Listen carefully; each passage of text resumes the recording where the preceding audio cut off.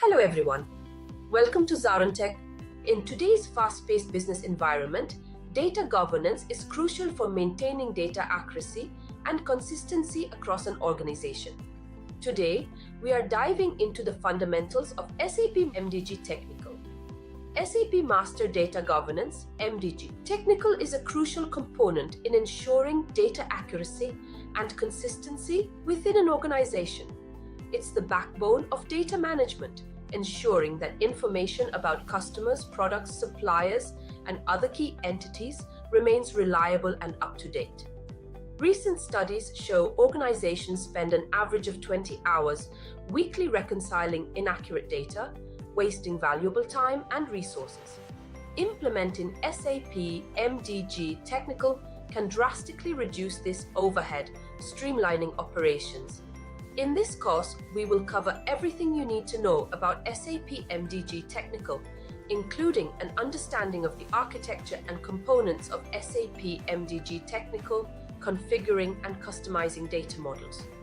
But before we begin, please subscribe to our YouTube channel and hit the bell icon to receive regular updates from us. Now let us look at the agenda. Agenda 1. What is SAP MDG? 2. MDG architecture. 3. Deployment options. 4. Storage modes, flex versus reuse. 5. Data model concepts. Let's dive in. So let's start our topics today. So today we will discuss about the introduction of MDG. So why we need as a MDG and what it all about. Okay, and what we are going to do in MDG in SAP.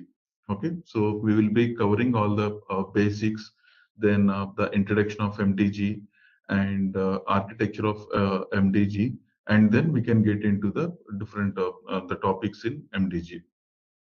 Okay, so let's take like in SAP, right? As an ABAPer, when you're working on different SAP modules, so you might have come across like material creation, okay, or else customer creation, or else probably the vendor creation, or we can take business partner creations, or creation or update or any master data creation, right? So can anyone tell how I can create a material in MDG? Sorry, in SAP? Okay, so we go to MM01 and we create a material. Or for changing a material, basically it's a MM02. For display material, MM03. So basically, you use the standard SAP provided transaction. So it can be 1, 2, 3, 5, or depends on the activity that you perform. So we use basically this particular transaction. Okay. And similarly for customer or vendor or business partner creations, or we have something called profit centers, cost centers, GL accounts in finance area, right? So we have the different master data. So we use the respective transaction codes to create this particular master data. So all these objects, right, whatever material, customer, vendor, business partner, so we call it as a master data. Okay, when I say master data, so basically you create this particular master data once and you use this particular master data in the respect to transactional activities. Like I create a material in SAP and I will use this material for my sales order creation, or else I'll use this material to procure this particular material, right? So I'll create a purchasing order, or else goods movement documents. Okay, similarly, customers, vendors also you use this for your transactional activities. You create the master data once, and then you use this particular data for your transactional activities. Okay, so with this one, so when I say what is the definition of your master data, so you create this particular master data once, and then you use this master data for a this data is intended for long-term usage, right? So in the this particular master data. Okay, so whereas you have something called transactional data. So when I say for transactional data, examples are like sales orders, purchase orders, or your invoice documents, or else goods movement documents. So anything like whatever you use these like sales orders, purchase orders, we say these are the transactional activities or transactional data. So the transactional data in nature, basically, the lifespan of this particular transactional data is short. You create a sales order, and once the particular goods are delivered and the invoice is posted, basically we close this sales order. Similarly, purchase order, right? It can be probably a 10 days or 20 days or probably for 6 months. But after that, we will close this particular documents, right? So likewise, the definition of master data is you create it once and use it for the long-term duration. Whereas the definition of your transactional data is you create this transactional data, and once the required activity is done, we will close this particular data. Okay. So in MDG, right? So in MDG stands for master data governance. Okay, master data governance, right? So basically in MDG, we deal especially with this particular master data objects. Okay, so in MDG, we deal with the master data, how we can actually create or how we can govern the master data. So we will talk about what is governance and everything. But in MDG, like how you are creating your master data in a traditional way in SAP using the respective transactional codes. So we will actually alternative to this particular process. We use this particular MDG, which actually deals with your master data, whether it can be create or it can be update or it can be anything with respect to master data. We use this particular MDG module, okay, in SAP. At very high level, since everyone from the technical background, right?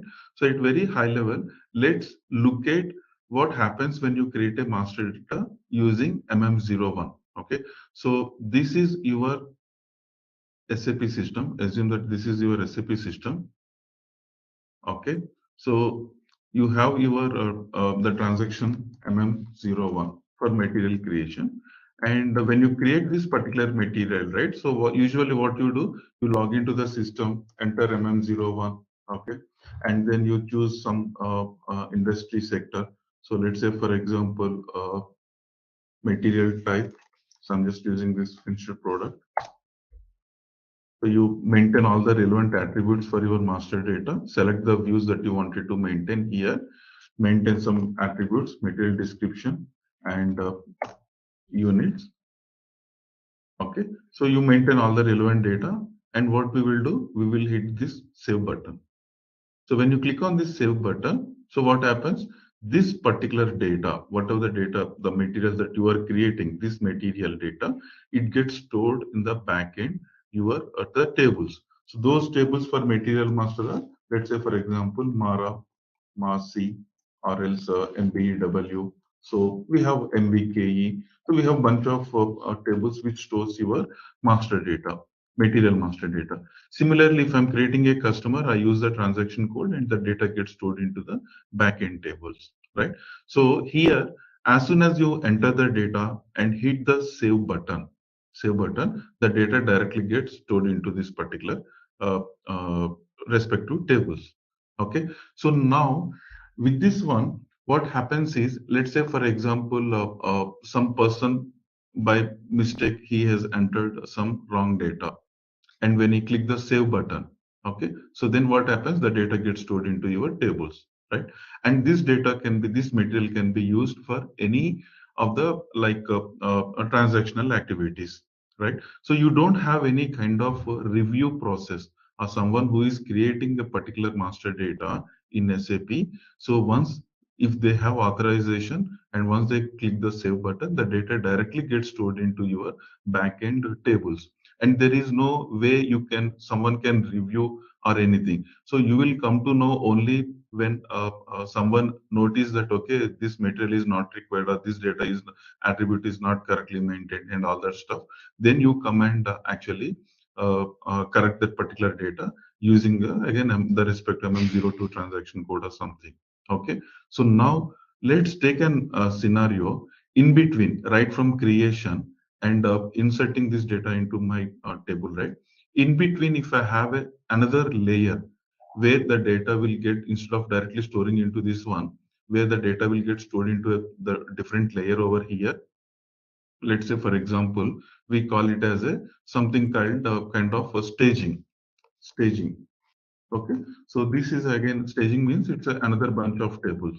So as soon as I enter the data and click the save button, okay, instead of directly storing this data here, if that gets stored into my staging intermediate tables, and on these records, if I provide a way that someone can actually review these particular records, and they say whether this data is correct or not, or they can change, or they can actually do some audit, or they can do some what is it, review process, and finally they say okay, this data is good to go. And at that point of time, if you store this particular data, okay, into these respective tables, okay, so then that way actually we are introducing here a kind of a governance layer in the sense we are adding another layer where which will give you a capability or a flexibility to review the data. And someone says that okay, this data is not a valid data, then they can actually reject that record, or they can discard that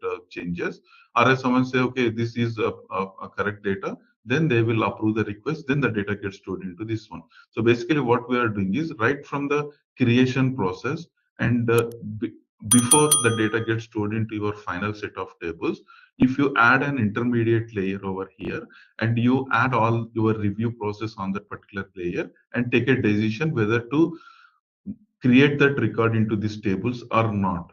Okay, so that is what actually your MDG deals. That is one of the aspect that where your MDG deals, where it is adding your governance a layer.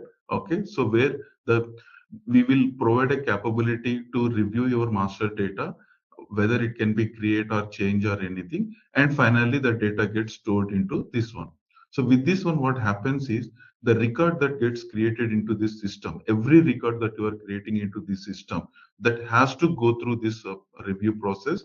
And only the we call them like the experts, or probably it will be reviewed by the super authorities in the business. And then when you are creating, setting up that record into your actual tables, then that way I can say my master, this record is a golden record for me. So this record is already reviewed by some authorities, the relevant authorities, and I have a valid data in my system. Okay, so now with this concept, okay, how I can actually add in my SAP system. Let's say, for example, this is your existing SAP system. Let's take this is your existing SAP system, okay, where you have all your respective the transaction codes. I'm just taking example of MM01, and you have bunch of database tables over here. Okay, so now what I will do is I will actually, instead of, I will add a layer. I will add an install an add-on component, nothing but your MDG component over here. Okay, so that means this is my MDG component. On the same system, we are installing one MDG component. Okay, so we are activating this particular MDG component, and then on top of the same existing system, now instead of creating when you actually install this component, it comes with some out of box UIs. Okay, so those UIs, let's say MDG UI, let's say MDG UI. Okay, so instead of using this transaction code, we will use the UI that is provided by MDG for your master data creation. So I'm not going to use this regular SAP GUIT code. Instead of that one, I will use MDG UI. Okay, so to create or to change or to display my master data. And as soon as when I create a master data, so this MDG component by default adds some kind of staging layer. So there will be a staging layer here. Staging layer in the sense it's a bunch of SAP tables only. Okay, so we call it as a staging tables. Okay, so as soon as, let's take a creation process. So you use this particular UI to create your master data. The data gets sit into your this corresponding staging tables, and this will be reviewed by different people. So we will enable some workflows in MDG. So in the workflow, like the person will submit the request, and the data gets sit into the staging tables, and after that this record will be reviewed by some approver, and once he approves this request, then that is the time your data will move from your staging area to your underlying active area tables, or this particular the backend of the actual SAP tables, right? So that way your master data, it will follow. Like there is a difference, like creating a the way how you create before MDG, you use this portion. Now with introduction of MDG, you use MDG layer, okay, MDG components to create or to perform any master data updates, and then you move the data to your the actual the backend tables. Okay, at very high level technically, this is what MDG does. Of course, it has a lot of other functionalities and everything which we will learn during this particular entire course, but at very high level to give an overview. So what is MDG? So this is what the MDG. Now let's look at what MDG offers. Okay, so the first thing, as I said, the governance. Okay, so when I say governance, here I'll just give you a typical example. So let's say, for example, you will have a kind of requester in the sense a person. Okay, so who wants to create a master data? So he will open your MDG UI and he will create a material. Okay, so once the requester enter all the data, he will hit the submit button or save button, right? So once he click the submit or save button, okay, so then in the workflow, we will insert something called a workflow, MDG workflows. So there the data will be submitted. The request will be submitted to, let's say, for example, approver. And approver will, he can actually again open the same request and he can review the data. If he feels that this particular data is correct, or else he can actually correct the data, or else he can actually reject that request so that it will go back to the requester, and he will ask the requester to do some additional changes, and finally approver will feels that this record is correct. Okay, so then this record approver will hit approve this request. So once he approves this request, that is the time where the data gets stored into your the actual the tables. That means into whatever the backend ECC tables are there. So this data will get stored into this particular table. So in this workflow, this is one scenario. We will say this activation process. Activation process. Okay. So once this approver click the approve button, then in the backend, which we will insert something called activation process. And as part of the activation process, the record that is already there in your staging table will be moved to your underlying tables. So I just took an example of material master, the same applicable for your customer. You create a customer using that whatever the text case 01 or the transaction code, and then the data gets stored into your KNA, the some staging tables for customer master. And then once approver activates the request, that record will be moved to backend your KNA1, KNB1, KNVB, those customer master related tables. Okay, so this is one typical kind of workflows that we use in MDG. But in between, right, between requester and the final approval, you can have a number of levels, like plant level approvers, and just like your finance approval team, or else procurement approval team. So all those things are, you can configure. You can configure in MDG how your workflow should look like. So this entire process, okay, this entire process actually leads to your master data creation or update process. Whereas in before MDG, all you will do is just enter the data and just click save button. So only one person is involved in your traditional way. When you are creating a master data, it's only the one single person who will enter the data and click the save button. Then automatically this record will be available in your the backend RMRC tables. But whereas in MDG, if you are creating a master data via MDG process, that means using this particular layer. Okay, ultimately I need the data in my backend table. Whether I will use the regular transaction codes, or I will use MDG layer. Okay, so that depends on our implementation. Okay, but however way you create your master data using MDG or this one, ultimately you need the data into this one. But if you are creating via MDG, you have the flexibility of configuring these kind of workflows where we are basically involving multiple teams or part of your master data creation or update process. So in the traditional way, only one person will go and create the data, whereas here, let's say the requester can be some person, but when it comes to approvers, usually we will have some senior persons or who is the owner of this particular master data, or plant level experts, or finance experts, or else some procurement team experts. So we will add them as a those experts. We will add them as an approver or reviewer roles. So that what happens, these people they know what attributes that need to be maintained for this particular type of materials or for this particular type of master data, right? So if those people reviews the data, I will always ensure that okay, this record is already reviewed and it's a golden record for me. Okay, so that is one example of the governance flavor. So if you notice the difference here in MDG, if you are creating a master data, we are adding these workflows. Okay, so the governance flavor will come into picture. It's not only these approvers, adding these approvers and everything. We will also write some kind of checks in MDG when I'm creating a master data, right? So we will add some checks. If material type is equal to finished product, okay, so then these are the checks that has to perform. Okay, so technically in the backend you write some business rules, some checks, okay, which will validate your data. So when my material type is finished product, external material group should be mandatory. I have to fill external material group. So that is one business rule. You are adding one check. Okay. So MDG comes with out of box some ways framework where you can actually add those kind of checks.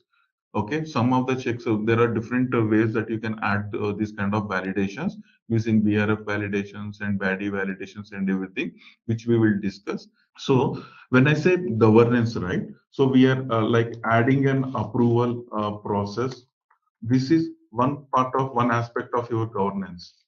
Adding a validations while creating or while updating the master data. This is again one level of another aspect of your governance process. Okay, only the authorized person should allow to create or edit the data. So basically, we are adding authorizations. Okay, authorizations. Okay, in this process. So this is one aspect of your governance process. And derivations. Derivations in the sense, let's say when I'm always my business rule says that when I'm creating a customer of external customer or internal customer, right? So the customer account group, I'll be choosing internal customer. So when I select an always an internal customer account group, it has to extend to the default some sales organizations I have. 1001, 1002 are the three default sales organizations. So the business rule says that all the time whenever you create a customer internal of internal type, so this customer should be extended to these three sales organizations. One way is that whoever is creating that, you can ensure that manually they will do that extension. The other way is I can set up a rule in the system that as soon as you select this account group, it should automatically get extended to those sales organizations. So that way I can actually avoid that manual activity. Okay, so that we call it as a derivations. So based on certain things, you automatically system will populate some data, whether it can be plant extensions or it can be some unit of measures or it can be some text or it can be some class characteristics. Okay, so any data that which will automatically populate by the system. Of course, in the backend you need to configure those derivations. Then at the runtime, so when someone is creating the master data, that rule will get executed and those derivations will happen, right? So that is a systematic derivations. Okay, so this is again one aspect of your governance. So there are like, let's say for example, once you create this particular master data, this data has to be replicated to automatically. It has to replicate to some target systems. Okay, so that is again one aspect, like, okay, replication process. When I say replication, replicating the data from your MDG system to some target systems. Okay, so all these kind of features are inbuilt in this MDG layer. Okay, so these are the out-of-box features that comes in MDG.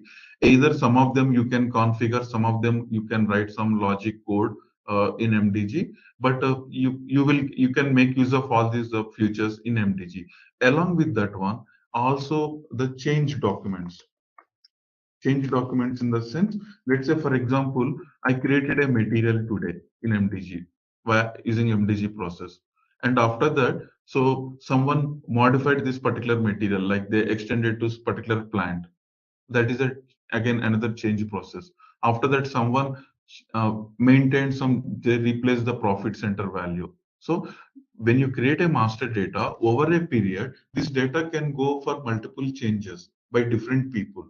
But as a master data solutions, right, I should be able to track all these changes. Let's say in future there might be some auditor, okay, as part of the audit, who maintained this profit center. Originally the value is XYZ, now the value is 123. So who maintained that? So we should have a track of that particular changes, right? So this MDG enable provides you the change documents, where using which you can actually track all the changes of your master data. Every master data, right from creation till today, what are the changes happened for this particular master data, that you can see the complete history. Who changed it? What is the old value? What is the new value? When it got changed? So you can, are there any, did they maintain any, why the reasons why they did these particular changes? So MDG captures all those sort of information. You can collect all that information, which will help you to use during your audits or for some back tracking purpose. Okay, so all these features are your you will get as part of MDG. So that's what you can see the governance. When I say governance, so basically it enables all these sort of functionalities, whatever we discussed at very high level. Okay, so that is the governance side of story. Okay, one feature. Now coming back to the next, consistency. Okay, so consistency in the sense, let's say for example, as I said, in MDG it provides all the UI applications, out of box UI applications. Okay, so for material master, SAP provided some UIs, just like how they provided MM01, 02, 03. Similarly, they provided some UIs in material master for MDG UIs. Similarly, for business partner, customer master, for finance objects, cost center, profit center. So all the UIs are already available. Okay, so if you open one UI, okay, so the way how the UI application look like, right? So this is the same for all the objects. Maybe the attributes or field names might be different. Okay, where you can, where the placement of the buttons, save, submit, or approve, reject, those buttons, or you can track the change documents, the placement of change document buttons, or is the workflow placement of the workflow buttons. Okay, so the look UI look, the look and feel of that UI is consistent across all the objects in MDG. The search applications in MDG, SAP provides some search applications. Okay, so let me quickly show you so that you can visualize it. Try to see like how the, let's say for example, you can see here multiple tabs are there. Okay, in this one there is something called material governance. I'm just taking it as an example, so you can look at the UI application over here. With, you can see some links over here where you can use this link to search your materials. You can, using this link, you can create a material, you can change a particular material, you can mark for delete. Okay, so there is something called, you can perform mass operations on your master data. Okay, and you can look at the change documents. Okay, you can generate some reports over here with respect to your master data.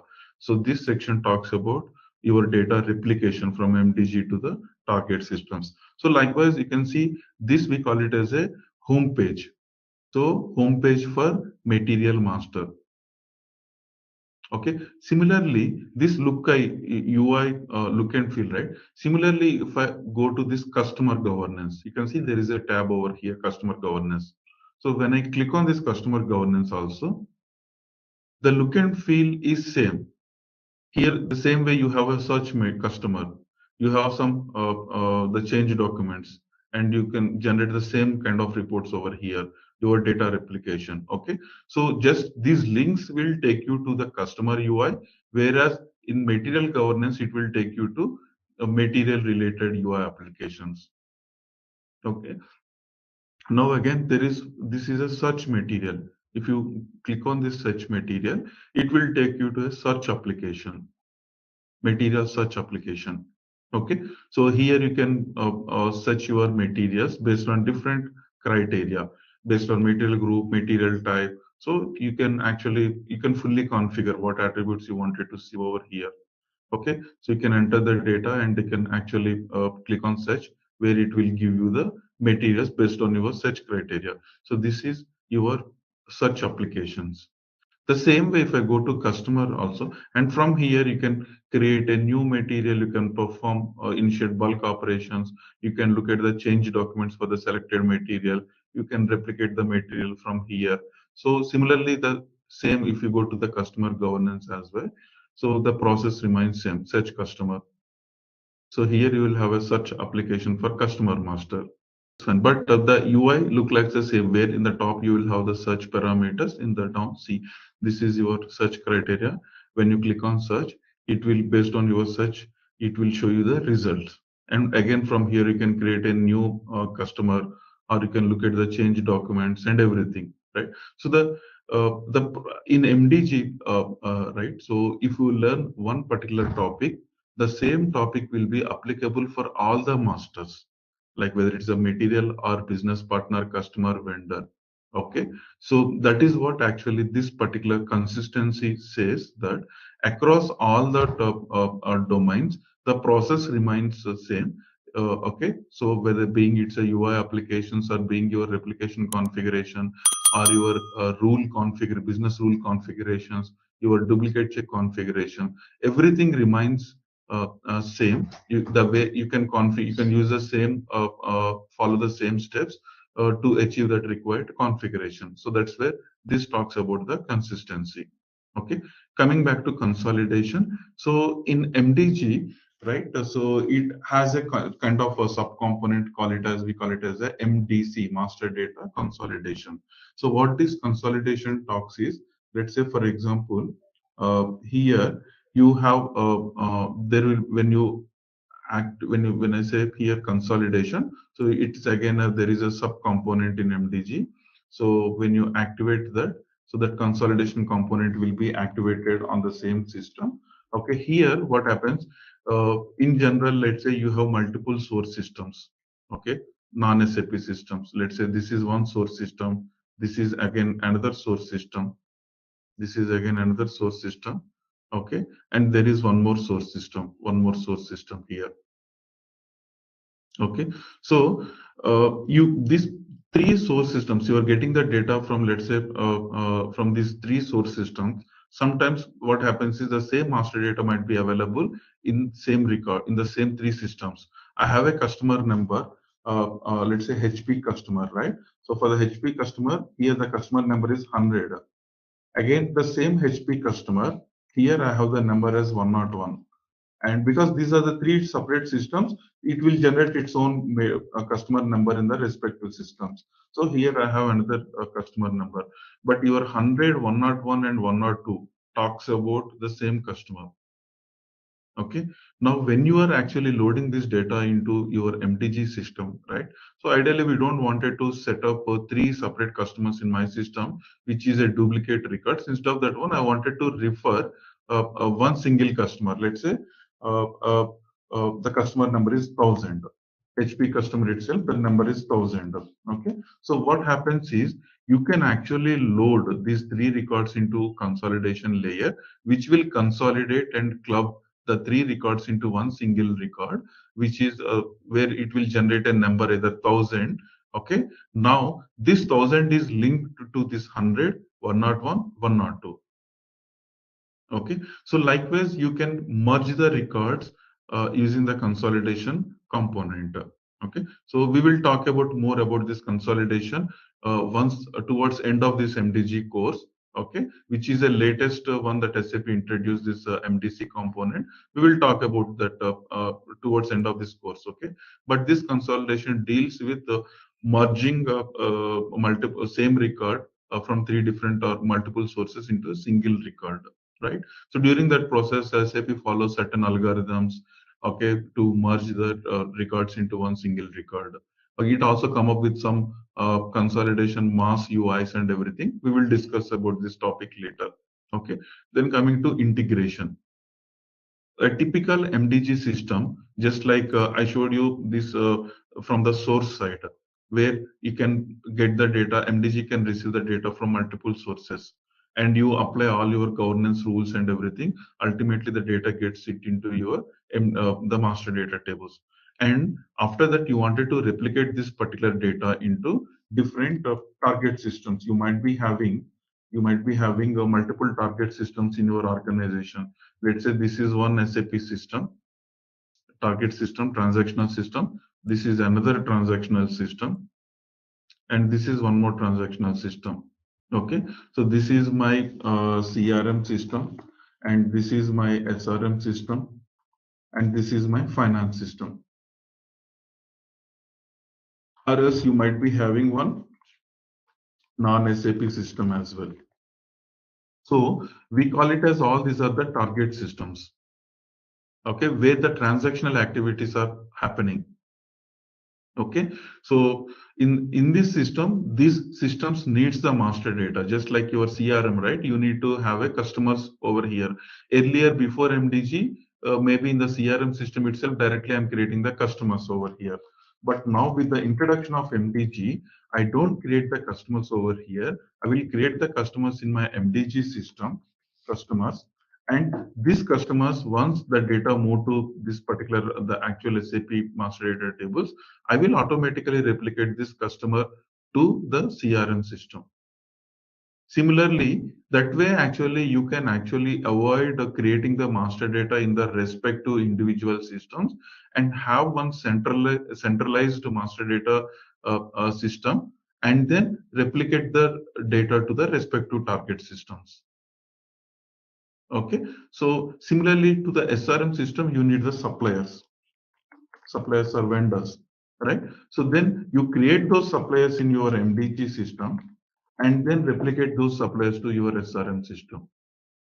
Similarly for finance, I need material master data, I need customer data, I need my supplier data. Okay, so you can replicate your customers, suppliers, everything to finance. So you can actually take a decision, you can configure in such a way that whatever the master data is required to a particular target system, that it has the flexibility where you can configure, okay, to this CRM system, I will only replicate a customer. When there is a material get created, I will replicate the material to this one. But when there is a customer get created in my MDG system, I will replicate the customer to my CRM system as well as my finance system, so that you can completely configure in MDG. Okay, so that's how actually your MDG system can integrate with multiple source systems. With those can be source systems, can be SAP or non-SAP, and it can integrate with target systems as well for the data replication. And those master data will be used for the transactional purposes, right? So this can be again SAP or non-SAP systems. Okay, so that's what actually talks about the integration part. Okay, so flexibility in the sense, let's say for example, in MDG, what are the master data that I can create as an out of box, right? So as on today, you can use MDG for material master creation. You can use MDG for business partner creations, for customer master, vendor, or supplier master. Okay, then you can use it for profit centers, cost center, cost element, GL account, okay, company code. So these are the finance objects. So all these things are finance objects. This is your business partner, customer, vendor. This is your material master. Okay, so these are the out of box. SAP already provided all the required functionalities to create these master data. Along with that one, there are some third-party solutions are also available. So those like in IS retail space, you can create articles, okay, article master. Okay, so you can also create article master. This comes under IS retail space. And similarly, in plant maintenance module, you have something called equipment, functional locations. Then you have bombs. Okay, so likewise, you have some objects under plant maintenance module. So these are the solutions available, third-party solutions, which you have to take a separate license. But by default, out of box, you get all this master data, okay, when you activate your MDG components. Okay, but ultimately, overall, these are the objects that you can actually govern using MDG as an out of box without doing just by configuring without much developments. You can actually start using the MDG for these master data maintenance. But along with that one, do you think in SAP these are the only master data that are available? No, there might be other masters also. Let's say, for example, employee master, or else let's say, for example, WBS element is one master we can say, or else plants also. So organizations can have their own master data. These are out of the standard which commonly used master data. Along with that one, there are some other objects also, maybe which we can say it's a master data for my organization, right? So then how I can actually govern, let's say plant creation is there. How you create a plant? Usually you go to SPRO configuration and create a plant. But instead of that one, business says that I wanted to govern this plant maintenance as well. Okay, so in that case, there is no out-of-box solution, but your MDG framework has that flexibility where you can actually develop your own master data as well. It's not only the standard ones, SAP provided this as a out-of-box objects, but along with that one, you can also create your own masters as well. You can design and develop in such a way that these master data also you can bring into MDG scope. That requires some development and everything. Okay, but that is it's not something not achievable. Your MDG framework supports both the standard objects as well as you can use it for your custom object creation as well. Okay, so that is what actually this talks about, the flexibility. Okay, you can say here it says that you can govern your for your own master data as well. Now coming to the last the feature, data quality. So data quality, one is why we are actually doing all this governance. Okay, why we are having all this approval process, review process, and everything. Basically, you wanted to have a correct record in your system. Let's say if you don't have a valid address for a particular customer, right? So you cannot reach the customer for your promotional events or for anything. So that way you are losing your business. If your communication is not going to the right person, okay, so then you can maybe that will have an impact on your sales. If you don't know what is your current inventory, how many materials you have, how many materials in the system, if you don't know the your right inventory, it might end up in ordering more, and your inventory stock will go up, and that will actually create unnecessary loss to your organization, right? So that means basically, ultimately, the thing is that when you are creating a master data, every attribute that you are populating for your master data should be accurate, right? So your data quality should be up to mark. Without, if, let's say if you didn't capture the proper address when you are creating a customer, you just mentioned only city and country, that when if at all you wanted to communicate to the customer, right, with the city you cannot communicate. You need to have that particular address or his email ID or his mobile number, something like that, so that you can actually reach to that particular customer. So that means this data quality ensures that always when you are creating a master data, all the important attributes are populated correctly in my system.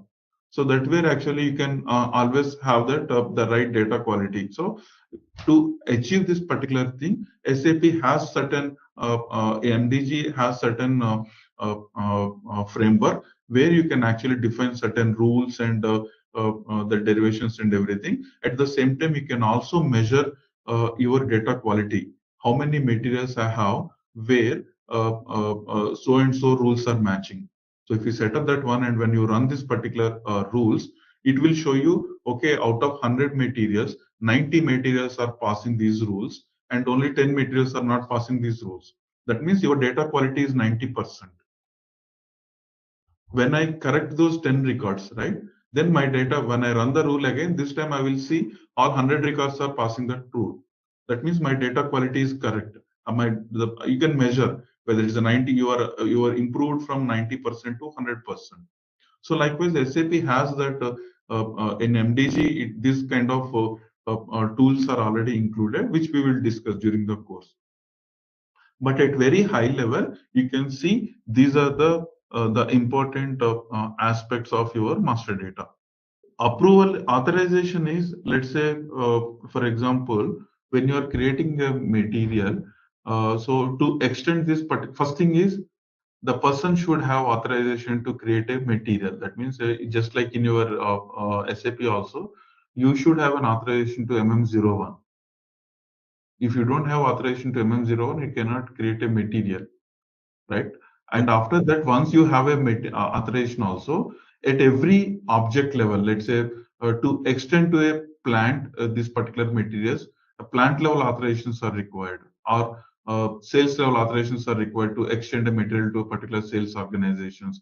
So likewise, at every level, it will check whether you have authorizations or not. Only the authorized persons can edit that particular data, or they can actually do that one. So that is what authorizations.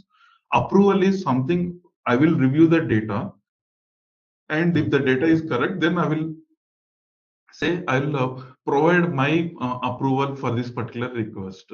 So we call that in MDG terminology, or in general in master data terminology, when I say golden record, that means the record which is actually reviewed by all the experts in the system. So that means, take this example, yeah. So requester will log in. Let me show you here. I wanted to create a material. Okay, just like how you do it in MM01. So let's take example. I'm just clicking this create material. Okay, so you can see, okay, we'll talk about this later, all these CR types and everything during our course. But here, now you see here, this is equivalent to your MM01 transaction. Okay, in MDG, your material creation will look like this. Okay, so this, just ignore this part, change request part, and after that, right, so you see here basic data is there. So this is your material number. Here it says these are the important mandatory information. All the attributes that you see under this particular basic data section, this is a combined attributes of your basic data 1 and data 2 view.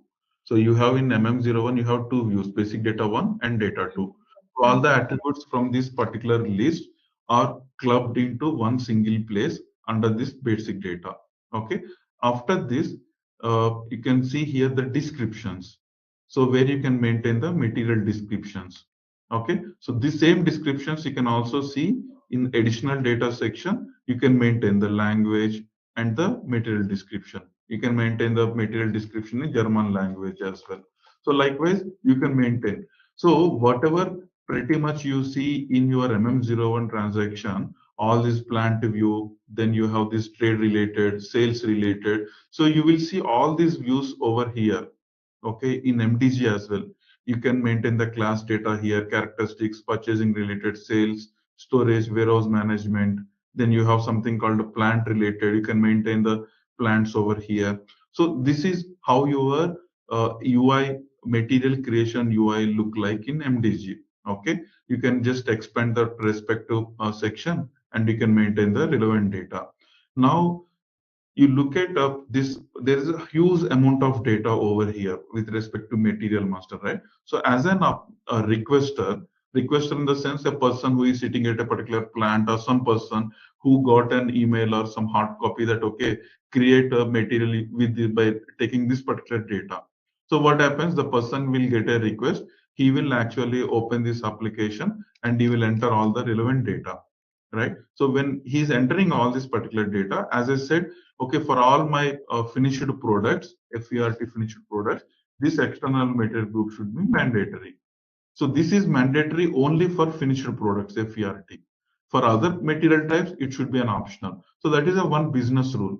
So likewise, when during your MDG implementation, you might get n number of these kind of rules from business, or they will provide the requirements. You need to translate that into these kind of business rules, and you configure these rules in the back end. Okay. Okay. Once you configure these rules in the back end, what happens is once you enter this data, someone is creating this material and hit enter. In the back end, all the configured rules will get executed. And out of those 100 rules, if one or two rules are not met, then you will get an error message here, hey, maintain this data, this is not correct. And you will correct all the data. And finally, what you do, you submit this request. Once you submit this request, this same request will go to some other approver. And approver, he will open the same UI and he will see all the data. And he can validate what are the changes that are done by that particular person. And once he reviewed that, and once he approved from his side, there might be some another level of approval will be there. Okay, okay, and there also the person will review and approve it.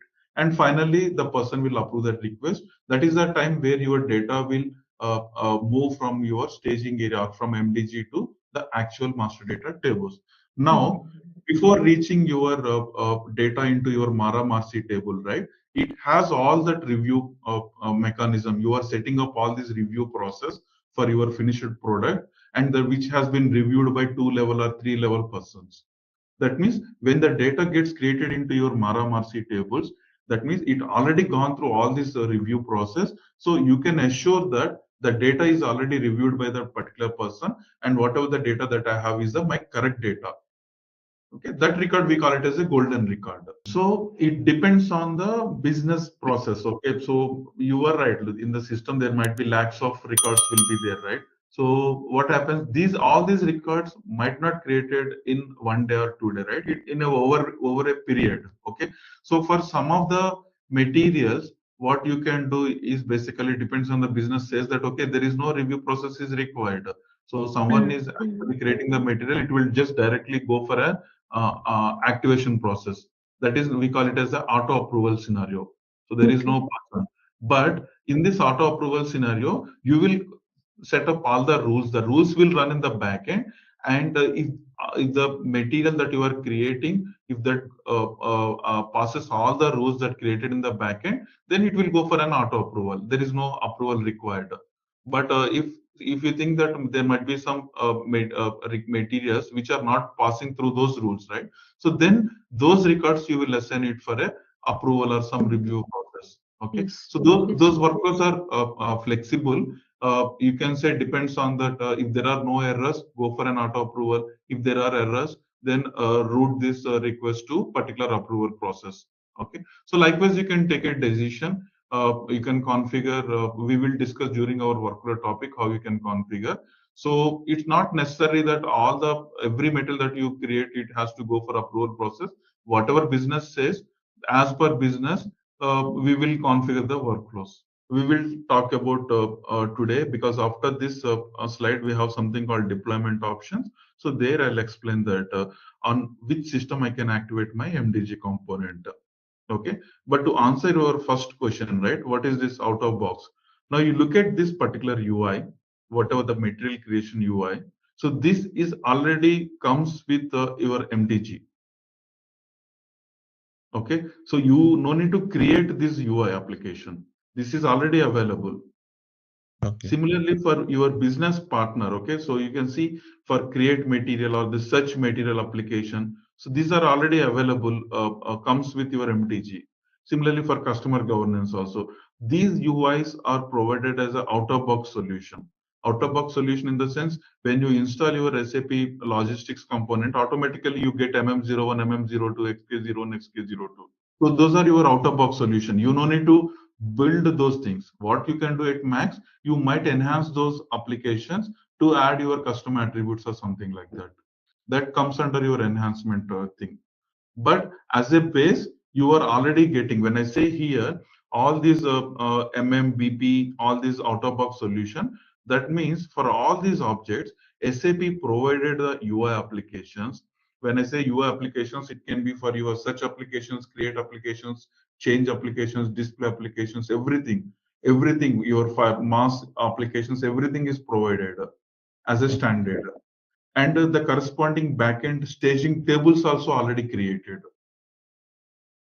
Okay, so that's what we call it as a out of box. But when you take it a plant, business says that, okay, I wanted to bring plant creation also into my governance scope. That means it has to follow the same approach like your approval process and everything, staging area. But for the plant, there is no out of box UI applications and out of box the staging tables, nothing is available. You need to build, you need to develop those things. That's why these we call it as a custom objects, these we call it as a standard objects in MDG terminology. So coming back to the next, right? So as I just said here, there are multiple ways. Ultimately, MDG is one of the add-on component. Okay, in which you need to install this MDG component to start using your MDG functionality. You need to activate the MDG component in one of the SAP system. Okay, so the base, the prerequisite is there should be one SAP ERP system. On top of ERP system, you can activate your MDG component. Okay, it's a single system. Whatever I show over here, one single SAP system. In this SAP system, this is your ERP layer, this is your MDG layer. Similarly, this is your consolidation layer. We will talk about consolidation later. Currently, our focus is on this MDG. Okay, so now there are multiple ways. Okay, when I say in which system I need to activate this MDG component, I can do here. I can do on this system, or else I can also activate my MDG component here as well, or I can activate on this one as well. So that comes under your deployment option. In which system, which SAP system, where you deploy your MDG component. Okay, so now before that, you see the typical MDG architecture is, you in this diagram, it's a central governance. That means you are having a dedicated MDG system which you will use it only for master data creation, not for any transactional activities. You use this system for only master data creation and then replicate the data to your respective target systems. So this is one approach from MDG point of view. Okay, so here this talks about the consolidation, as I said, where you will have the data from multiple source systems will come to consolidation layer. Here you will apply some consolidation processes. What is that consolidation process? We will talk about that during the consolidation thing. So basically, ultimately, at very high level, in consolidation, you can actually merge the records. Okay, you can do some deduplication. Some other consolidation processes are there. We will discuss this one.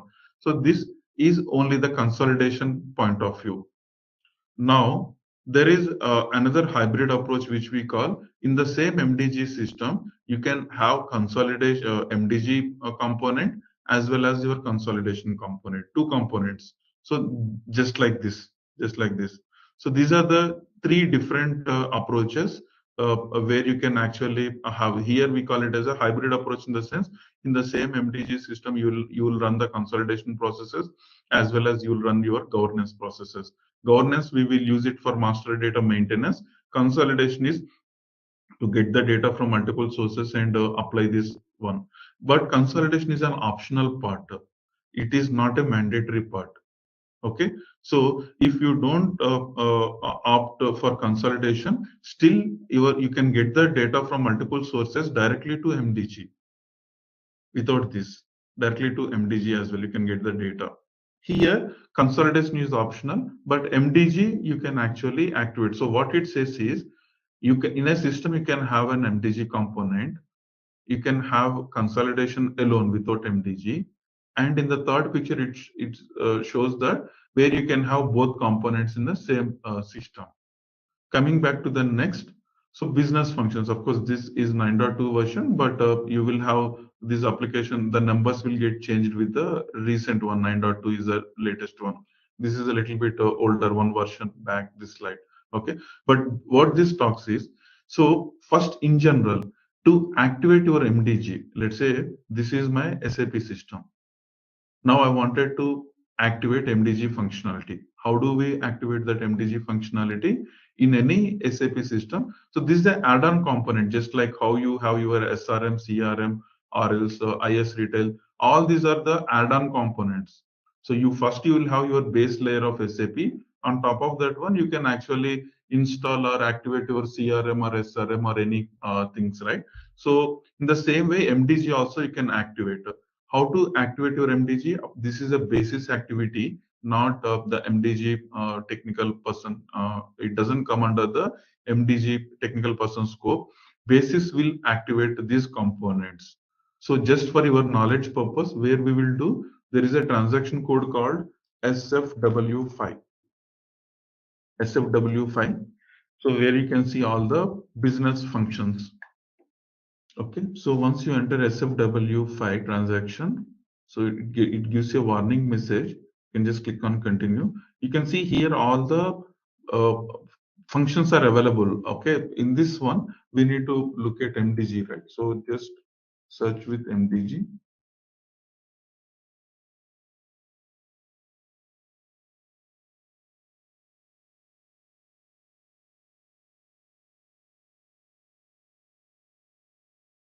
Yeah, you can see all these are MDG related functionalities, business functions. We call it as a business functions. So all these are actually activated in this particular system. There is something called MDG Foundation. We will talk about what is these different business functions. With respect to MDG material, there are some business functions are there.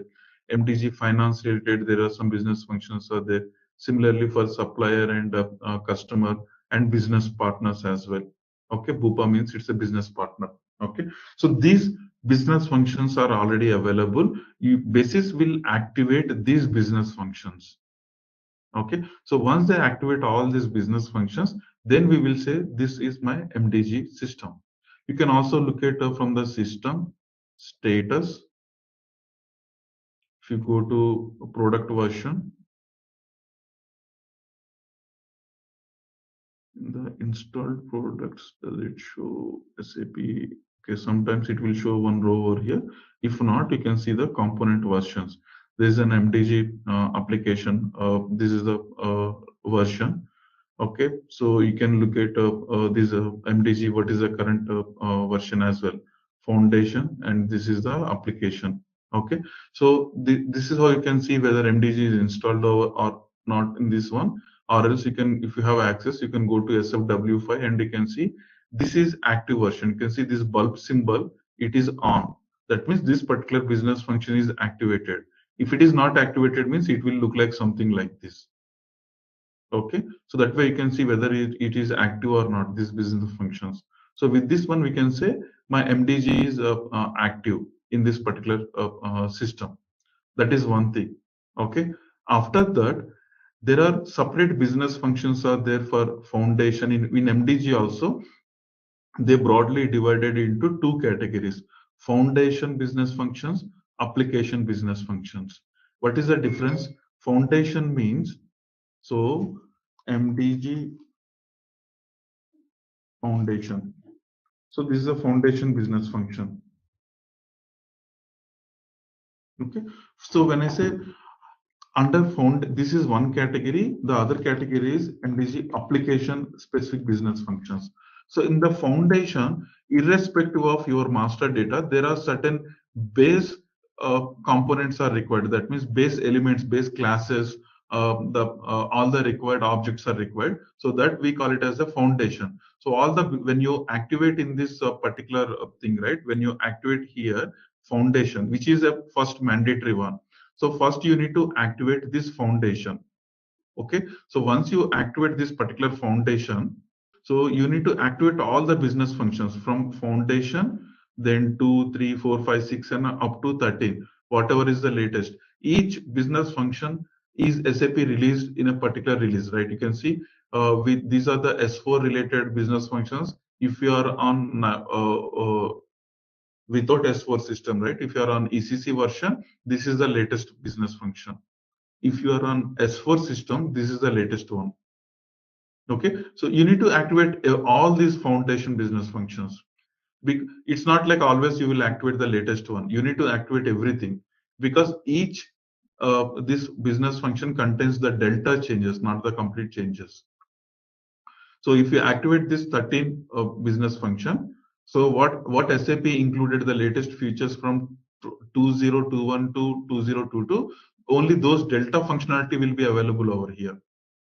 Okay, so with this tool, you will have the delta functionalities from 2020 to 2021. So likewise, each business function contains certain functionalities. So to get the complete thing, you need to activate right from the base. This is the original first one, and after that you have 2, 3, 4, 5, 6, everything. So when you activate this foundation, the core MDG functionality will be available.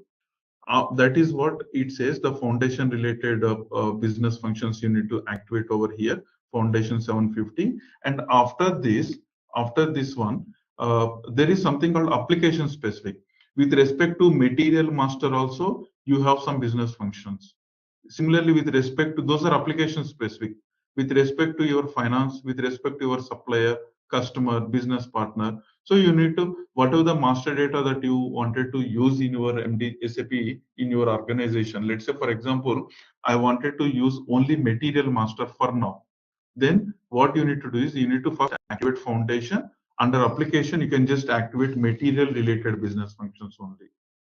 This is mandatory for any object. On top of that one, when it comes to application, if you are using only material, you can just simply activate only material. But if at all I'm using, after that I wanted to use customer vendors, then you can activate customer, then supplier, then BUPA, business partner related, all these three business functions.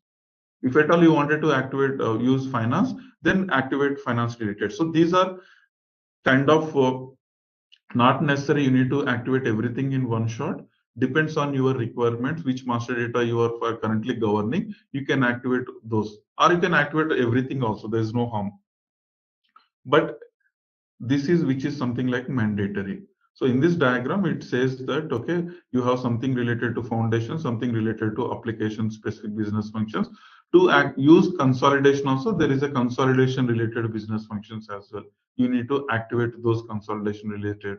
If you don't activate these, you activate only a foundation and application specific, you can only use the MDG features, not the consolidation features. So this is how basically it's actually basis activity. Okay, but just as a for our own knowledge purpose, how I can say, okay, this is my MDG system, this is not an MDG system. Then this is how you can actually check if the business functions, the relevant business functions are active. Then you can say this is MDG enabled on this system. Okay, so that's the only thing. So the next question is, okay, we know I need to activate something called business functions to enable my MDG functionality. For that matter, the same CRM or SRM or all those things also will be activated using the business functions only. Later, SAP released one latest version, 2023. Then SAP provides one business function. You need to just activate that business function to make use of those additional new features. That's it. Okay. Now, so we know how to activate, enable MDG, but now deployment, when it comes to deployment, in which SAP system I will activate this. Okay, so there are two deployment options we are talking. One is MDG as a hub deployment. Other one is MDG as co-deployment. Okay, so let's take what is hub. So to activate your MDG functionalities, base thing is, so the latest one here is SAP, this supply MDG foundation. You can see, where is this foundation? Okay, 9.2 is the latest version. 9.2 is the latest version, but these are on HANA. You can say, okay, MDG 9.2, the HANA version is the 2022. If you are on a ECC system, right, not on S4 HANA system, only this will be activated till here. These four are not active state. That means not active in the sense it will be like in an inactive mode. This will be, usually you'll get a, when you put a cursor over here, you'll get to see whether it's active or inactive. you will get a message this is inactive, but somehow it's not coming in this system. So you will actually get to see this will be in inactive mode. Okay. And the other way is, if you usually if you go to any project systems, in the status, go to this product version. In the installed components tab, here you will get a like MDG 9.2 version. You get that one row for MDG, but in this system it is not showing in this training system. But if you take any proper SAP, the projects that you are working, right, just look at the installed components, you will get to see one row over here. Okay, so that way we can know what is the current version, but the latest version is MDG 9.2. Okay, so now we know how to activate and what is the latest version, how to see the versions of MDG and everything. After that, in which system I can activate in my organization, I already have 3 systems. I already have 3 SAP systems in my organization. Okay, so this is one.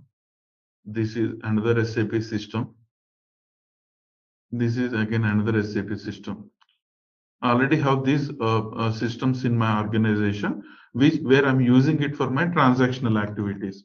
I'm using it for creation of purchase orders, for creation of sales orders, and everything. I'm using these systems. Okay. Now I can also activate my MDG in these systems as well. Okay. But in this MDG as a hub version, hub deployment. Okay. Instead of using these 3 systems, one of these 3 systems for my MDG purpose, what I will say is, I will take a brand new SAP system, which is copy of either of these 3 systems. I'll take a brand new system. Okay. Which I will create a copy of these systems, but I will have my dedicated SAP ECC or S4 system, ECC or S4 system. Okay. On top of this system, I will activate my MDG related business functions. Here I'll activate my MDG related business functions, that foundation, material, and all those things. Okay. So this kind of approach, we call it as a MDG as a hub approach. Hub means you are having altogether a separate centralized master data system.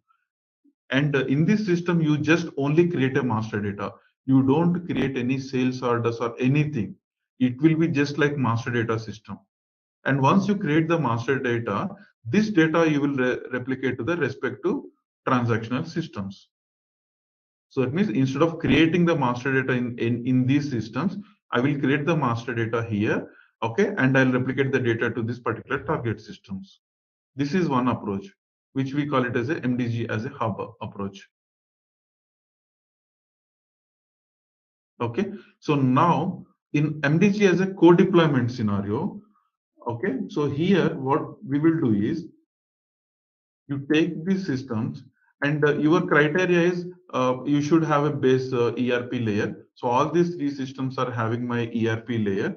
So what I can do is, I will activate my MDG in one of the existing system, in one system. Assume that I decided this is my in this system I wanted to use the MDG as well.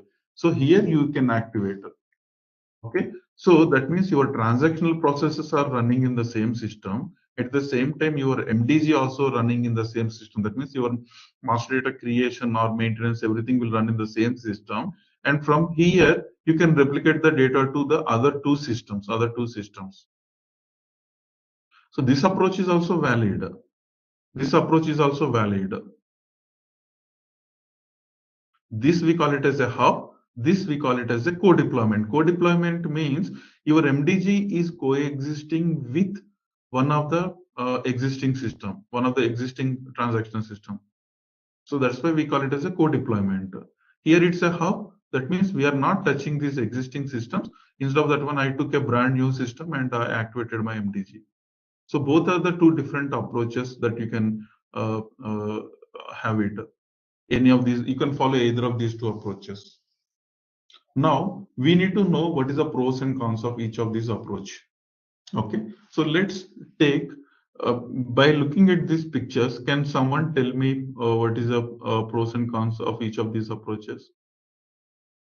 If you can think through, Okay, additional cost includes you are having initial setup plus your regular maintenance as well. So that everything comes under your costing thing only. It's one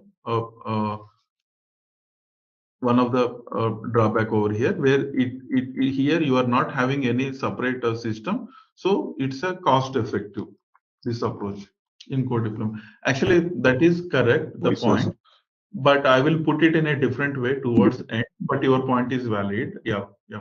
So let me add from my side. So your points are valid, all these points. So let me put in a proper manner over here. Okay. So let's take MDG as a co-deployment. One important thing, the reason that always we say MDG has to be installed on top of existing ERP, either here or here. If you look at the down, you have an ERP. Okay, the reason that we are saying that ERP is, what happens is in ERP, let's take this example, right? You all, when you are creating, I'll just show you here itself. If you see, when I do an F4 here, I'll just go to some create material screen.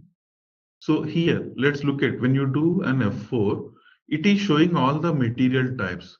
So from where these material types are picking up?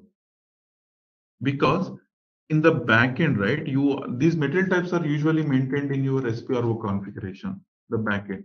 It can be material types or material groups, your plants, everything, or unit of measures, whatever, everything you maintain under your SPRO configuration. So usually when you do these configurations, right, your ERP related configurations, logistics related configurations in that particular system, your MDG can reuse that. Okay, that's the reason we are saying MDG should be always on top of ERP, either here or here. Okay, now in this particular system, if you take this example, what happens? Usually you have your consultant or SD consultant when there is a new plant or new material type or something like that, right? So they maintain this in this particular system. Okay, so then when you maintain this in this the transactional system, automatically you can reuse when you are creating the material using MDG, if both exist in the same system. Ultimately, those material types should be available. The configuration should be available over here. So in this system, the consultant will take care of these configurations, right? So we call this data as a reference master data. When I say reference master data, the data that you use while creating your actual master data, right? Your examples are like your material types or material groups, or else your sales organizations or purchasing organizations, company codes, unit of measures, your currency. Okay, so likewise, when you are creating master data, you use your plants. Okay, so you use all this sort of master data. This is also kind of master data, but this we will say it's my reference master data, right? So this entire thing you will maintain in your SPRO configuration. When you are maintaining something, this kind of thing in SPRO, automatically in MDG you can make use of this because this data is already maintained. Whereas in co-deployment scenario, whereas in hub scenario, usually the consultants or SD consultants will take care of that process over here. Okay, but I mean here in SPRO. Okay, but if you have as a hub scenario, then you need to set up an automatic process so that whatever the SPRO configurations are maintained over here, that will basically you need to sync to this particular system. Then only in MDG you can make use of that configuration, either via manual activity or via some automatic transport import.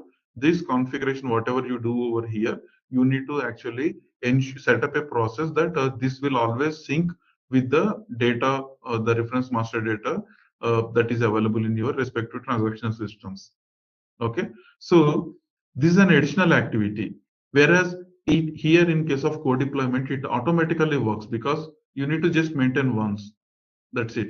Then in MDG you can reuse. Whereas here, maintaining over here is not sufficient. Along with that one, you also need to ensure that it has to be maintained here as well.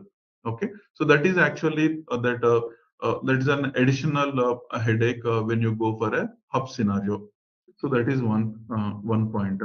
Cost effective and reference master data is not required. Okay. So then the other point is, as I said earlier, in MDG, when you create a master data, initially it gets stored into your staging tables. And once the record get activated or final approver approves, the data will be moved to your underlying actual master data tables, actual DB tables. Okay, so this is an automatic process. This is a moving the data from your staging tables to this one. That will be automatically happen. You don't need to write any logic or anything. Once the final approver approves, the data will be available into this one. Okay, so that means here there is no additional replication is required. The replication is required only to replicate the data from this system to these two target systems. That means you need to configure two replications, one replication to this one, another replication to this one. Okay, so here replication 1 configuration, here replication 2 configuration. You need to just set up the within the same system. You don't need to do any replication, which will automatically taken care, but you need to configure to the n number of target systems. Whereas in hub scenario, right, your data will be available here. Okay, but I need to do a replication configuration to all these three systems. Okay, so replication 1, replication 2, replication 3. That means this is again one additional, of course it's a small activity, but still from the replication point of view, you need to ensure that the data is replicated to all the three target systems, whereas here you need to just take care of two systems. That is also one replication point of view. Also there is one thing actually that advantage goes to this particular co-deployment. But above all this, see, these reference master data, you can set up one-time activity, or else replication, it's a one-time activity, you set up that configuration. So once you set up the process, this will be taken care in hub also. We don't really consider it as only the cost thing. Customer has to bear that particular additional cost. Okay, but one of the very, very important point when it comes to the hub versus co-deployment is, so one of the important point is basically what happens is, let's say for example, to activate this MDG version, okay, so the underlying ERP version also should follow certain, it should be up to certain level. Let's say for example, to install your MDG 9.1. Okay, currently you are at 9.1, MDG 9.1. Okay, and this is your EHP, let's say EHP 5 version, EHP 5 version, your underlying one. Okay, now there are certain features SAP introduced in 9.2, the latest version, which I wanted to use in my MDG. So to activate, to move from 9. Upgrade from 9.1 to 9.2 version, SAP says that the underlying EHP component should be EHP, for example, 8. I'm just taking some random number. I don't know the exact latest version, but assume that it might be a different underlying component should be at a higher level, right? In this case, you need to also, just to upgrade your MDG from 9.1 to 9.2, you need to upgrade your underlying ECC version as well. So this upgrade is a big activity, because there are already smooth running transaction systems are there. If that request comes from this business side for this, from this transactional side, well and good. But just because of MDG, most of these transactional team owners, the business process owners, they don't agree, because there is a risk that something might get break when you're moving from here to here, or else that requires some additional effort, because you need to do all the scope adjustments and everything, right, technically, and testing effort is required. After all these things, there might be heavy chances that something will get broke as well. So with that one, you cannot go for an individual upgrade for MDG, and it is tied up to always your underlying transactional system upgrade as well. This is one of the major drawback with respect to co-deployment scenario. Whereas in case of hub scenario, right, I don't care whatever this current, assume that it is EHP 5 only. But to upgrade from 9.1 to 9.2 version, here you can just simply upgrade EHP 5 to EHP 8. There is no transactional processes are running in this particular system, right? So I can actually, I no need to consult. Of course, there is some minimal level of testing is required, but your transactional system version can be lower level. What you are doing is you are upgrading from EHP 5 to EHP 8 here. Okay, so this is you are the owner of this particular system. Only the MDG business process owner should take a call, right? So there is no dependency with your transactional system upgrades in this hub. So because of this particular point, most of the time we strongly always recommend that go for a hub scenario. Now, again, another point technically that because in MDG also you will be running sometimes the bulk updates and everything, so which will occupy your work processes. At the same time, your transactional activities also will be running bulk goods processing or anything invoice processing, right? So that means your work system resources has to be shared across MDG processes and transactional processes. Whereas here your both are two separate systems. You can use exclusively this system work resources for your MDG processes only. So you are splitting that the system this one, right, into two separate systems. So there is no impact from the system resources point of view also. That is also one of the important point to consider hub as a preferred option for us. So you can see here these diagrams, hub versus co-deployment. Okay, in the top one, you have a MDG as a separate system and two target systems are there. Whereas in co-deployment, you are using one of these target system for MDG and you need to just replicate the data to other target system. Okay, so again here it talks about in case of hub scenario, your configurations reference master data you need to sync it to MDG system. Whereas in co-deployment, everything is available in one system, so there is no need of doing that sync up over here. Okay, so these are the, I mean, it talks about the same points. Your reference master data synchronization is required. Future flexibility in the sense you can go for an MDG upgrades without having much dependency with your target systems. Okay, so whatever we discussed, it actually talks about the same points. Again, this is a summary of TCO is from the cost effective cost point of view. Okay, so again, there's one question, right? In can I install my MDG on SRM or CRM, those kind of things? Okay, by default, if your MDG is, you also need to look at when you are going for this co-deployment scenario, assume that here in this system, if CRM is already activated, you cannot use this for MDG functionality.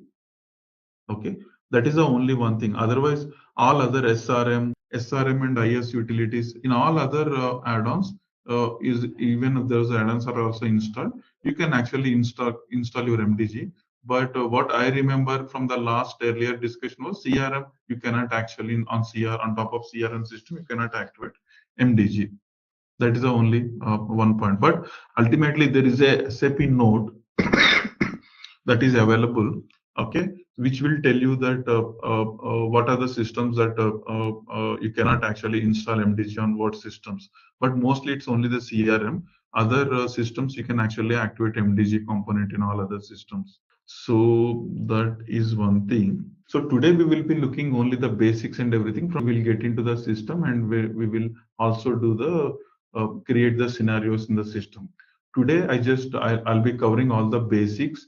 So in general, when you're working on MDG, the first question is what is the version you are working, or else whether it's a co-deployment or hub scenario. So these kind of questions usually come when you say I'm working on MDG kind of system, or else which master data you are working, MM or BP, or what object you are working. The next important thing that we need to understand the architecture of MDG. What are the things that is available in MDG when you activate your MDG component, right? So what are the things that you get it? So you see here in this particular diagram, the central one is your MDG layer. Okay. On the right hand side, you see the target systems. Left hand, you see some optional parts. Okay, so now these target systems are like where you wanted to replicate the data to the target system. Okay, we'll talk about this left hand side. Now let's focus on this central part in your MDG system. So in every diagram that I'm drawing over here, you will have the underlying should be your ERP thing, right? So that's what here even it says that your underlying should be ERP, and you have the ABAP layer as well. Okay, so by default, when you say ERP, this will be there. So this is your ERP system. On top of this one, you are activate when you activate MDG, this top box, right? You see all these are the different features of MDG. Those will be available. Okay, so out of all these things, you see these gray colored four boxes. Okay, so this talks about your staging tables. In MDG, we talk about the staging tables, right? So staging tables in the sense, basically, this is your typical MDG system. Okay, so where you will have your MDG layer over here. Okay, assume that this is your MDG layer. This is my MDG layer, and this is my ERP layer. Okay, so here I have my all my master data tables, DB tables. Okay, you can say your Mara, Marci, KNA1, KNB1, LFA1, LFB1, all your but triple zero, all those tables. At the same time, here SAP, when you activate your MDG, right, it creates different type of staging tables. For material master, there will be one set of staging tables. For BP, there will be one set of staging tables. For finance, there will be some one set of tables. Okay, so likewise, these staging tables also automatically get generated, these tables, staging tables. Okay, when you activate your MDG functionalities, business functions. Okay, so that is what it says. Material, you will have dedicated staging tables. Finance, you have dedicated tables. Business partner, which includes your customers and vendors as well. In MDG, we will call BP, customer, vendor, all these three under one single staging tables. Okay, and along with that one, additionally, there is something called custom objects.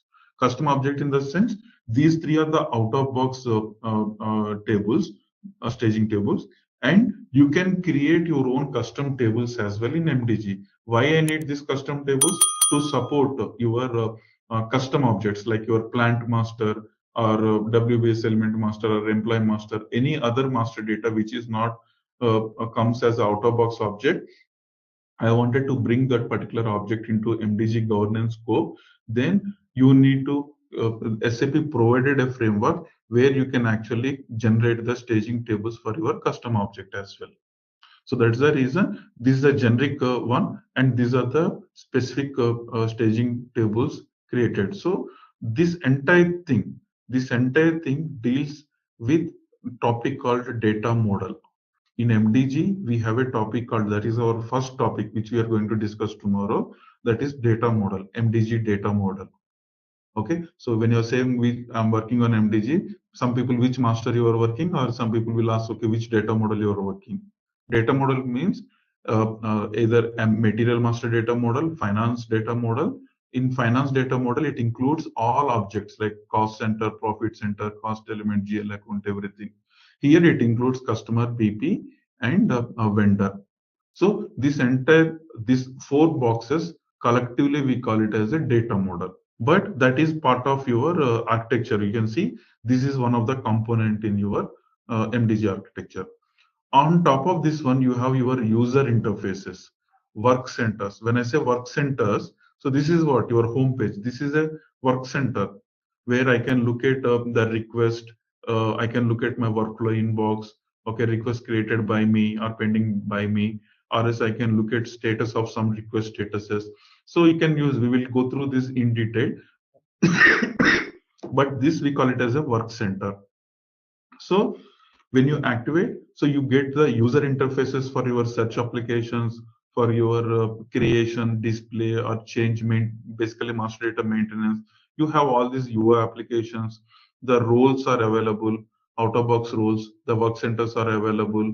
You already have some for the, you can configure your own workflows.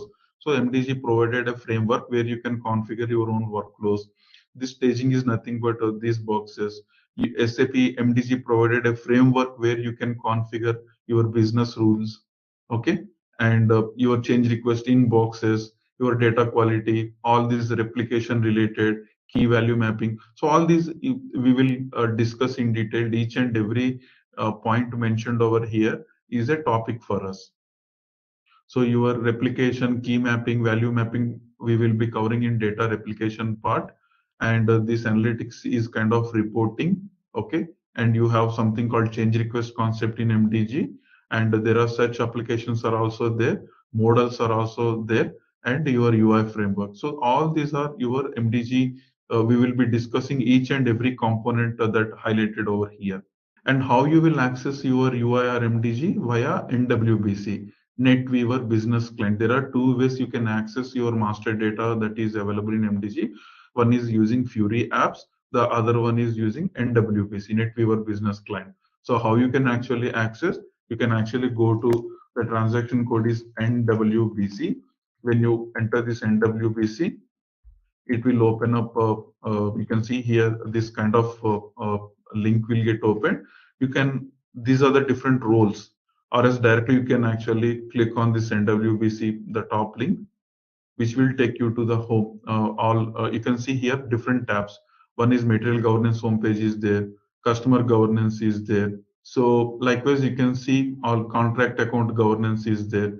Okay, so likewise, you can see all the different master data governance homepages over here. Depends on the rows that you have. So this is about the MDG architecture. So here you see all the individual components within MDG, which we are going to discuss. Okay. So if I open this, where is this? The topics. Data model deals with your all the staging tables, staging area for every master data.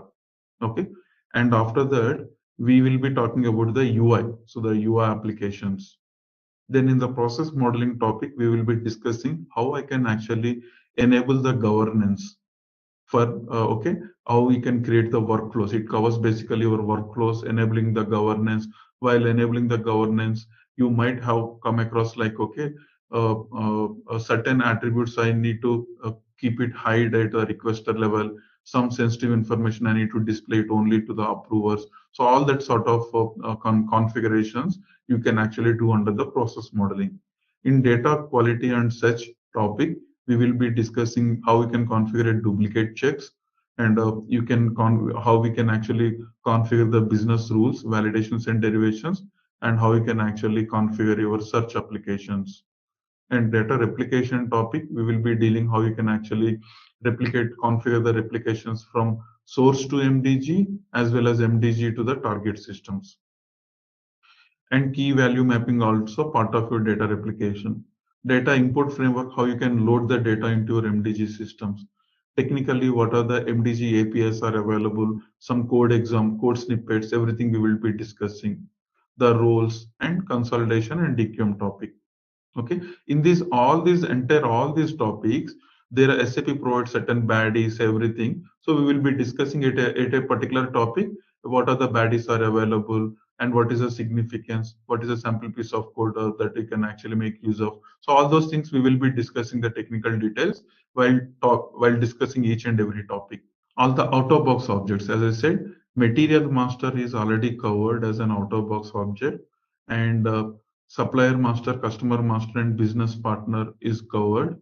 And finance objects are also in out-of-box, you can get it. Similarly, along with that one, there is something called article master. We call this module as the RFM, retail and fashion management, where we can actually create articles. So that is also third-party solution available. EAM, under EAM, asset, enterprise asset management. So equipment, functional locations, your bombs, everything will be covered. Okay, so the concepts remain same. Whatever we discuss, all the workflows, UI applications, everything, the concept remains same for all these objects. Okay, so we will be discussing only that each and everything over here. The baddies, whatever the baddies are available, right? So those baddies are again common across all these objects. So if you know for one object, so rest all is same for the all other objects as well. The same concepts you can apply. If I know how to create a workflow for a material, right? You can apply the same thing for your customer or business partner or vendor or any object. That we will see. We will discuss those when we are talking about these individual topics. But these are the out of box objects that are available. because in the standard material master already SAP provided the data model.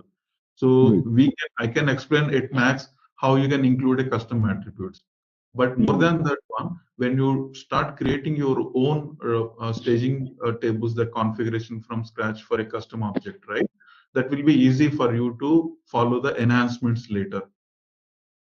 Okay. So I will be covering, in fact, we will start with the custom models only, especially for the data model and UI part, how you can create your custom UI application in MDG without writing a single line of code, how I can create from scratch an UI application. So if you know how to create a UI application from scratch, after that, you will easily, if I ask you to enhance, right? Let's say, for example, where is that? So if you know how to create a similar UI, just now I showed you that material creation UI, right? The same way how you can create a similar kind of UI from scratch, then it will be easy for you to enhance this particular standard UI. This is the out-of-box standard UI delivered by SAP, just like your MM01. But we will create in this course, we will create from scratch this kind of UI application. Then it will be easy for you to just simply add a one or two custom attributes on this UI application. So I'll cover both custom objects as well as how we can enhance the standard objects. So that's all about the basics overview, MDG and architecture overview, and we talked about the deployment options, everything. Okay. So after that, our first topic is data model. Data model basically deals with your staging tables, the complete staging area. So staging area is a temporary storage space where when you're creating a master data, okay, when you're creating a master data, that initially the record will get inserted into the staging table. So just like, okay, so here you have this staging area, right? So there is a person, this is your MDG UI application, MDG UI, material creation UI. Okay, so using this application, when you create a material, then and when you click on submit button, initially this data will get stored into your corresponding staging area, the specific staging tables. Staging tables. It will get stored into this one. Okay, and the record that exists in the staging table is a temporary. We call this as a temporary area. The data will be available over here for a shorter duration. That means once the request gets approved, right, the record from your staging area will be moved to your underlying actual master data tables. That is nothing but Mara, and the record that is there over here, it will get deleted. So this record will get deleted, and that record will be moved to this one. Okay, so that's the reason we will say this is a temporary area where the data will be there temporarily, and once you take some action, either you approve the record or reject the record, right? Even if you reject the record also, or if you wanted to discard these particular changes, the data will be removed from the staging area. Nothing will move to your underlying active area. Okay, so this we call it as a staging area. This area we call it as a active area, because we always use this word. Active area means where the active records are available over here. Staging area means where the inactive records. Here this is inactive area. Inactive area means the record is undergoing for some changes.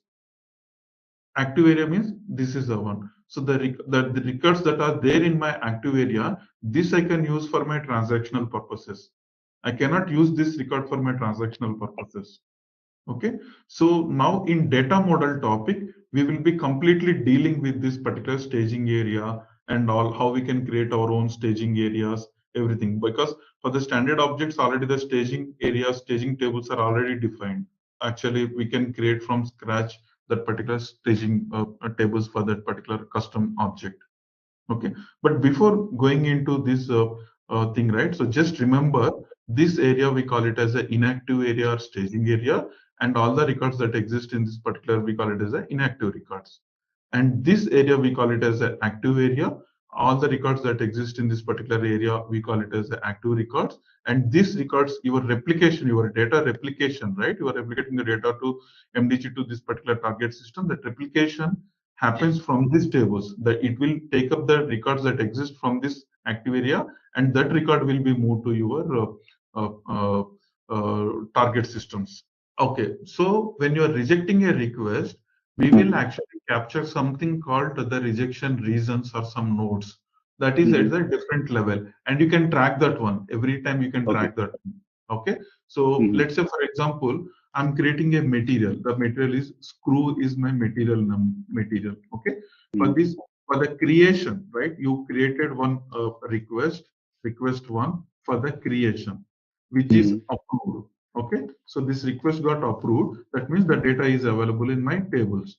And after that, I created another request to extend this material to particular plants. Okay, so then this request also approved. That means all the plant extensions happens in this. The changes will be moved over here. Then I created another third request. Okay, and this request is to change the unit of measure. Okay, but this request got rejected. Right. So when this request got rejected, I mean the record from your staging tables will get deleted. That is fine. But when I open this material and when I see all the changes happened for this one, right, or all the requests that are created for this one till today, I will get to see all these requests. In this request, I will see some of them are already approved, some of them is rejected. Now, when I open this request, I will see the status as rejected. There might be some notes why this request got rejected, what is the reason. So those we will be, you can see that information. It's not like something you don't have that information. You have that information. In the workflow, what happens is, in the workflow, let's say for example, requester submitted the request. It went to approver, right? Approver reviewed that, and he see some important information is missing. Then what he can do, he can actually reject this request so that it will go back to the requester to correct the data. So rejection means there are two ways. Here, when I say rejection means I wanted to send this request back to this requester. The other one is discard or withdraw. Discard or withdraw. So in this process, what happens is you will approver can discard, or else you reject this request. Requester can have the option to discard these changes. That means at the discard time, the data will be deleted from your staging table. Provision. All this we will be discussing in detail in the workflows. What are the options? You can provide the discard option at approver level. You can provide the discard option at the requester level anytime. So this is completely fully configurable as per our requirements. We can configure that. So this is one, and let's look at there is a one topic before starting in the data model itself.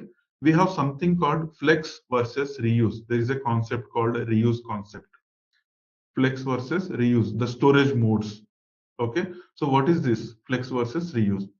What we are discussing till now, let's say user will log into UI and he will actually maintain the data, and once he submit the request, the data will get stored. No, we don't actually use this because this data, we never know when the data will be available and when the data will be deleted from this one. It's a completely for MDG processes only, we will use these staging tables. At ERP level, when you're writing some report or some program, right, usually we don't use this one, or else at ERP level, maybe if you're generating some reports just to see how many records are inactive or how many are active or something like that, you can actually you can use this for only for read purpose, that too via APS. You cannot actually directly access this, read the data from the staging tables directly. So there are certain APIs are available. Using that API, we will read that. Just like you have your material data you wanted to read. One way is you can fire a select statement from Mara table. The other way is I can call a BAPI underscore material get by passing the material number. When I call that BAPI, using the BAPI, it will give me the complete material data, sales data, plant data, everything I can get it. So the same way, we always strongly recommend to use the MDG APIs to read the data from your staging. So your point is valid. Maybe for some requirements, you wanted to send some notifications to some person and you wanted to read the data. So you can read this data for using the APIs. That is possible, but only for the reporting purpose. But based on this data, you wanted to take some decisions, that is not recommended. I'll just introduce this. What is this flex versus reuse in data model? The first topic that we are going to discuss is flex versus reuse. Okay, so this flex versus the way how you store the data into the staging table, that actually matters. Okay, so what we discussed first, user will log into UI and he will submit the request. Then the data gets stored into your staging table. And once the approver approves, the data will approver means the final approver approves. At the last stage, we call it as an activation process. During that time, the record will be moved from staging table to your Mara table.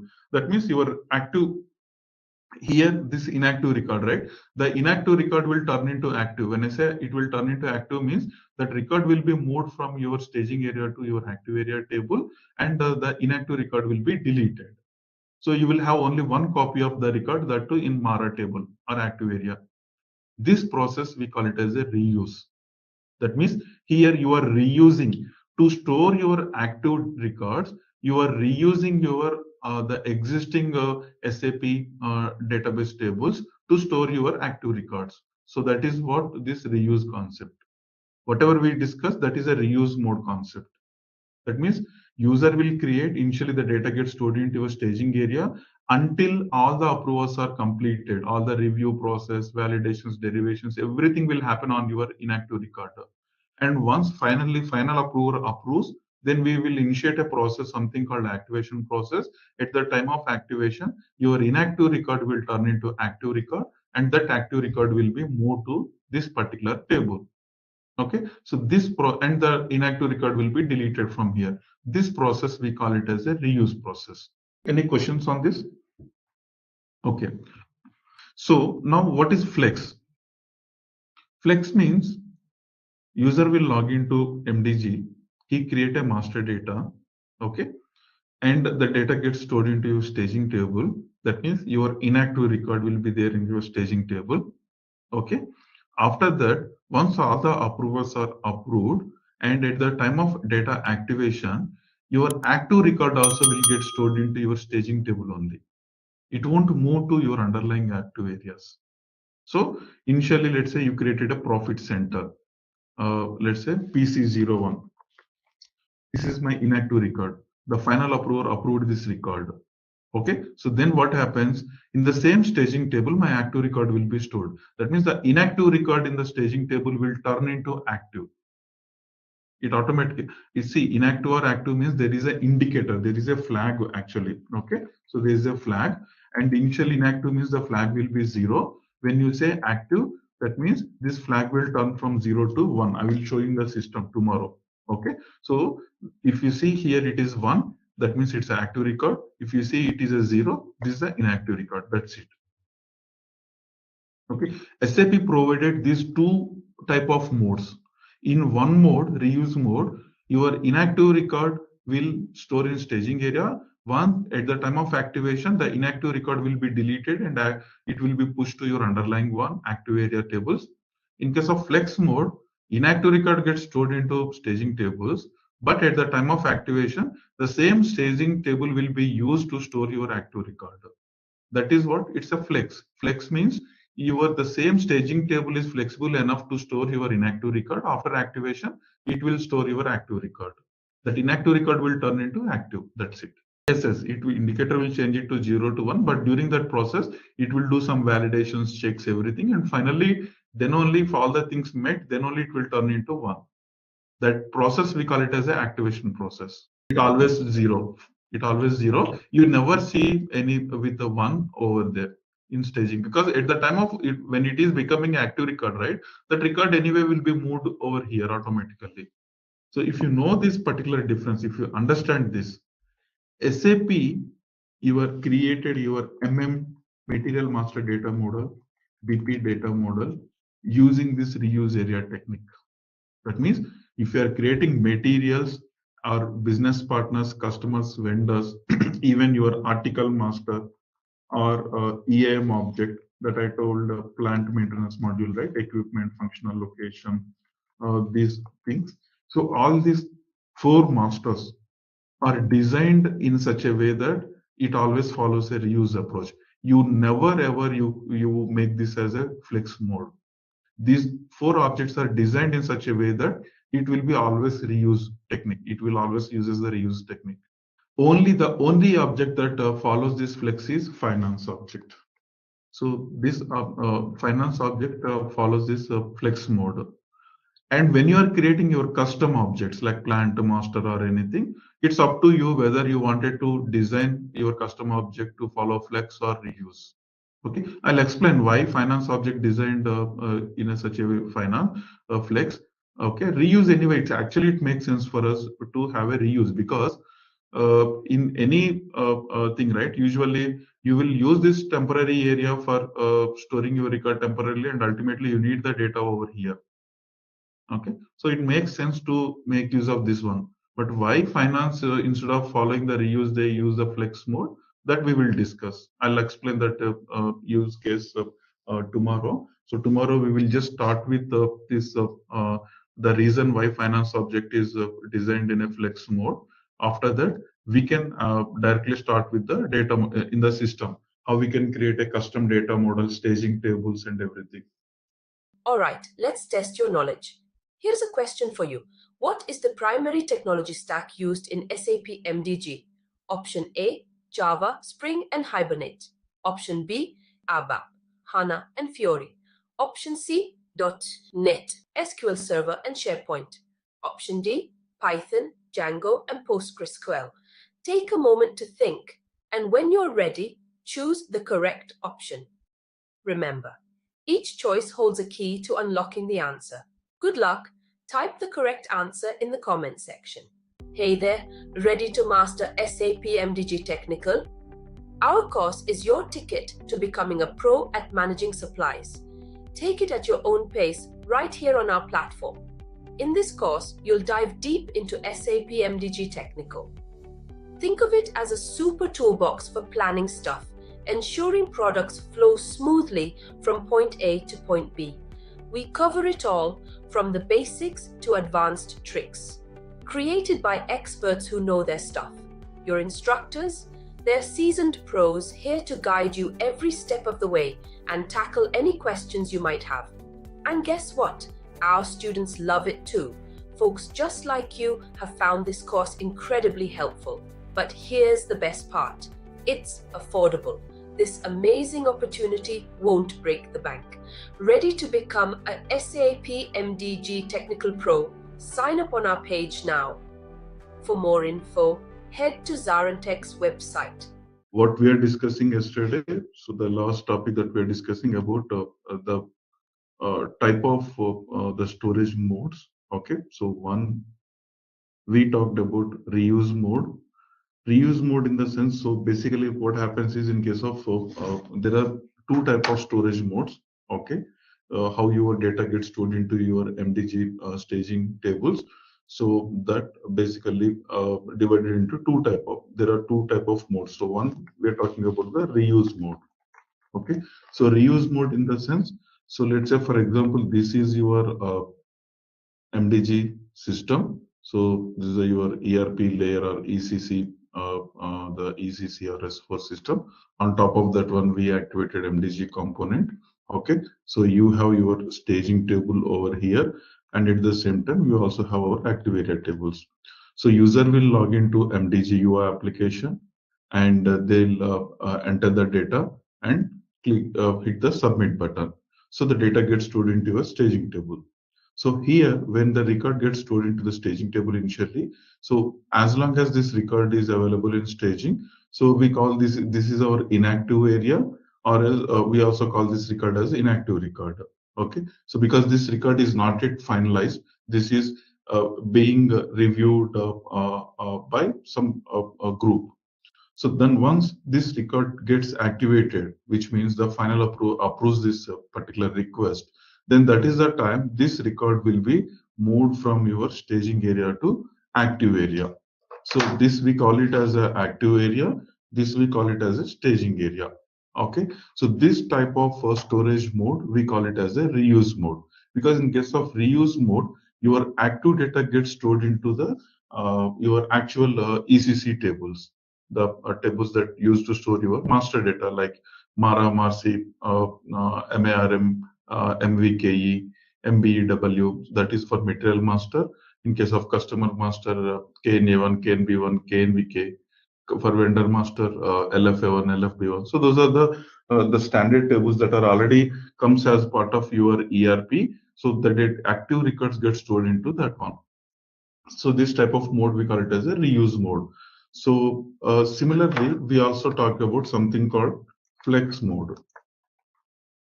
Okay, so in case of flex mode, what happens is initially the inactive record gets stored into your staging area only. Okay, so then after that, after the record gets activated, right? So initially you have a inactive record over here, inactive record. Okay, and after once the final approver approves that particular request, then what happens, that inactive record will turn into active record, just like your reuse mode only. But what is the difference is where the active record gets stored. So that is a difference. So here in case of flex mode, the active record gets stored into your staging table only. It won't automatically move to your underlying the actual tables. So this type of mode, we call it as a flex mode. So because the same staging table is flexible enough to store your inactive record initially, then once the request get approved or activated, so this the inactive record will turn into active record. Okay, so there is a flag. Basically, technically speaking, there is a flag in your staging table. So the flag has values 0 and 1. Okay, so 0 and 1. Okay, so these are the possible values. When for the inactive record, so the value will be 0. So when I say it's an active record, so the value will to change from 0 to 1. Okay, so that's the only difference. We will see how the staging table look like and what are the important fields in the staging table. So we'll see that one today. Okay, so but this is what the flex mode. As we discussed yesterday, your material master, business partners, finance objects, even article master, and in plant maintenance, we call that model as EAM, enterprise asset management. So all these objects, whatever out of box you get, right? So everything designed in a reuse mode technique, except finance. Sorry, here not finance. Here finance will come into this one, this side. Okay, except finance, everything will be reuse mode, which means if I'm creating a material, then initially the record gets stored into my staging table. Once I approve that request or the final approver approves that request, then this record will move to automatically to the underlying ECC layer. Okay, so similarly the same case with BP customer vendor also. So initially the data gets stored over here and then it will move to the active area. Okay, once the final approver approves that record. If they reject this record, what happens? The record from your staging table will get deleted.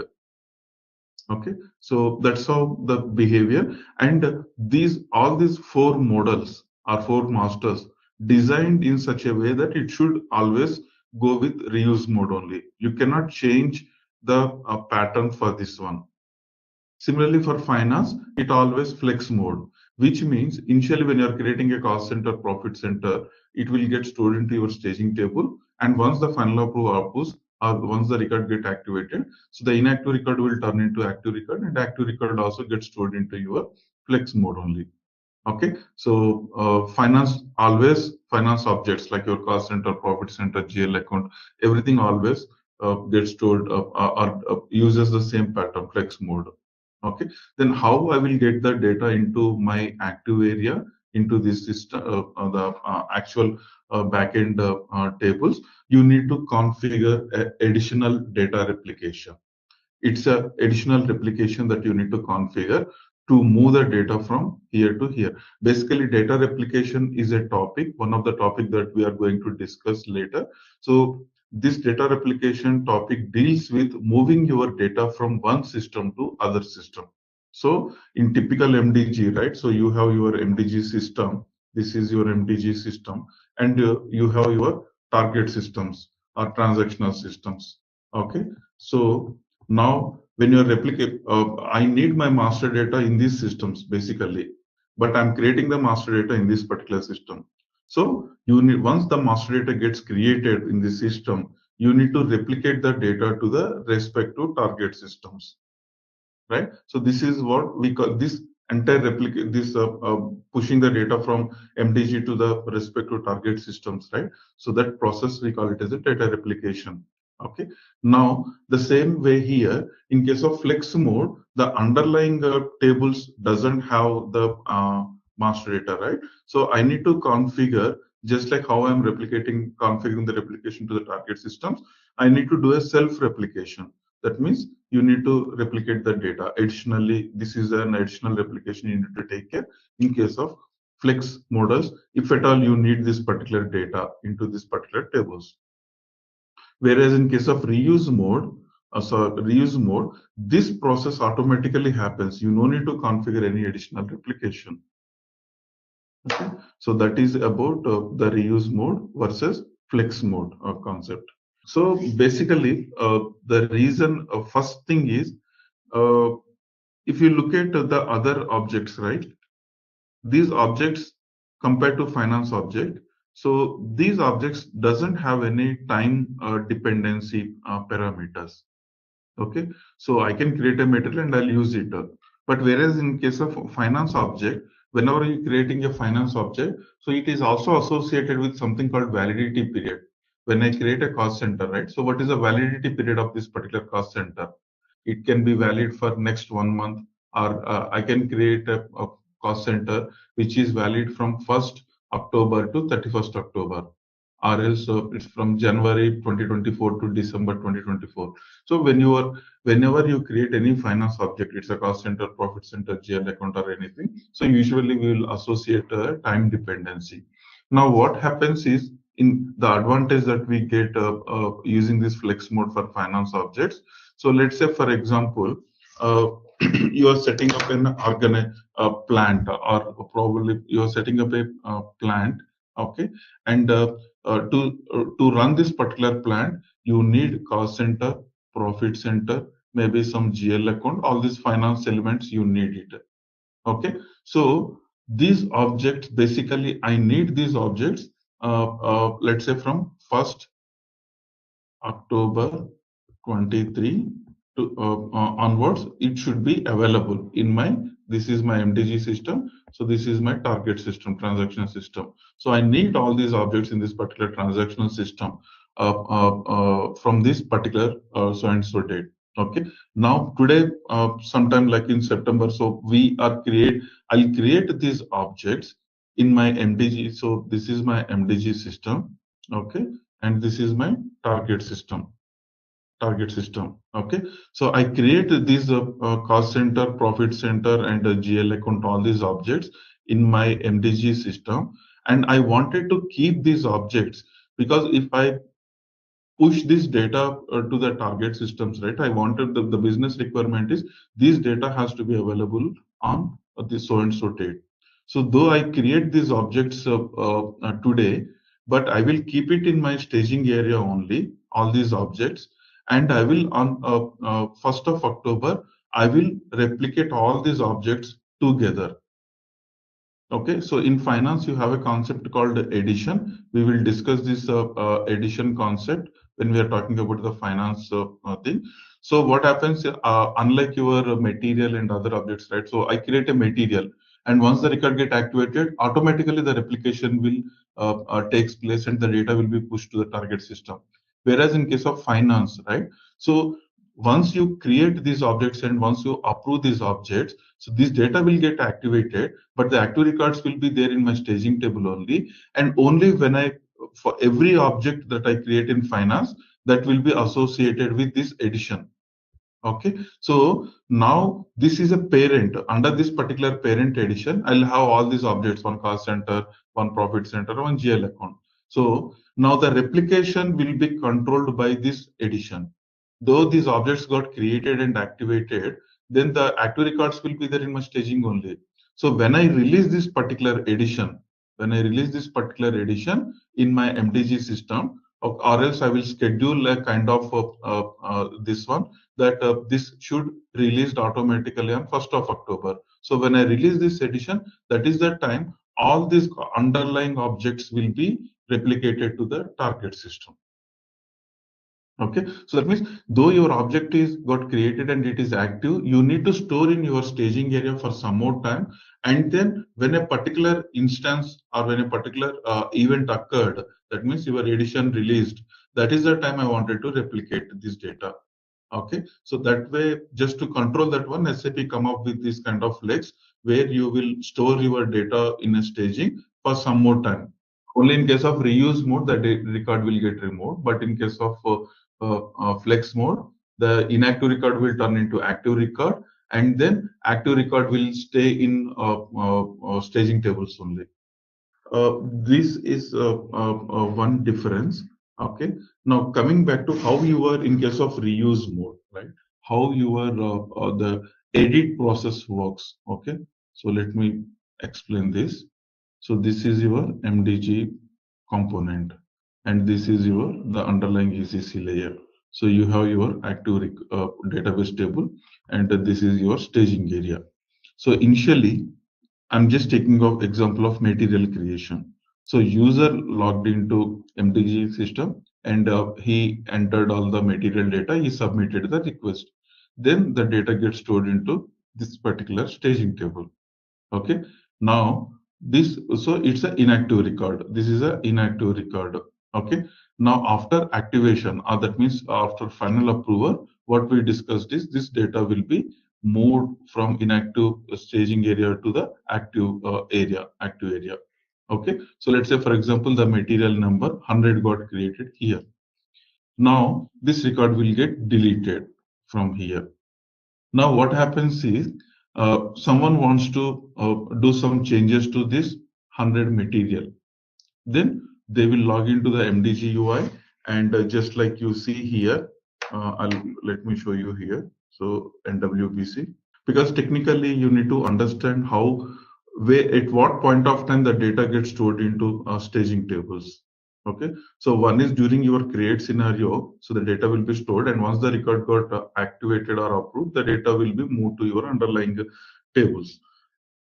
Now this is my MDG search application. When I search my data, okay, so then what happens, you see all this bunch of materials over here based on your search criteria. So this data, it is showing from your combination of both your active data and inactive data. Okay, so that means basically what happens is it will search your Mara Marcy tables and it will fetch the data and show you. So during the data search results, right? So during your search process, it doesn't insert anything into your staging table. It will just fetch the records from your Mara Marcia, the active area tables. Along with that one, if there are any staging records are also there, it will get the staging data. Both the results it will show you here. The combined result it will show you over here. Okay. Now, after this, I wanted to edit this record. Okay, let's say this 23 record. Even when I click on this 23, it will show me the record in a display mode. This is just like your MM03. Okay, so this point of time also, the record, it is showing this data by fetching the result record from your active area table only. When I click on edit button here, okay, I wanted to edit this data, right? So when I click on edit button, and once I do all the changes and click on save or submit button, that is the time what happens is this particular record will again get loaded into your staging, because now you are trying to edit that record. Always the edit means you are initiating some change process for this material. So it will fetch the data. That is the time where it will load your 100, the material number into again into staging area.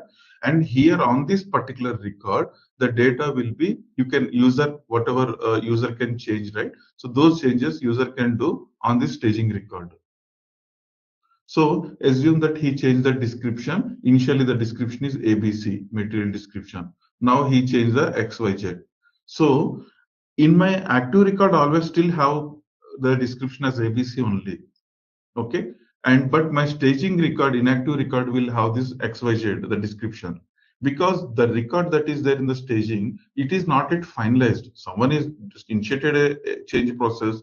It has to reviewed, approved by other authorities, other person.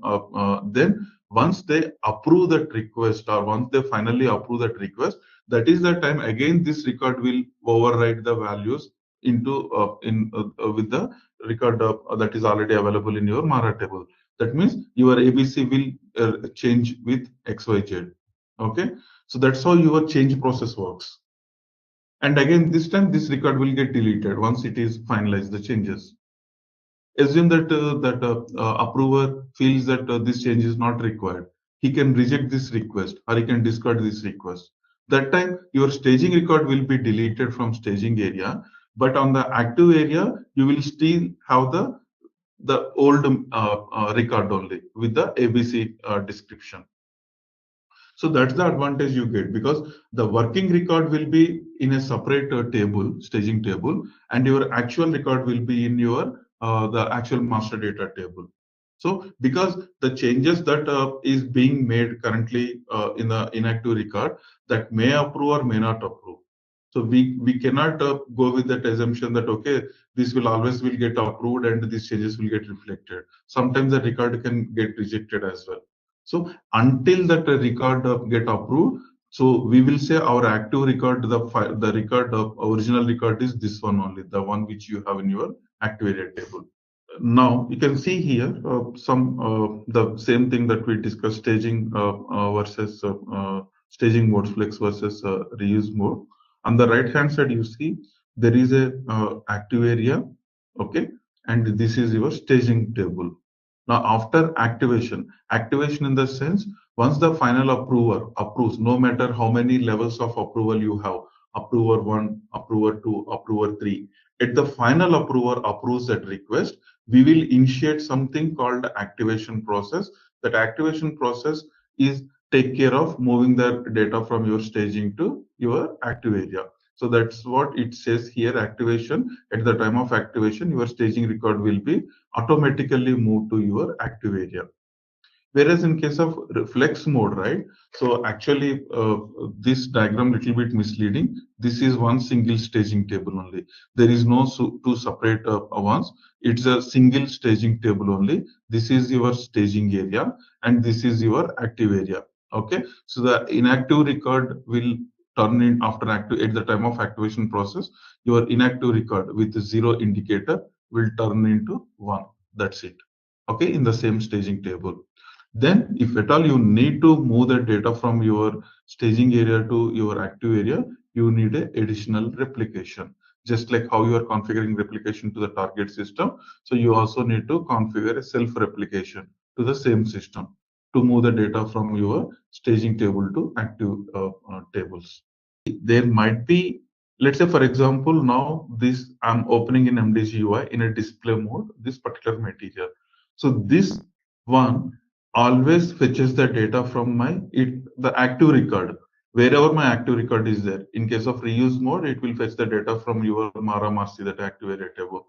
In case of finance mode, it will get the data from my staging record, the active record from my staging area. So there is no question of having a different data showing over here versus the data that I have, the active record that I have in my backend table. That never possible. But what is possible is your activation process can get failed. Okay, so that is possible. Okay, that means what happens, let me show you here. So you have your staging record and this is your active area. So initially the material number is ABC. Okay, so you have the material in staging area, you change the description to XYZ, and this record got activated also, approved, final approved. Now ideally there is, we call it as something called activation process. So during the activation process, ideally this should ABC should replace with XYZ. But sometimes what happens is your activation process may get failed, okay, due to any reason, maybe because of this connectivity issue or something, like because of some reason, this process might get failed. So that means when I say this process got failed, then that means this record is not updated in my active area. That means in my active area, still I will have my old record only. So this type of cases, we need to handle as an MDG technical or the functional resources, right? So business says that, okay, I change the description of this particular material via this particular request, and but I'm not able to see those changes in my when I open this particular material. Then you can trace back that, okay, take that request and look at why this is, whether that request is approved or not, are there any activation failures or not, so that technically you need to troubleshoot and take care of that, why this got failed. Okay, so that we will discuss during I mean in the coming sessions, how we can troubleshoot and all those things. But that I, in case of if activation get failed, you will still see the old record on your active area. So when I open my UI this to see this particular material, right, it will always show the description as ABC only. But ultimately, whatever the data that is there in my active area, so the same data will get displayed over here.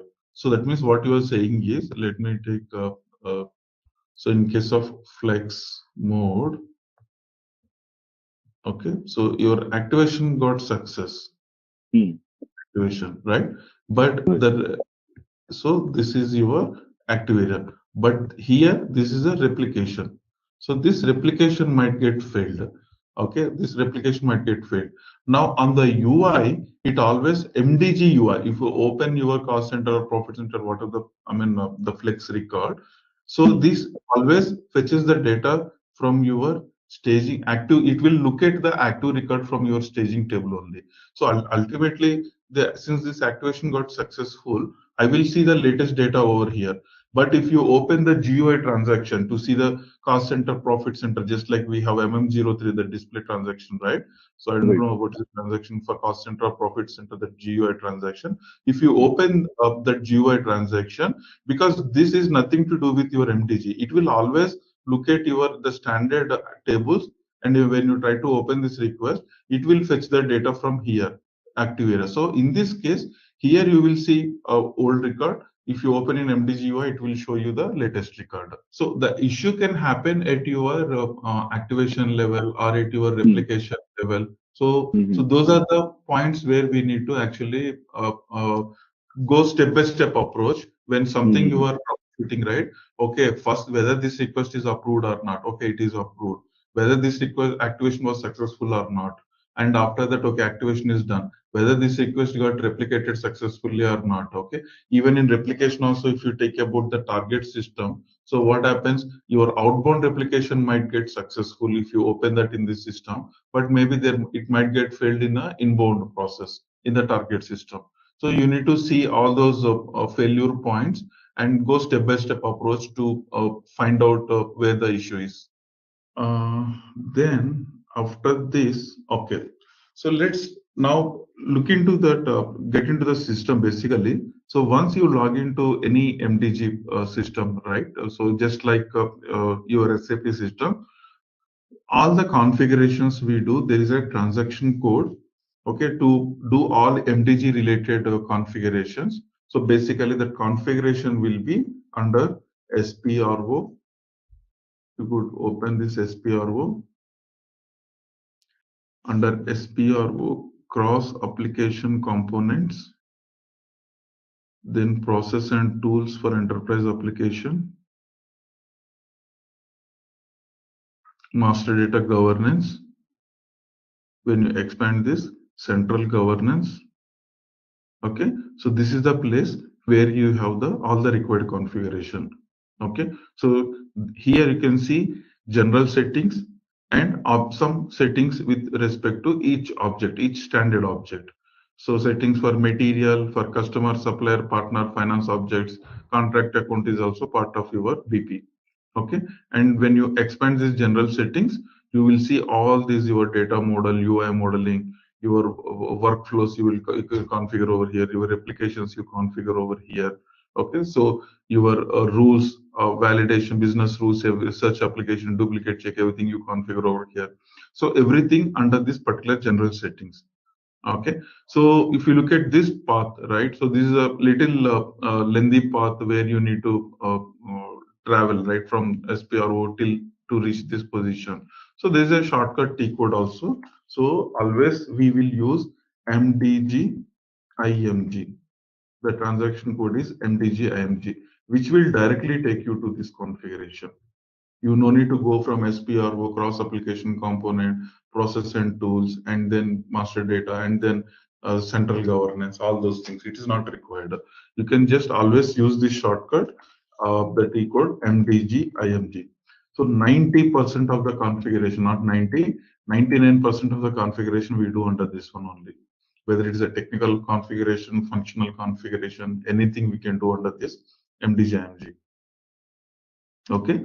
And one advantage with the technical folks is, especially with respect to MDG, when you're working on any MDG projects.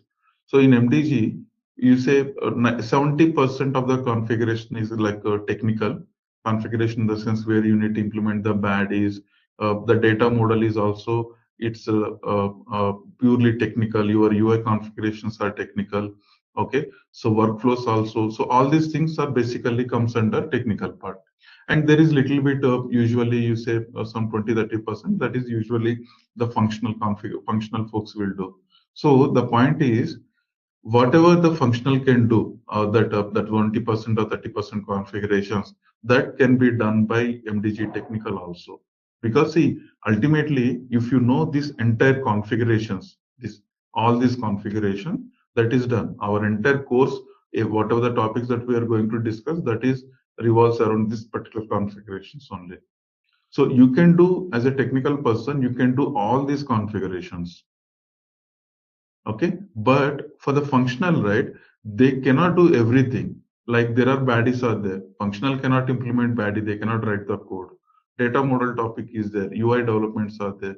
Okay, so all these things, maybe they know the concept, but they cannot do on their own. They need a technical dependency. Whereas for the technical persons, they can do end to end with respect to MDG, everything they can do the configurations. Okay, fine. Now coming back to, so you see here, this got divided, basically broadly categorized into two things. One is general settings, the other one is your object specific settings. Again here, all the common configurations in the sense, most of the configuration we will do under the general settings only, like your data model configurations, UI, everything. Apart from that, there might be some 10% of configuration which is very specific to material master, or very specific to a business partner or customer master. So for those configurations, we will actually we will do some things over here.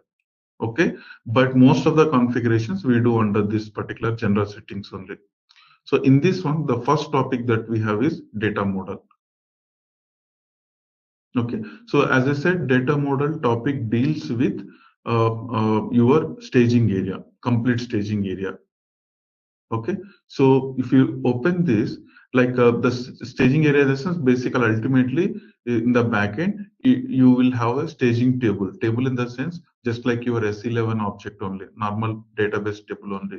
But what is the difference in normal modules, right? So, or in any normal case, you create a Z table, like custom table or some table, okay, for any to store some data, or else you will use the standard SAP tables. Whereas in case of MDG, those staging tables we don't create. The staging tables, we do some configurations in the data model, and finally there is a process called the activate process. So once you activate your model, automatically based on the configurations you do under this data model, staging tables will get generated automatically. Okay, so even here we never ever create or modify the tables directly by going into S11. It will be done by the standard framework only, MDG framework. Okay, all we need to do is we need to do a configuration in the data model. So here, if you look at the data model concepts, right? So at the top level, you have something called data model, which is a parent. Okay, so let me explain here. So in normal case, you have your Mara table on active area side. I'm just taking one example. Okay, so this particular Mara table you have, and you assume that you have Marcy table. Okay, in this Mara table, you have the table attributes, the fields like material number, then you have material type or material group, okay, or else industry sector. Some fields, table fields. Here also you have plant, then you have something called, let's say, for example, material number also there here, and you have some plant status, some fields. I'm trying to compare this with how your data model design will look like. Okay, so these are the two tables. I'm just taking two tables with some table attributes. This is on your active area side. So corresponding to this one, to your table name, here you will have something called entity type. Entity type. Okay, so there will be something called the entity type. So the entity type, in the sense, let's say my entity type name is material. The name of the entity type is material. Material here.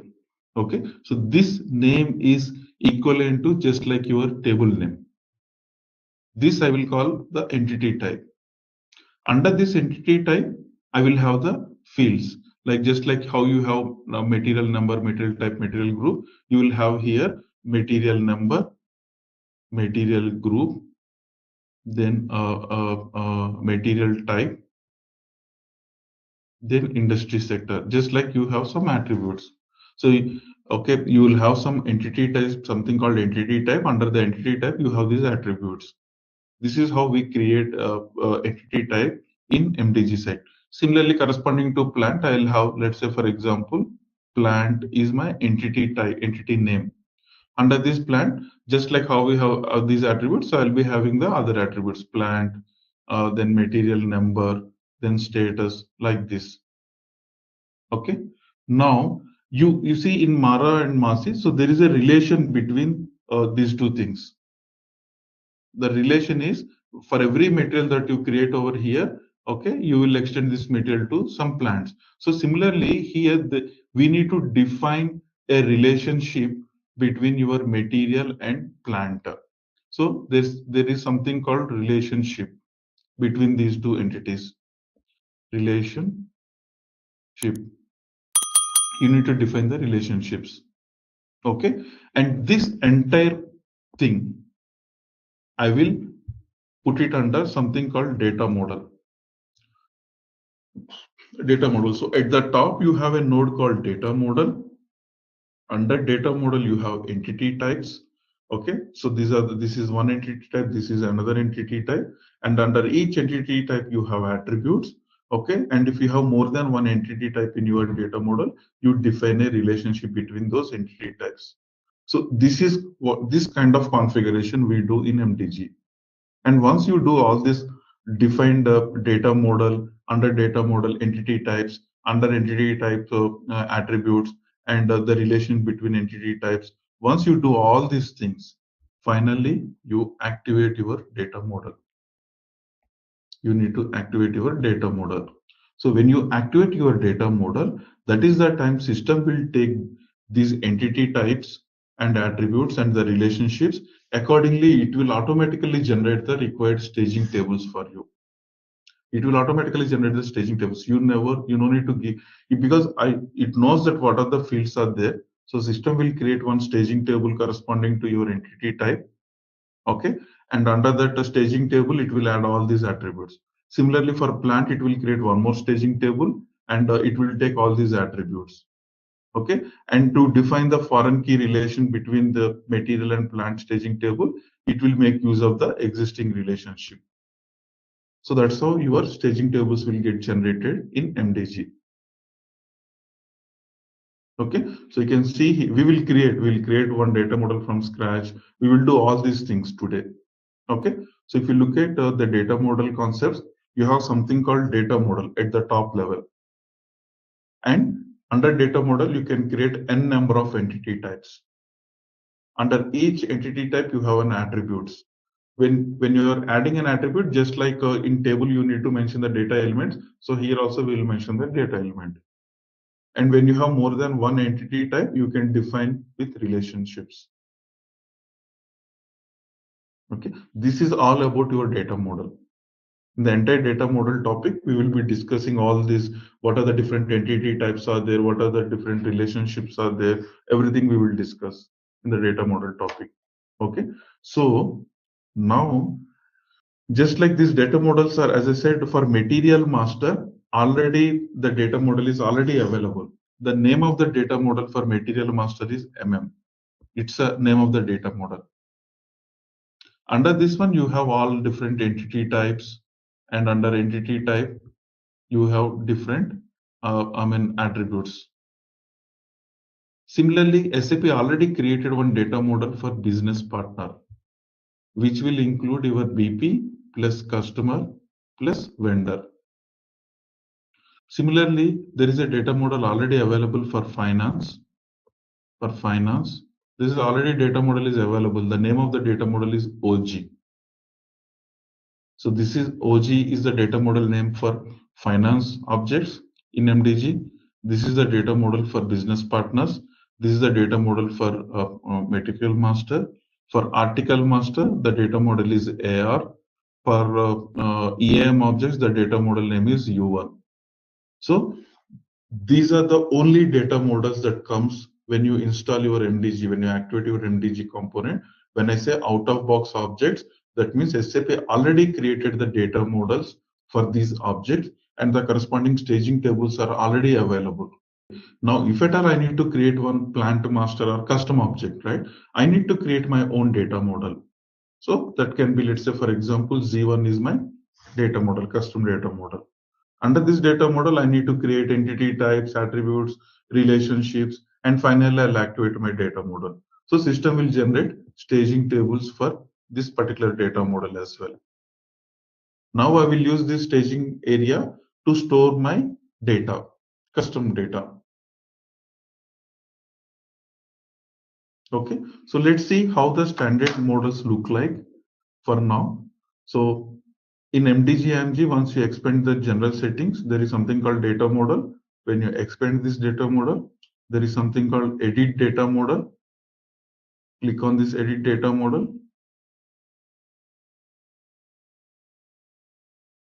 This is the data model that is already available for finance.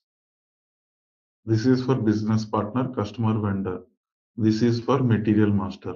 Article master and EAM data models, you don't find it over here. Okay, so those are, you need to take a separate license. So in any training systems, at max you can get to see only these three data models from SAP. To see that article master or something, that the customer or someone has to take the license, and then basis has to activate the business function, then you will get to see those data models. And this is a S-Flight data model that SAP provided for practice purpose. That's it. Other than this, whatever you see here, starting with Y, Z, all these are the custom data models. Maybe people created for their own practice purpose.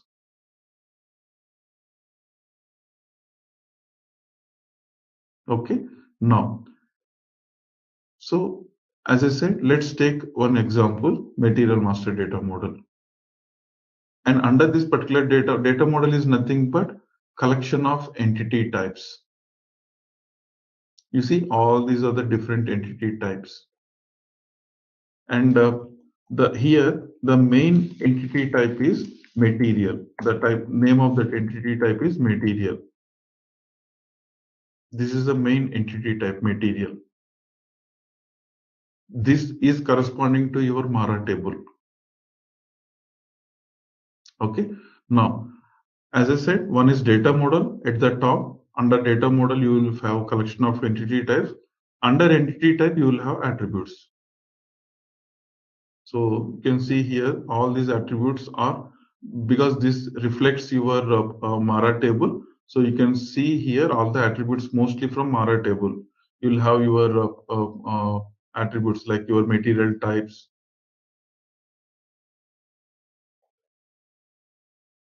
So all these attributes mostly are corresponding to your Mara table entries.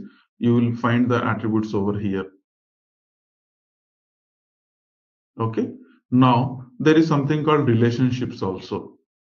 And once everything is available, right? So finally, this data model, since it's a standard data model, it's already in active state. Okay, so once you create your model, finally you need to click on activate. Then this is the time where the staging tables will get created in the system. Now, how do I see the staging tables for this one? For material master data model. Okay, so for that one, there's a report. I need to look at the transaction code, but there's a report USMD underscore data model program. Okay. Now, because it's a generated tables, right? You cannot remember that name of the table. You have to always go via this particular program. Run this program. Here you need to input your data model. Let's say in our case, data model, I wanted to see the staging table for or else you can select it from F4. And once you execute here, now it will show you what are the entity types corresponding to this entity type. What is my staging table name? If you look at the name of the staging table, this is like system generated, right? We cannot actually remember this. And these names might different from one project to another project, one system to another system, because these are generated by system. So we never ever remember the staging table names, or you never ever directly write a select star from the staging tables, because these are generated ones. Okay, so there are APIs are there which we will use to read the data from this staging table. Okay, now here I'm just taking one example here corresponding to material entity type. This is my staging table. If I double click this, it will take me to the test 11 table. Now see, this is your staging table name corresponding to your Mara table. And you will have all these attributes. And you can also see the data in the staging table.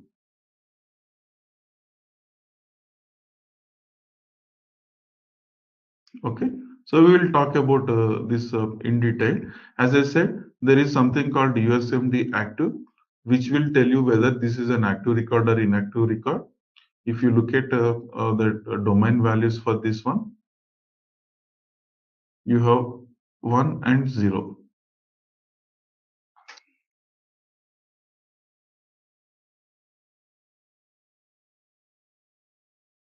Okay, so this is at very high level. What is a data model? So you need to always remember this hierarchy. Data model. Under data model, you can create entity types. Entity type 1, entity type 2, entity type 3, something like this. Okay. Under entity type, you can have attribute 1, attribute 2, attribute 3. Here also the same thing. Okay. Now, since you have more than one entity type, you need to define the relationships. That's it. And once finally your configuration is done, then you need to activate your data model. When you activate this data model, system will create one staging table 1, staging table 2, staging table 3. And assume that you have done all these things. And after that, you decided to add one more attribute here. You can do that one. Do add some more changes and again activate your data model. So system will adjust again those delta changes into your staging tables. No. I mean, that is again a different thing. But in data model, this is how it works.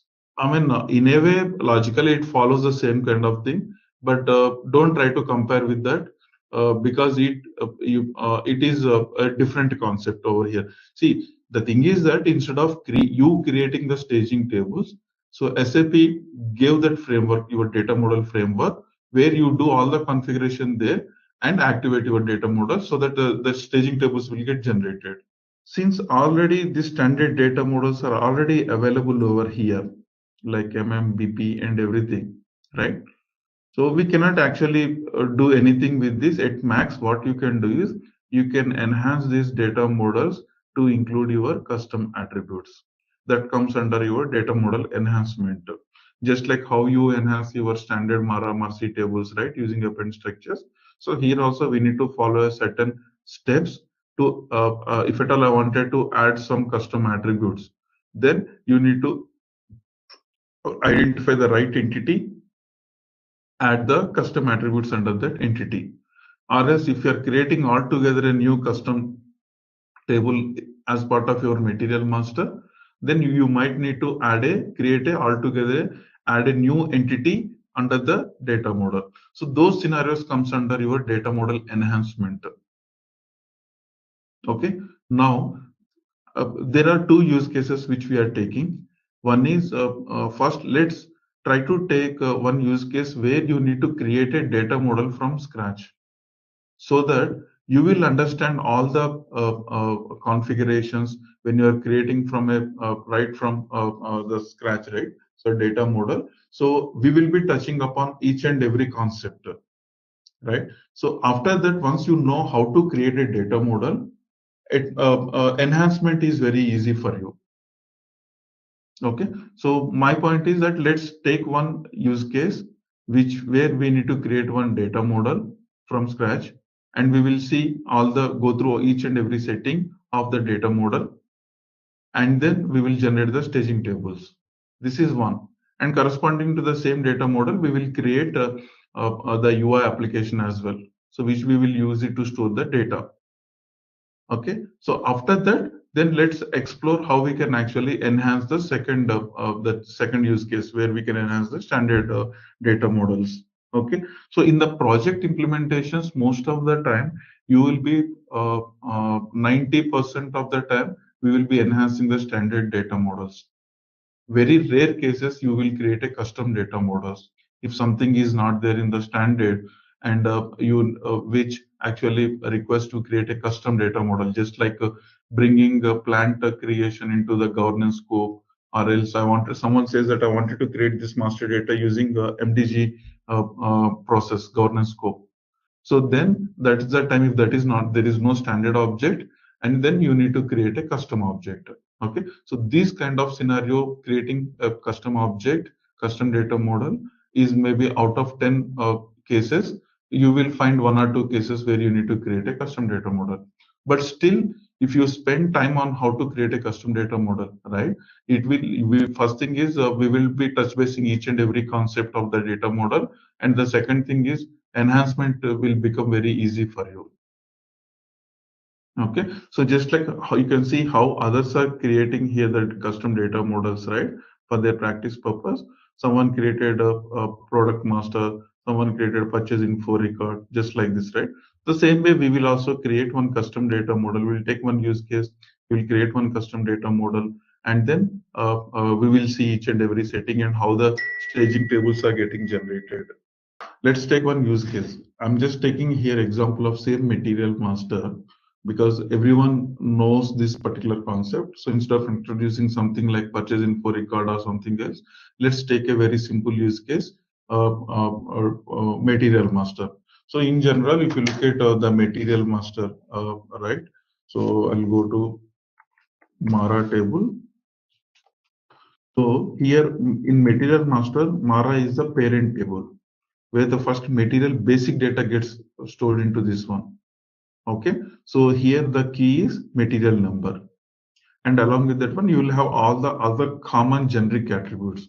Whatever you have over here, material type or these things, right, these are very common irrespective of your plant or sales or anything. So this is the common attributes at a material level. Now, the requirement is we wanted to create one material data. Along with that one, I wanted to extend this material to multiple plants. So when I say plant, that is equivalent to this Marcy table. Okay. So in case of Marcy, whatever the plant extents you are doing, this is with corresponding to a particular material. So here the key is the material and the plant. Okay. And along with that one, there is a plant specific attributions also there over here. Okay, so we will take the same example, similar example. I wanted to create a material. Let's say material screw is my material number. Okay, so here I'll have some attributes like material type, then so material group, then industry sector, something like this. And this same material I wanted to extend it to plant 1000, and I wanted to extend it to 2000 and 3000 plants. At plant level, I have different attribution. Okay, so this is the scenario. So we wanted to basically have a data model which will support this kind of setup. Okay, so for this one, let's take first we'll create one data model. First one data model. Okay, under this particular data model, we will take one entity which will be equivalent corresponding to your this Mara table. Okay, so you take one entity. Okay, the name of the entity I'm taking here, let's say, for example, product, the name of the entity. Under this entity, I'll add some attributes like material number, then product type, product group. Okay, so now after this, I will also create another entity. That entity name might be plant, let's say plant entity. Under this one, you can have some attributes, plant level attributes. Since you have more than one entity in a data model, under one data model, if you have more than one entity, you need to define the relation between these two entities. And then finally activate your data model. So when you activate this particular data model, system will generate one staging table, staging table 1 for this one with these attributes. It will generate again another staging table, okay, with these attributes. So now there will be two staging tables. One staging table will store your product, the generic attributes. Another staging table is to store your plant specific attribution. Okay, so this is my again I'm just coming opening here the same MDG IMG. Okay, so this you always need to remember this transaction code because every time we use this transaction code MDG IMG.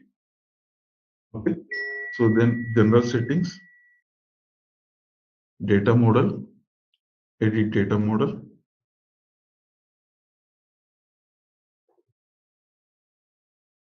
Okay, so first we need to create one data model. So click on new entry. So I'll just look at the names.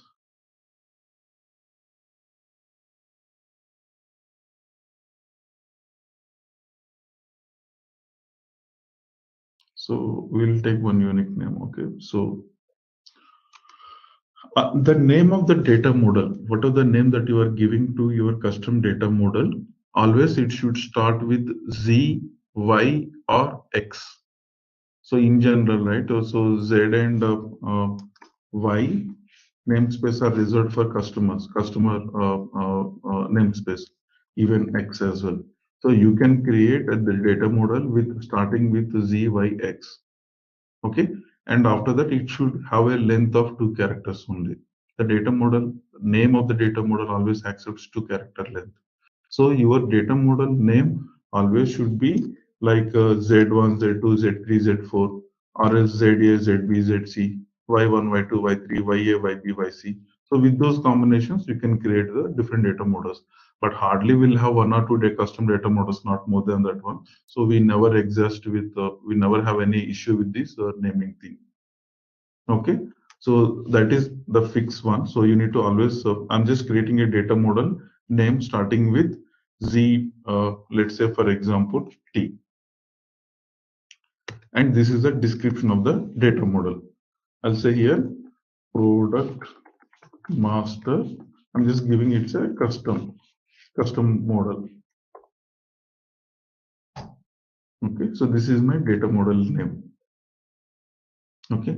Now here you have something called active area. Active area. Okay. So let me open in a display mode in another window. So there is something called active area. If you look at for the finance data model, this active area is blank. And for business partner, material master, other data models, there is some name defined over here, active area. So what is this active area? What happens is we discussed that in case of a reuse mode, this is your staging table. This is your active area tables. Okay. In case of reuse mode, the inactive record will turn into active. That means the data will move from your staging table to these tables. How it will, we said there is something called activation process, and this activation process will take care of moving the data from staging to active area table. So how it will be done? There is something called in the backend, okay, in MDG, SAP come up with something called reuse area. Reuse area. So this is a technically a word or name that we use, but what is behind this reuse area is there is something called access class. Access class. Okay. So ultimately, this access class is responsible for doing this activation process. So all the code has been written inside this access class. So that means wherever you see a reuse mode object, that should have this access class which is linked to reuse mode, and that reuse mode we are mentioning in our data model level. Okay, now look at this, the standard one, there is something called active area material is mentioned. This is a by standard SAP. Now what is the name of this access class? You can see here on the left hand side, corresponding to material, this particular class is the access class. This is responsible for giving that the reuse nature for your data model. That means inside this particular access class, it has the multiple different methods. Those methods are responsible for moving the data from your staging area to active area at the time of activation. Okay. Now, similarly, what we discussed here is if I wanted to edit the data, during the edit, this data has to be loaded into my staging table, right? So again, this access, how it is getting loaded into my staging, how system knows that it has to go through these set of tables, read the data, and insert into these staging tables only. Again, this access class will do that activity for you. So basically, your read, write, search, all these operations, whatever we do, that update, all these options, right? So all these CRUD operations basically performed by this particular access class. Your authorizations checks, whether I have an authorization to extend this particular material to a plant or not, whatever your standard ECC authorization checks. So those checks will be performed by this access class. If you have authorization, then only it will allow you to do the changes. If you don't have authorizations, it won't allow you to do the changes. So when you are saying a reuse mode, it's just like all you also need to create this kind of access class technically. Okay, so I'll just open this class and show you some of the important methods. Okay, so here, if at all you have to say this is my access class, okay, then any Z class you have to say this is my access class. First thing is you need to create a class that has to implement minimum this interface pp underscore access. Okay, so with this interface you get some methods like for the activation process there is a method called save method. So this is the method that is responsible for your activation, moving the data from your staging record to the active area. So inside this particular method, you have all the code. So this method, okay. So this class is exclusively SAP provided for material master. That's why you see here mat. So this particular class is associated with your data model, data model. So inside this particular, all these methods, you will see the reference related to the related data model related entities, attributes and everything. So this is very hardwired to your data model. Similarly, if you take BP also, there might be some BP access class will be there. There also this interface method will be there, same. But inside that method, it will handle all the BP related or customer related, vendor related entities. The method remains same. Okay, so when I say activation process, that means technically in the backend system will call this method technically. So you can put a breakpoint and debug this class as well at the time of activation. Once the final approver approves, then you put a breakpoint over here and you can start debugging this one. Okay, inside this method, it will have all the logic, all the entities related to material entities. It will, if you look at this one, it will read the data from your staging tables and it will prepare an API structures. Okay, and ultimately, once everything is prepared, in the down somewhere it will call the save method again. You can see here there is a save method. So you can trace back. Someone said, okay, during the activation time, how I can debug that or how I can troubleshoot technically. So you can put a breakpoint over here. Okay, so then this method will get called. If you go further down, again, there is something called a save method is there. Okay, so here, ultimately it calls your material BAPI. No, this is for, yeah, BAPI only. This is for your material type change. But in the down, you will have material BAPI. Call MMD. So it will go here. And again, if you open this method, it will call your material dark API. So this is what you are preparing all your reading the data from your staging tables.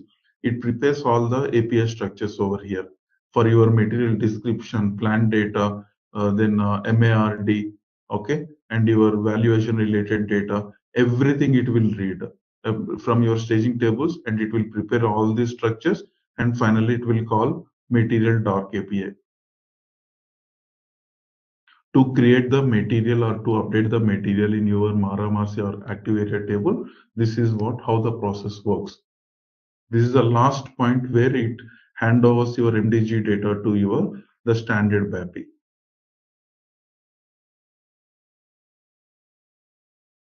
Okay, you no need to remember all these class names. The reason I just showed you, so if you know, okay, let's say for example, if you know the reuse area name, okay, for data model, this is the reuse area, okay, or active area. From here, you can navigate, go to reuse active area and take this class name. And inside this particular class, one method I showed you that is for which will get executed during your activation. When you perform a search application on your search UI, query method will get triggered. When you open a single record or display a record, read method will get triggered. So at different point of time, different methods will get triggered. Okay. Similarly, there is a method to perform the validations. There is a method to perform the derivations. Okay. And there is a method to perform your authorizations.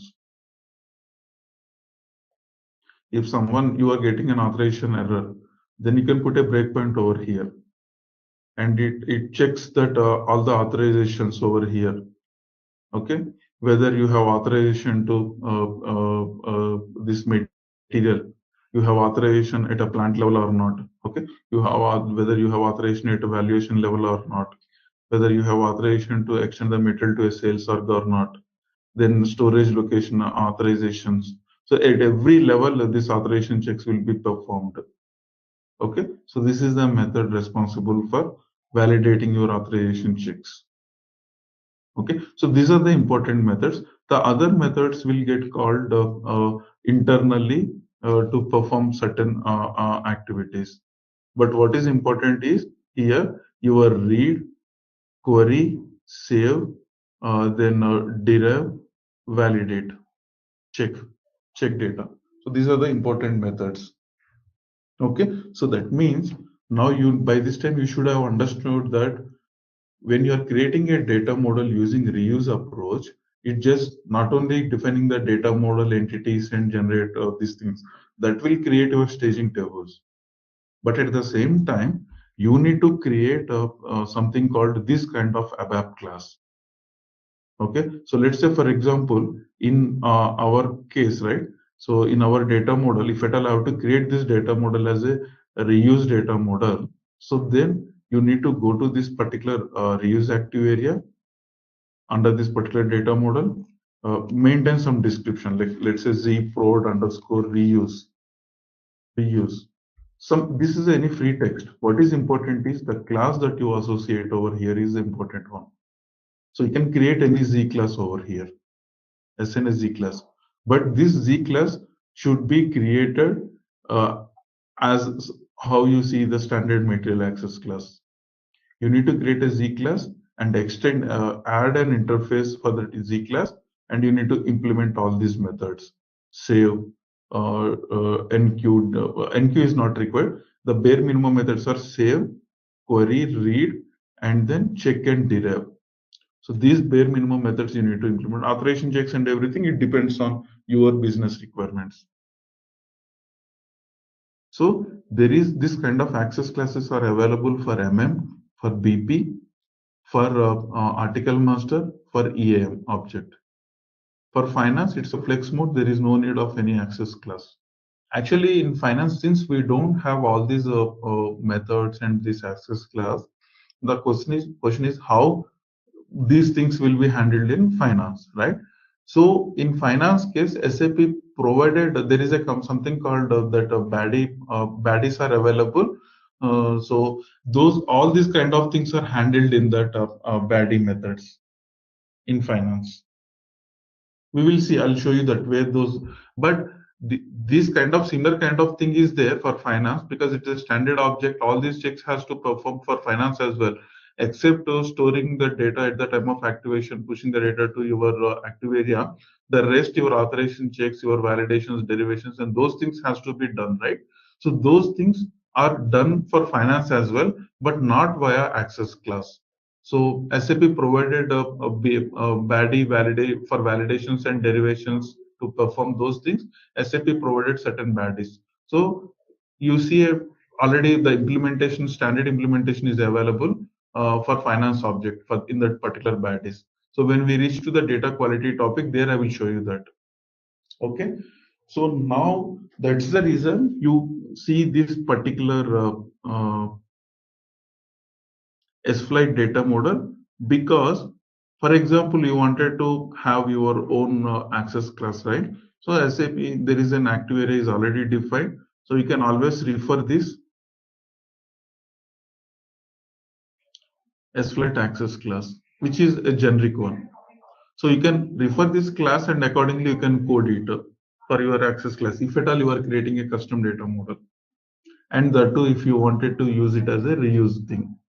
Uh, this is one way because this building this particular class is not straightforward in the sense, so it requires some effort. You need to write some, there's a development effort required over here to implement all the methods, and inside the method you need to operate all, perform all the CRUD operations, read write for all the entity data, everything, right? So that requires some development effort.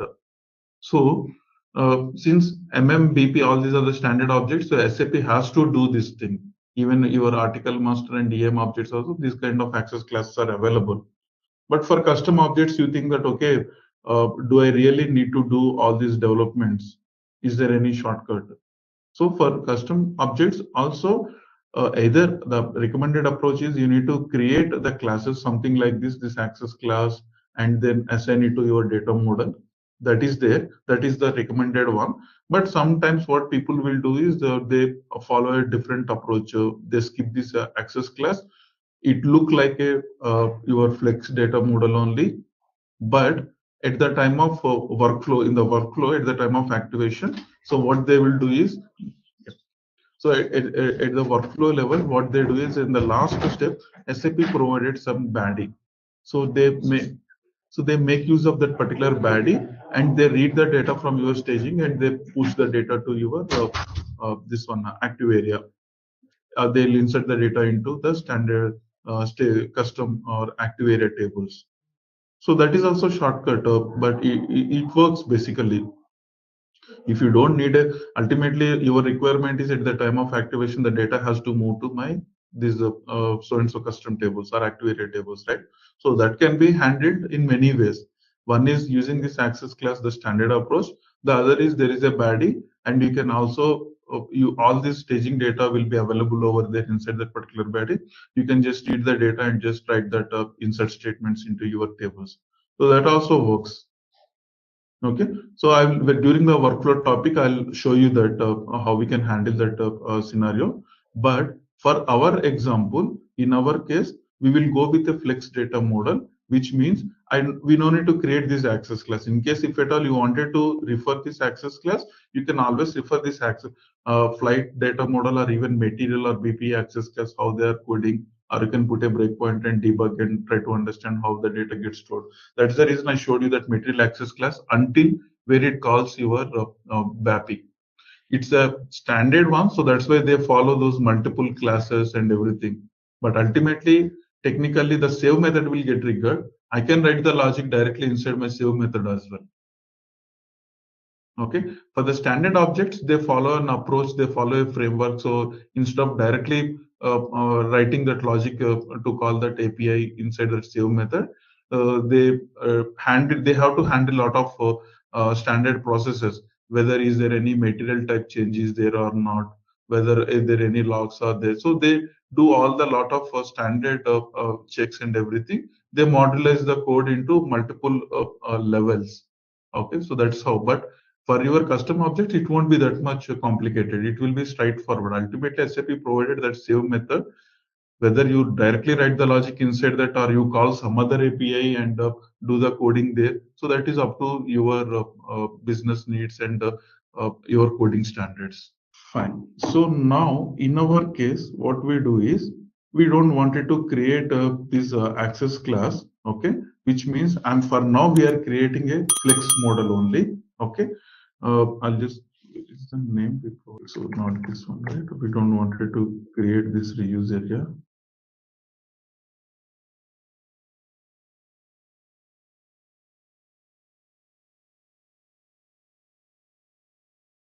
Okay, so this is my data model. Now, if you don't mention any active area over here, usually when you create something reuse area over here and assign a class, when you do a F4 over here, you will get to see the available reuse areas over here.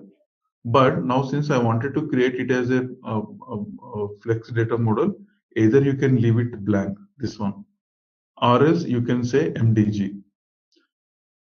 Both are same. When you say MDG or leave it blank, then this model will be considered as a flex model. Okay, so you can just leave it blank also, or just say MDG. It's a keyword MDG. Okay, after this, you can see here there is something called prefix. Okay, so there is something called a prefix over here. Okay, so this prefix is when system generates the staging tables and the fields and everything, right? Just to bring the uniqueness to your generated objects, you can add some unique prefix over here. Anything like, let's say Z, I say Z PM, product master, something like this. You can say ZPM or any prefix.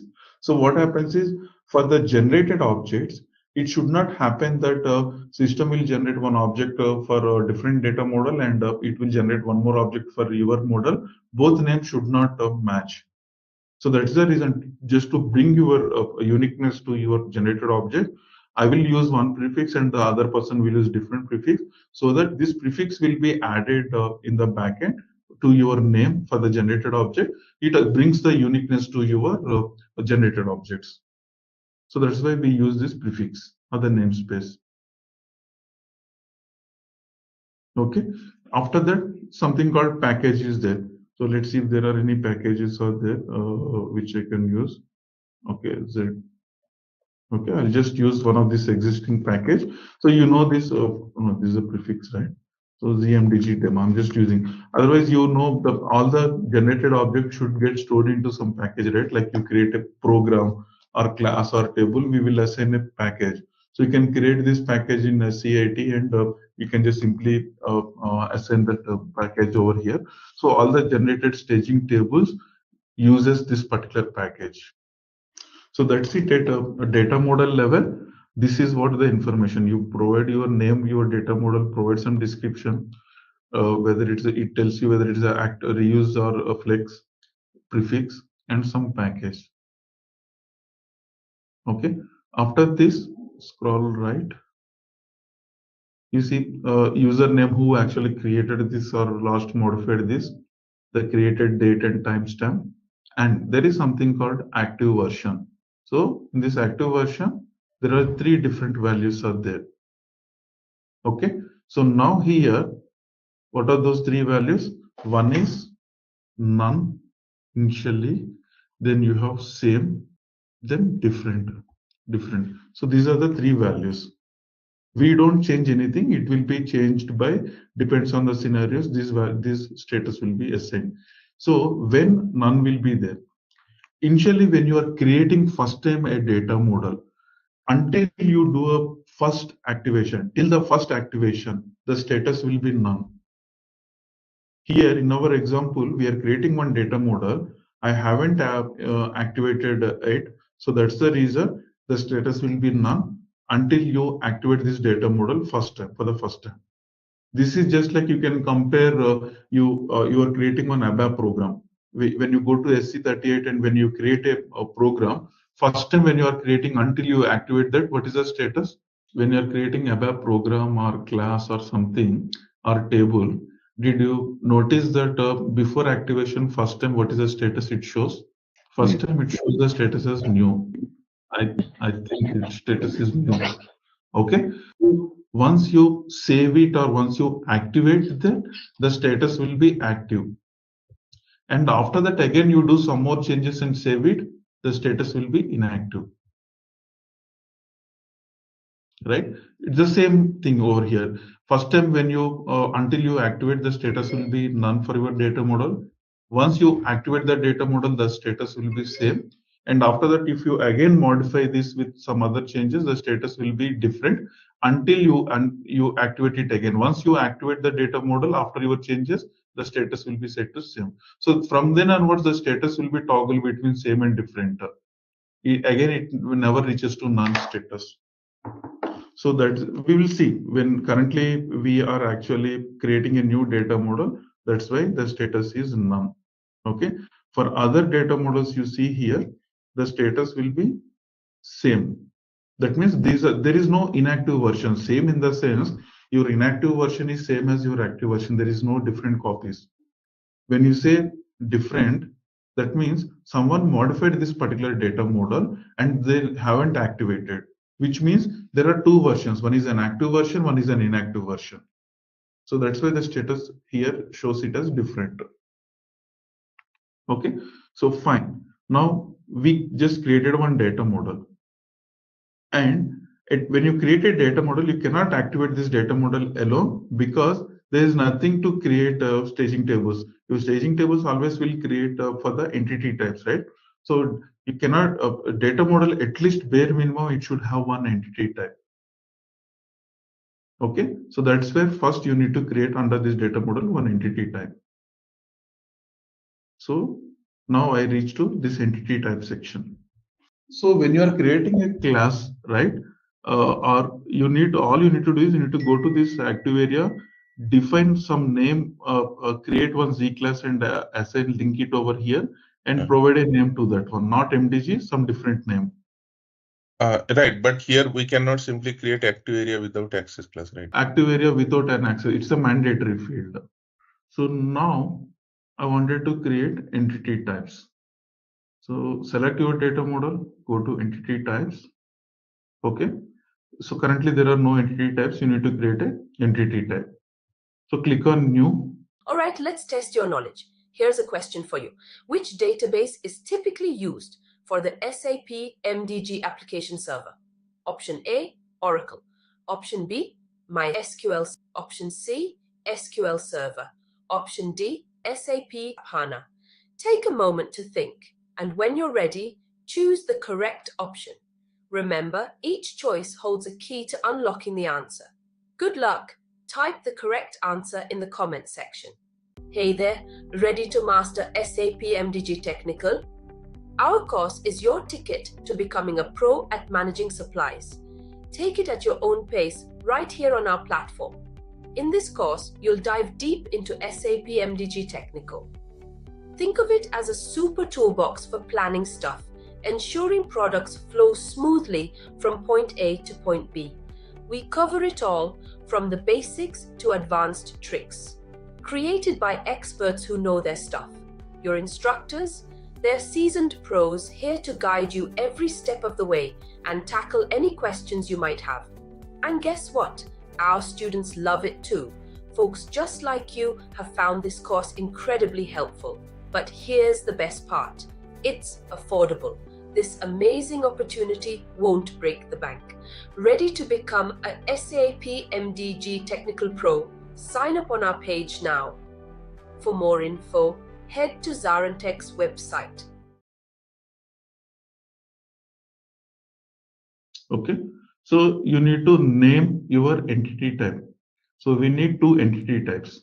In our example, we need two entity types. One for to the product general level, other one is the plant related entity. So the name can be anything which will accept up to 8 characters. Okay, so which is actually sometimes we feel it's we cannot actually provide a name which will give you a meaningful thing with 8 characters, but no other option, you have to go with this. Okay, so it's not necessary that this entity type name should be starting with Z or Y, because at the top anyway it's a custom data model. Under this, whatever entity types you create, those are custom entity types only. But usually we use Z as a habit for any custom object to represent it's a custom thing. We always use that Z or Y. So that's why I'm just going with this Z. So what I will do is I'll just create a Z product. Z product. I'm naming my entity Z product. That means here, whatever I said here, the name I'm giving Z product. My first entity type. Okay, so when you're creating an entity, there are some other settings you need to provide at entity type level. Just like at the data model level, we provided the prefix, package, reuse area, or the reuse area. So likewise, at entity type level also, you need to provide some information over here, some settings. And once you provide here some settings or some details, then you need to go and maintain the attributes under this entity type. Okay, so out of these settings, the first and very important setting is storage and use type. Okay, that means when you are creating an entity type, you need to categorize that what is the type of this particular entity. So there are 4 types are available. Okay, so first storage use type. So this is very important setting at the entity type level. Storage use type, or sometimes people will call in short SU type. SU type also. Okay, so what are those categories? 1, 2, 3, 4. SU type 1, SU type 2, SU type 3, SU type 4. Okay, so I need to categorize whatever the entity type I'm creating, whether it's a type 1 or type 2, type 3, type 4. So how do we decide whether it's a type 1 and type 2 or type 3 or type 4? Okay, so let's take your material master. So what is the parent table in your material master? Entire material master, what is the parent table? Mara is your parent table, right? So because whenever you are creating a material, first an entry should land into this particular Mara table. After this, the other tables like your MARCI or MVKE or MBEW, all these material related tables, MARD, MLG1. Likewise, you have bunch of tables, right? So this we call it as a parent table. I can create a material with only this entry, and all other childs are optional for me.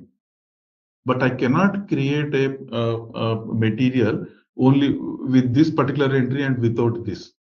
That is not at all possible. So that is the reason we say this is a parent, and the remaining tables, these are childs for us.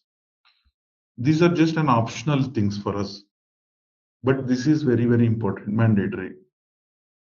Okay, your material data. So the first entry will get added into Mara, and then if you are creating a plant, so the data of the material, there will be a foreign key relationship as well. Whatever you are extending, it will go and validate whether that material exists in this table or not.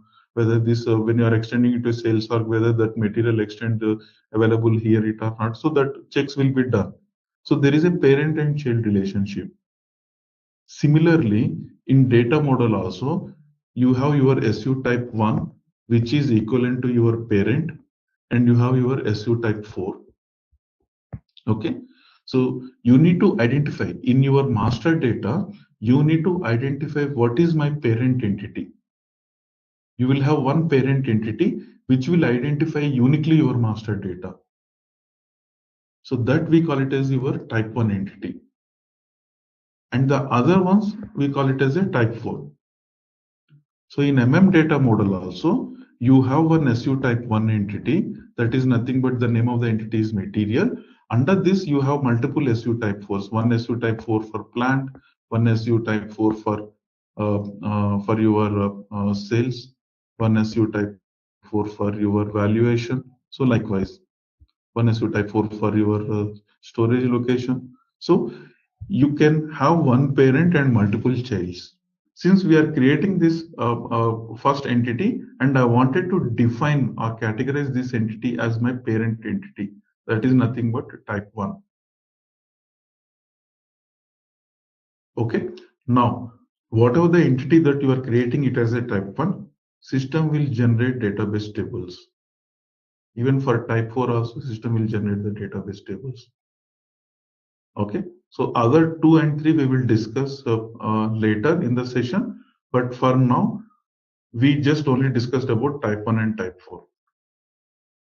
Okay, so the description says here, I'm talking about the second part of the description, generated database tables. That means when you activate this data model for this particular entity type, system will generate a database table. Similarly, you create a child entity for plant. For that entity also, system will generate a database table. Okay, so then what is the difference? Now you see something called a changeable via change request. Here it says changeable via other entity type. Okay, first let's understand what is a change request. In MDG, you always, the first term you hear is the change request concept in MDG. Okay, so this change request concept we will be discussing in detail in process modeling topic. Okay, so we have a topic called process modeling. So there we will discuss this change request. But for now, for your at very high level, just to visualize what is a change request, so I'll just explain at very high level what is a change request process. Okay, in very simple terminology for comparison purpose, let's take an example. As an employee, you wanted to travel from one location to some other location on a business trip. So what you do, you log into your travel portal, right? As an employee, first employee will create a travel request. System will generate one request number 1000 is my travel request number. Under this travel request number, you will provide your employee details, then the dates, and then whatever the profit center or cost center, and then the reason for this trip. So all the details you will provide, and okay, and you submit this request. This request will go to your manager, right? So manager will get this 1,000 request, travel request. He will open that request. He will review the data, and if the request, if the details are correct, he'll approve from his side. So once manager approves, it goes to the finance department, the same travel request number, and finance team will review from the financial aspects whether the cost entry is correct or not and everything. And finally, once he approves that request, finally it goes to your travel department, and then travel department will contact you for validating all the dates and everything, and finally they book the tickets, and your request 1,000 request will be closed. So in this entire process, right from employee till you open the request until it get closed, you can track and trace the status of your request using this particular request number. Just like you order in online portal, also some in Amazon or somewhere, right? So you will get a unique number, and you will use that number for to quote any queries or anything, the status or anything, right? The same way, change request also you can assume that something like this. So when you're creating a master data, you're creating a material. So system will generate one unique number for this creation purpose. Just like I show you here, I wanted to create a material. Okay, so I'll choose some request type.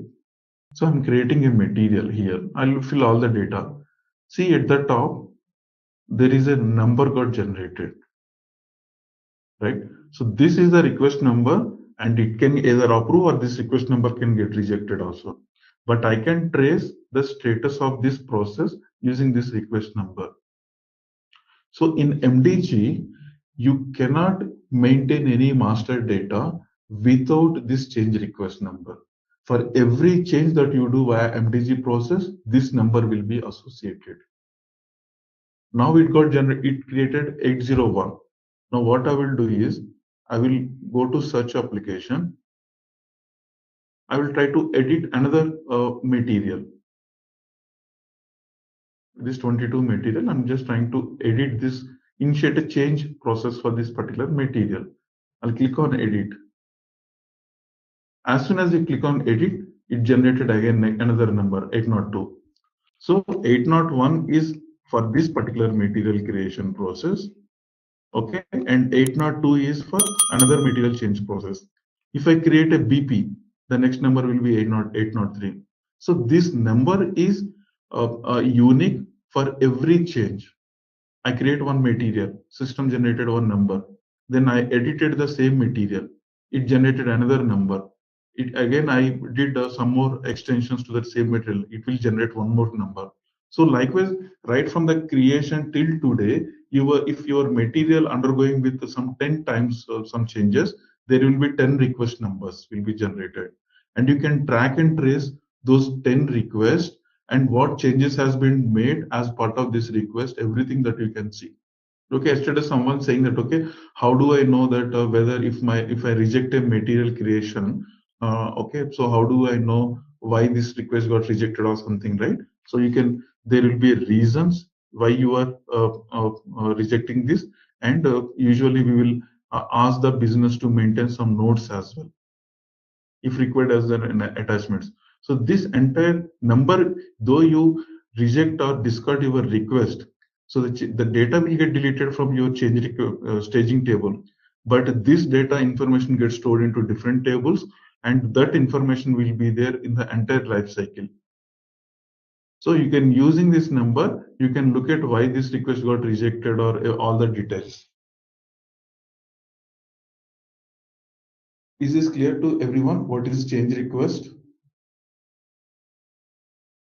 So we will be discussing all the CR configurations and everything, change request or CR configurations in process modeling topic. Since I need to explain here in this particular entity type, it says that changeable via change request. So I just introduced this term change request at very high level, but we will discuss in detail the change request configurations are there, which is very, very critical, one of the important configuration in MDG. Okay, so those configurations generally done by functional consultants, but we can also do. Okay, so now what it says is changeable via change request. That means if I select this type 1, this data always, the attributes under this particular entity will always changeable via change request process. Without change request process in MDG, I cannot change this data. That's the reason it says changeable via change request and generated tables. System will generate the staging tables. For type 4, what it says is changeable via other entity type. This also changeable, but not directly, but what it says is via other entity type. That means basically your child entities always you will change in the context of your parent. Okay, which means you take this example, right? If at all I wanted to change the plant data, first system will lock your material, the corresponding material. It will lock your type 1 object, and then it will lock the corresponding plant object, and you can edit the data. So technically speaking, you are changing here in the context of a particular material. I cannot simply go and without any material, I cannot edit this data. These changes always will be tied up to your parent. So that's the reason here it says via other entity type. Changeable via other entity type means the dependent entity, the parent entity. Your changes has a dependency with the parent entity. That's what this particular thing says. Type 4. That's it. But in at very high level, what you can remember is always your parent entity will be you can categorize as type 1, and your child entity will be categorized as type 4. For both the cases, system will generate the staging tables, and both type 1 and type 4 data you can always change via change request process. That's it. That is possible. You can basically you wanted to say, see, there are two types. One is either you can provide a configuration in such a way that you can the person can edit all the attributes under that particular entity. The other will you can control the you can restrict that maybe only out of 10 attributes at this level only these 3 will be editable and remaining will be read only. At runtime, adding a new plants or extending to a new plants is a runtime thing. For that one, there is no need of creating a new entity and all this stuff. You got the point, right? You have your Mara and Marcy tables. Those are the backend tables one time you create. Now, I create 100 materials or 1000 materials. The material data gets stored into Mara table, plant data gets stored into Marcy table. Same way, I create one entity for parent entity, one child entity, and I activate the data model. So there will be one staging table for parent entity, one staging table for child entity. Then at runtime, using the UI, I can create 1000 materials, and 1000 materials I can extend to 10,000 plants. All configuration will come into picture later when we are discussing about. So, but in the change request level, you can say, okay, these attributes can be mandatory, these optional. So those kind of things that we will discuss later in UI modeling and process modeling topics. This is also, you can edit this data using change request only. Without change request, you cannot edit this data. But what it says is, other entity type means this can be changed in the context of your parent entity. That's it. So when I say something like this, let me give you an example why they, instead of change request, they mentioned other entity. So you have your type 1. And this is your child, SU type 4. Okay. Now, if at all I have to edit this data or I have to edit this data, system will generate a change request number for sure. Okay. Now, after this, for example, I can have one more type 4 where this is a parent for that particular type 4. Take example of material, plant, storage location. Storage for the parent for your storage location is under a plant. And this plant is under a material. So to edit the storage location data, first I need to lock my parent plant. So that is nothing but I need to lock this one. To lock this, I need to lock my parent like this. So this is how the hierarchy flows. That's why, see, this is also a child, this is also a child. So what the description says is, this data can be changed via other entity. What is that other entity? This one. And this can be changed via other entity, that is nothing but the parent entity, this one. But if at all I have to edit this data or this data or this data, system will generate a change request number. In MDG, you cannot change any data without a change request number. So we will see all these different use cases once we complete this particular data model. Yeah, but feel free to, don't hesitate. If you have any doubt, I will try to explain it again.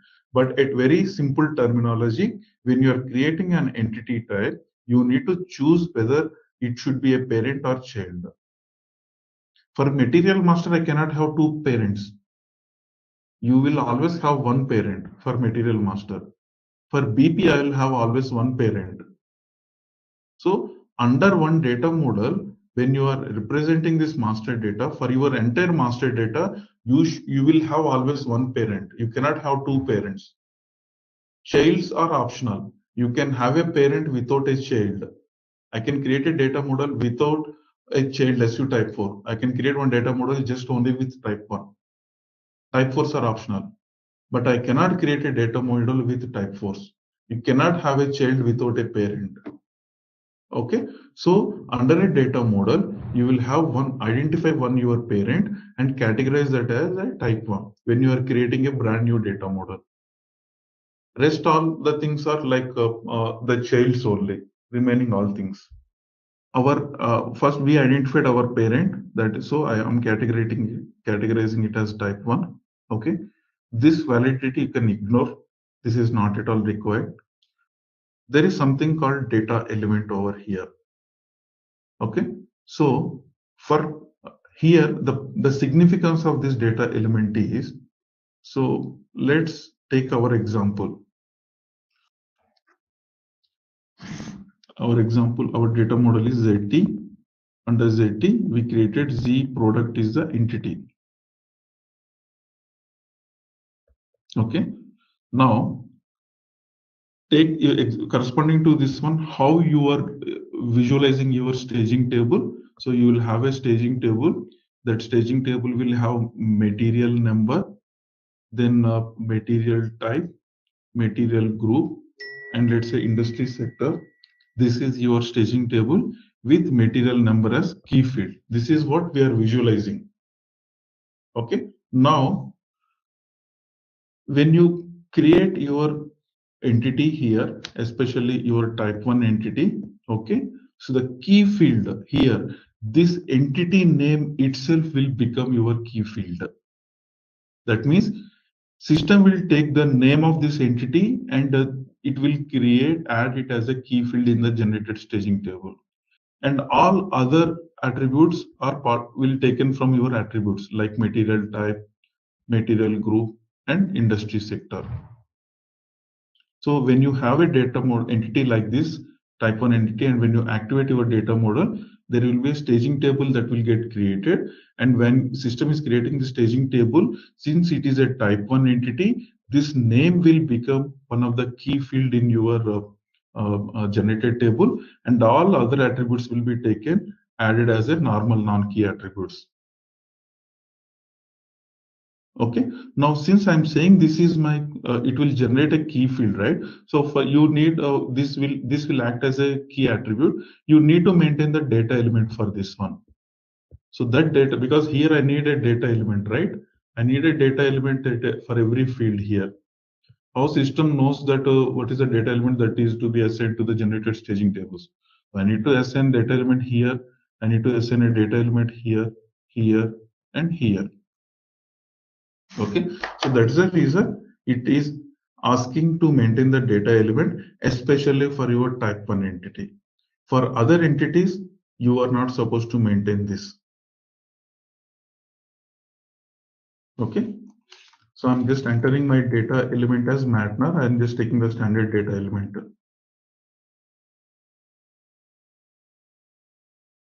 Okay, so with this, I will talk about the other settings later. Okay, Now we will come back to this one again. So what I'm doing is the bare minimum attributes like your entity type, and then if it is a type category, and if it is a data element, this one. Another important one is key assignment. I will talk about this little later. So this we will, for now, I'm just using the default value, and scroll down. There is something called description. For your entity description, I'm saying it's a product master. So you just maintained these values. Other things we will come back later. Okay. So once you provide this information at your entity level, then go back to your under these attributes. Here you can just add the remaining attributes. Click on new entry. So I'll take some attributes from Mara table.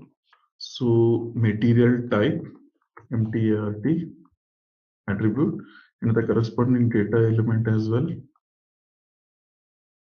The description. I'll talk about all these the remaining properties later. Once we activate and I show you the staging table, then we will again come back to this and we will discuss.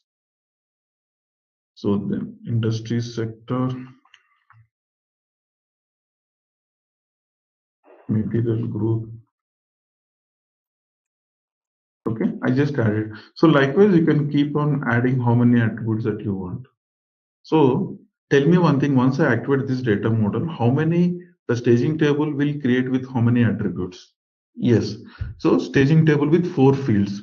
Out of 4 fields, this is the key field. These are the non-key fields. Okay. So now we maintained a data model. We created one entity type of SU type 1 parent entity. We maintained these 3 attributes. So this is what required bare minimum to create a data model. Now save your changes.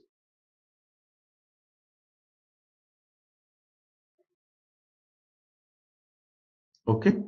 So we need to activate this data model. Now I can activate this data model. Go back.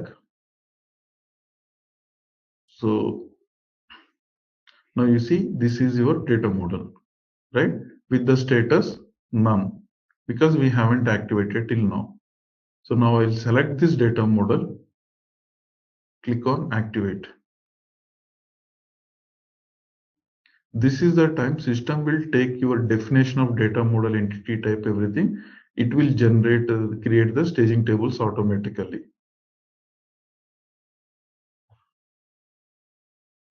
In the down, you can see the progress, generate database structures. It also creates some structures, internal tables and everything that we will discuss little later. For now, the focus is on the staging tables. That is the key field. Data model got activated. So now see the status change to same. So not this one. Ours is JT, right? JT only. Yeah. So the status changed to from none to same. So it is, there is no inactive version, it's an active version. Now I wanted to look at the staging table for this data model. So what you can do, you can go to the same program, USMD underscore data model.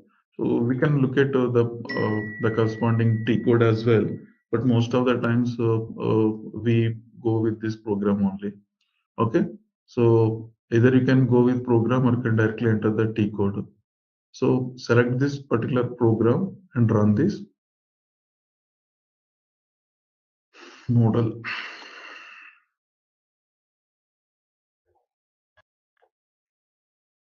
Okay, select your data model, that is ZT,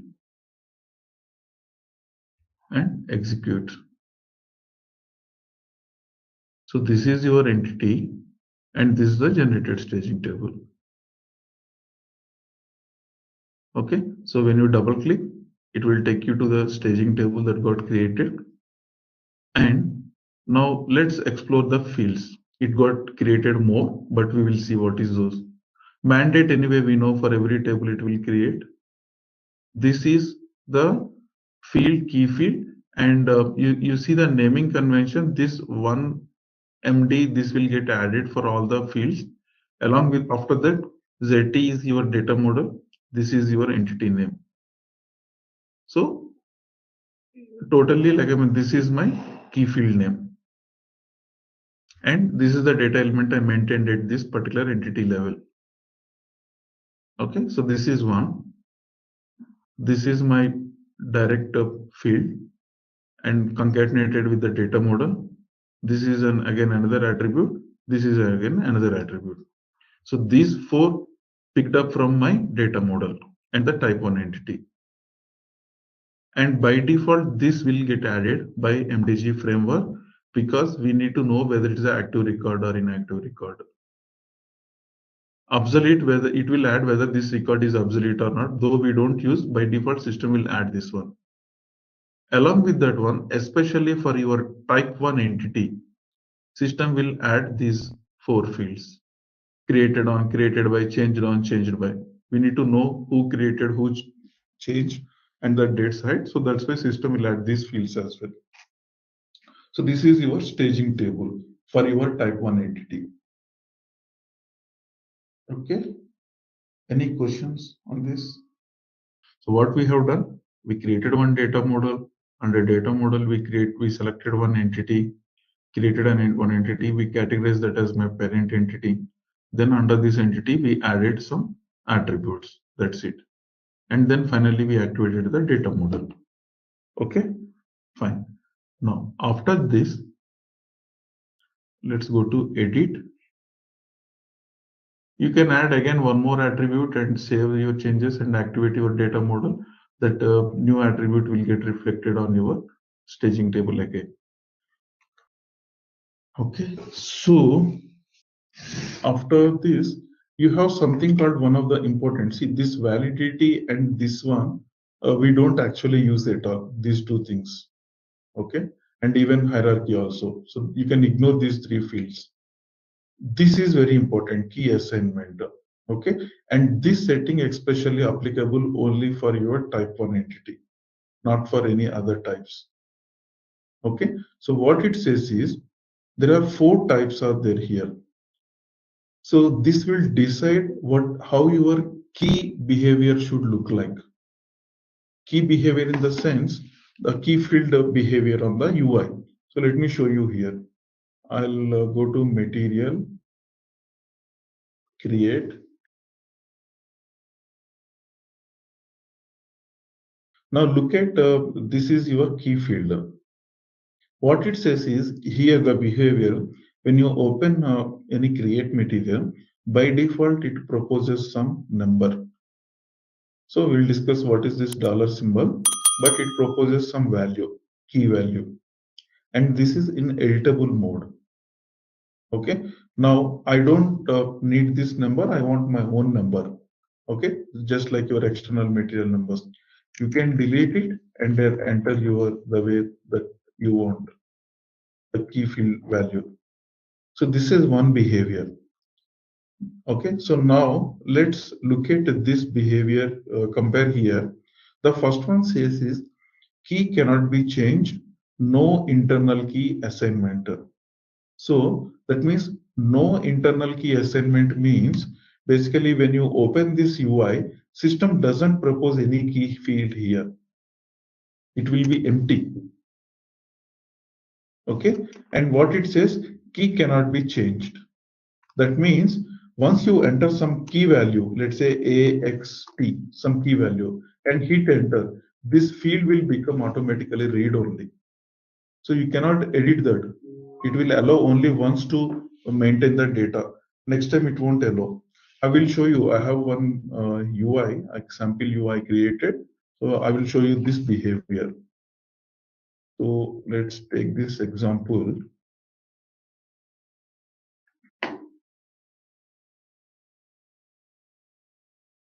This is one custom UI. So here initially there is no key. That means look at this behavior, no internal key assignment. System doesn't propose any key behavior. But once I enter here some value, hit enter, this field become read only. Because I need to maintain this. Okay, but this field become read only. I cannot edit this data. So if you need this kind of behavior, you need to select this option. Key cannot be changed. No internal key assignment. The other one is internal key assignment only. That means system will propose one key and it will be always read only. You cannot edit that key. Here it always proposes internal key. And this one will be no internal key assignment. That means system doesn't propose any internal key, but key can be changed. Key can be changed means just like this one. It is allowing you to change, and again I can do some changes, and again I can delete and I can change it again. So until you submit the request, right? So it will allow you to, you can do the changes to the key. And the last one will be internal assignment is possible, key can be changed. This is what used for material master. For material master data model, for the type 1 entity, material entity, this is the setting that is used. What is this setting? Initially it says internal key, it will propose an internal key, and after that you can change the key again and again. So that is what exactly equivalent to this behavior. So here I'll close this. Again, if I try to create a new material, initially system proposes some key. Okay, so now look at this behavior. What it says is no, okay, last option, internal key assignment possible. That means system will propose some internal key and key can be changed. So the same thing, system propose some internal key. I can replace this with something and I will hit enter. Okay, again it is still editable. I can change this and again I can do some more changes. So likewise, so this is the behavior. So you don't need to write any ABAP logic or anything. When you are creating your custom, see, for the standard data model, we don't change this behavior. We will, for the standard models, whatever the behavior is there, we go with that one only. But when you are creating a custom data model, you can take a call, depends on the behavior, you can choose the right one. But to achieve that thing, you no need to write any ABAP logic. If you do the right setting over here, automatically when you create a UI application corresponding to this data model, this setting will be considered by the framework itself. Is this clear to everyone? These four options. So user will go to this UI, he will enter some material number. Let's say he got a mail that he wanted to create this material. So he will enter the material number. If the material already existing, right? Just like in MM01, if you try to create an existing material, it will give an error message. The same way here also, whatever you entered, whether if there is any material exist, it will throw an error. This material is already existing. Number range, yes. But with number range concept here, I'll explain tomorrow. So you are right partially, but there is some MDG flavor also I need to talk about on that one. But for this internal key, right? So let me show you again here. So when I open this create material, by default it proposes some number you with some dollar symbol. If you notice this, right? When I enter into create. Yes. So that is coming from the number range only. This number is coming from some number range object only. But what is this number? What is this dollar symbol? So I will explain the story behind this. But for now, the point here I'm trying to highlight here is there are 4 key behaviors that you can actually configure, depends on your requirement, especially when you are creating a custom models. So how the key behavior should look like, so that you can actually, by reading this description itself, you can understand wherever internal key is possible is there. That means in this case and in this case, second and fourth case, there will be some number range associated. System will propose that number by default. Whether I should be able to edit it or not, that the first statement will tell you. Whereas in first and third cases, there is no internal key. That means you no need to configure any number range because there is no internal key assignment. It will be an external number. User has to input that. But once user has provided that input, whether he can change it, it will allow you to change or not. That depends on the first statement. So these are the 4 possible settings. By default, this is what it takes. No internal key assignment, key cannot be changed. This is a default setting. And we will continue regarding the other property settings over here. along with that one, that child entity, how to create the child entity and the attributes, so that we will continue our discussion. After that, we will also discuss about other two options, 2 and 3. So once we discuss these things, our most of the data model topic is completed. All right, let's test your knowledge. Here's a question for you. Which type of application server is used to host the SAP MDG user interface? Option A, Apache Tomcat. Option B, IBM WebSphere. Option C, SAP NetWeaver.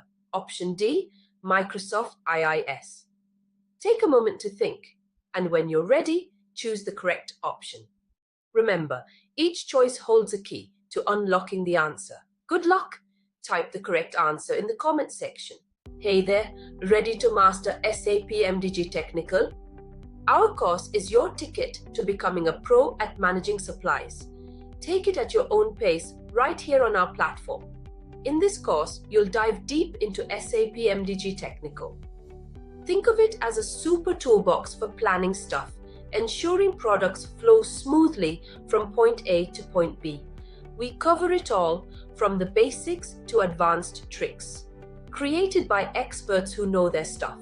Your instructors, they're seasoned pros here to guide you every step of the way and tackle any questions you might have.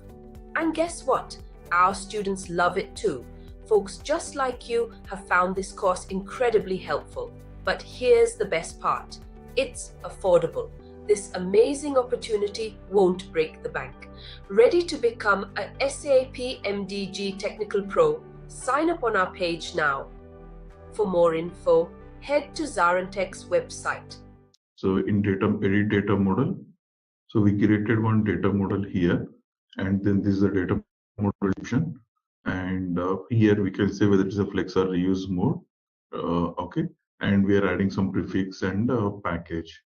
Okay, after that we created our first entity, Z product. Okay, so now when you are creating any new entity, okay, under a data model, you need to categorize whether it's a type 1 or type 2 or type 3, type 4. Okay, so what we have done is we created it as a type 1. So basically type 1 and type 4 are like having a parent and child type of relationship.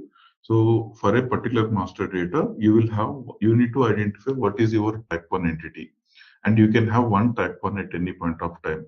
Okay, and so that just like in material master, you have a Mara table as your header table, right? So in the same way, we consider in a data model, so corresponding to Mara table, so there is a type 1 entity in data model. Okay, and all other entities like your plant data, sales data, everything will become like a type 4. Okay, so the same way here in our case also, we just took one material and a plant example. So I created this as a type 1 entity. Okay, and that plant will become a type 4 entity for us. So when you select any entity as a type 1 entity, so you need to input this data element. The reason is this entity in the generated staging tables, so this entity will become the key attribute in the table. So that's the reason for the key attribute, we need to mention the data element. That's the reason we just mentioned the data element over here. And after that, we also discussed about something called key assignment. So there are 4 different behaviors. It depends on the settings that you choose over here, whether it is external or internal, even whether it is external also, whether it will allow you to edit further, or else in case of internal, it generates that one, but whether it will allow you further to edit that. So all the behavior, by looking at the description, you can easily understand the key behavior on the UI. Okay, so yesterday I showed you that material example where it added some internal key, and you can edit the data, the key. You can replace that with some other value as well. So that is a behavior. And after all, we saw how the staging table get created for your type 1 entity. So let me just show you quickly. USMD underscore data underscore model is a program name. And when you run this particular program with your data model, you'll get to see all the staging tables for entity wise. Okay, and this is the physical name of the staging table that got created. So once you double click, it will take you to the test C11 T code, where it will show you all the list of attributes under your data model, type 1 entity. Okay, so this is the entity name itself, which added as a key field, and this by default for every staging table it will get added your active or inactive, whether to tell you that whether it's a record or active record or inactive record. And then you see these three are the direct attributes that we added under that particular entity. So those attributes will become kind of non-key attributes at your table level, and created by, changed by. Automatically the MDG framework, it will add these fields when when it generates the staging table, when it creates a staging table in the backend. So such tables, right? Whatever this is a generated table. It's not created by anyone, right? So you are not supposed to do any edits to this particular table. Any changes that has to happen to this particular table. Let's say I need one more field for this one. So you need to work always on the data model level, not at the table level. You add or you delete whatever the attributes or do all the changes, and finally activate your data model. Then the changes should reflect over here. Okay, so that is the thumb rule when you are working on data model. And after that, let's explore today some more settings over here at the type 1 entity level. There is something called language dependent text. For example, I wanted to maintain the descriptions for this particular material in multiple languages. So that's where you can see there is a section called descriptions, where for the same material, you can provide the description in multiple languages. Let's say test one, and for the same material, uh, you can also maintain the description in of other languages as well, something like this. Okay, so the same behavior, this is not something new in MDG. You also have in MM01 also, you have this flexibility where you can maintain the material descriptions in multiple languages. So let me show you here.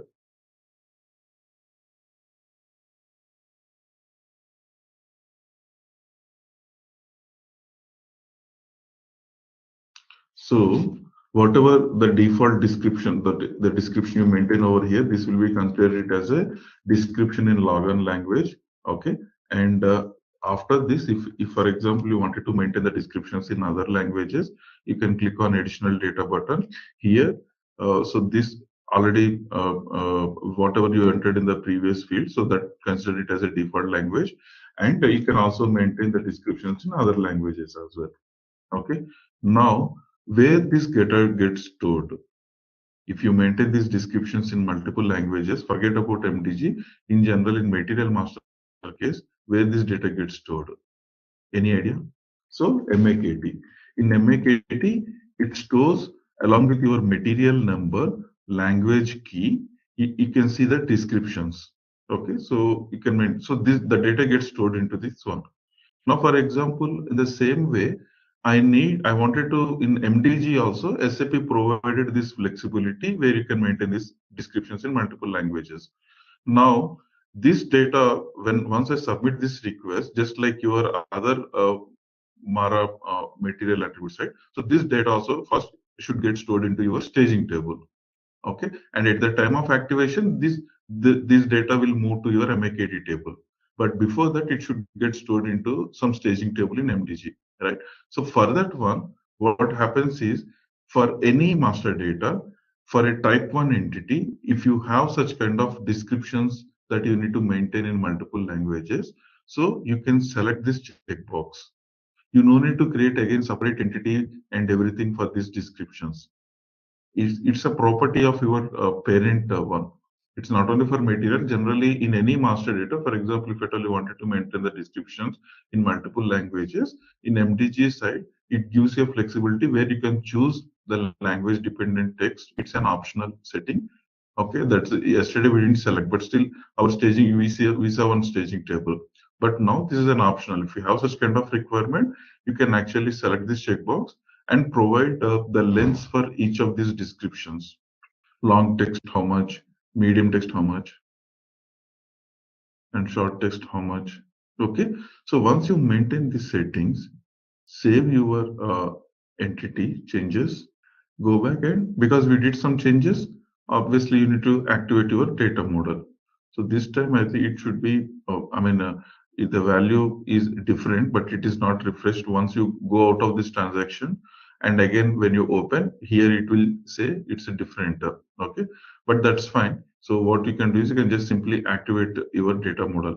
Once this data model is active, okay, we'll talk about this warning message today. Okay, but okay, the data model is active. Now I'll go and look at my staging table. What happened to that? Okay, so the same report I'm just executing with the data model. See, there is one more additional staging table got created here.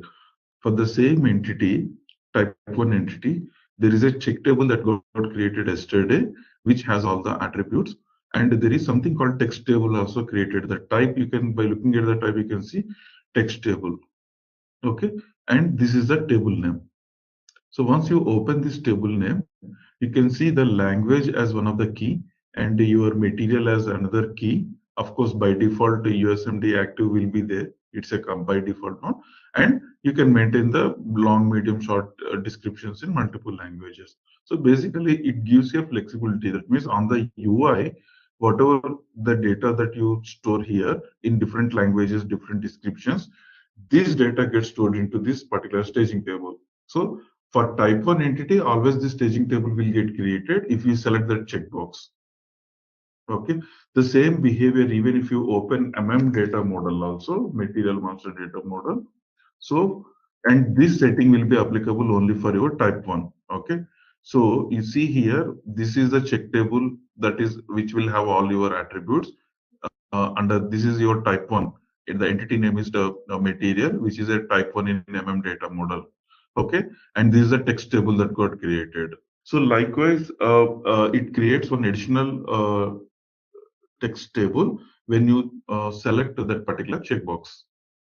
If at all you have a requirement, otherwise when you're, but for the standard objects, don't change any of these settings for MMBP or else finance or any objects, right? We never ever we touch this one. This is when you are creating a custom object. So I'm explaining the purpose of each of these settings.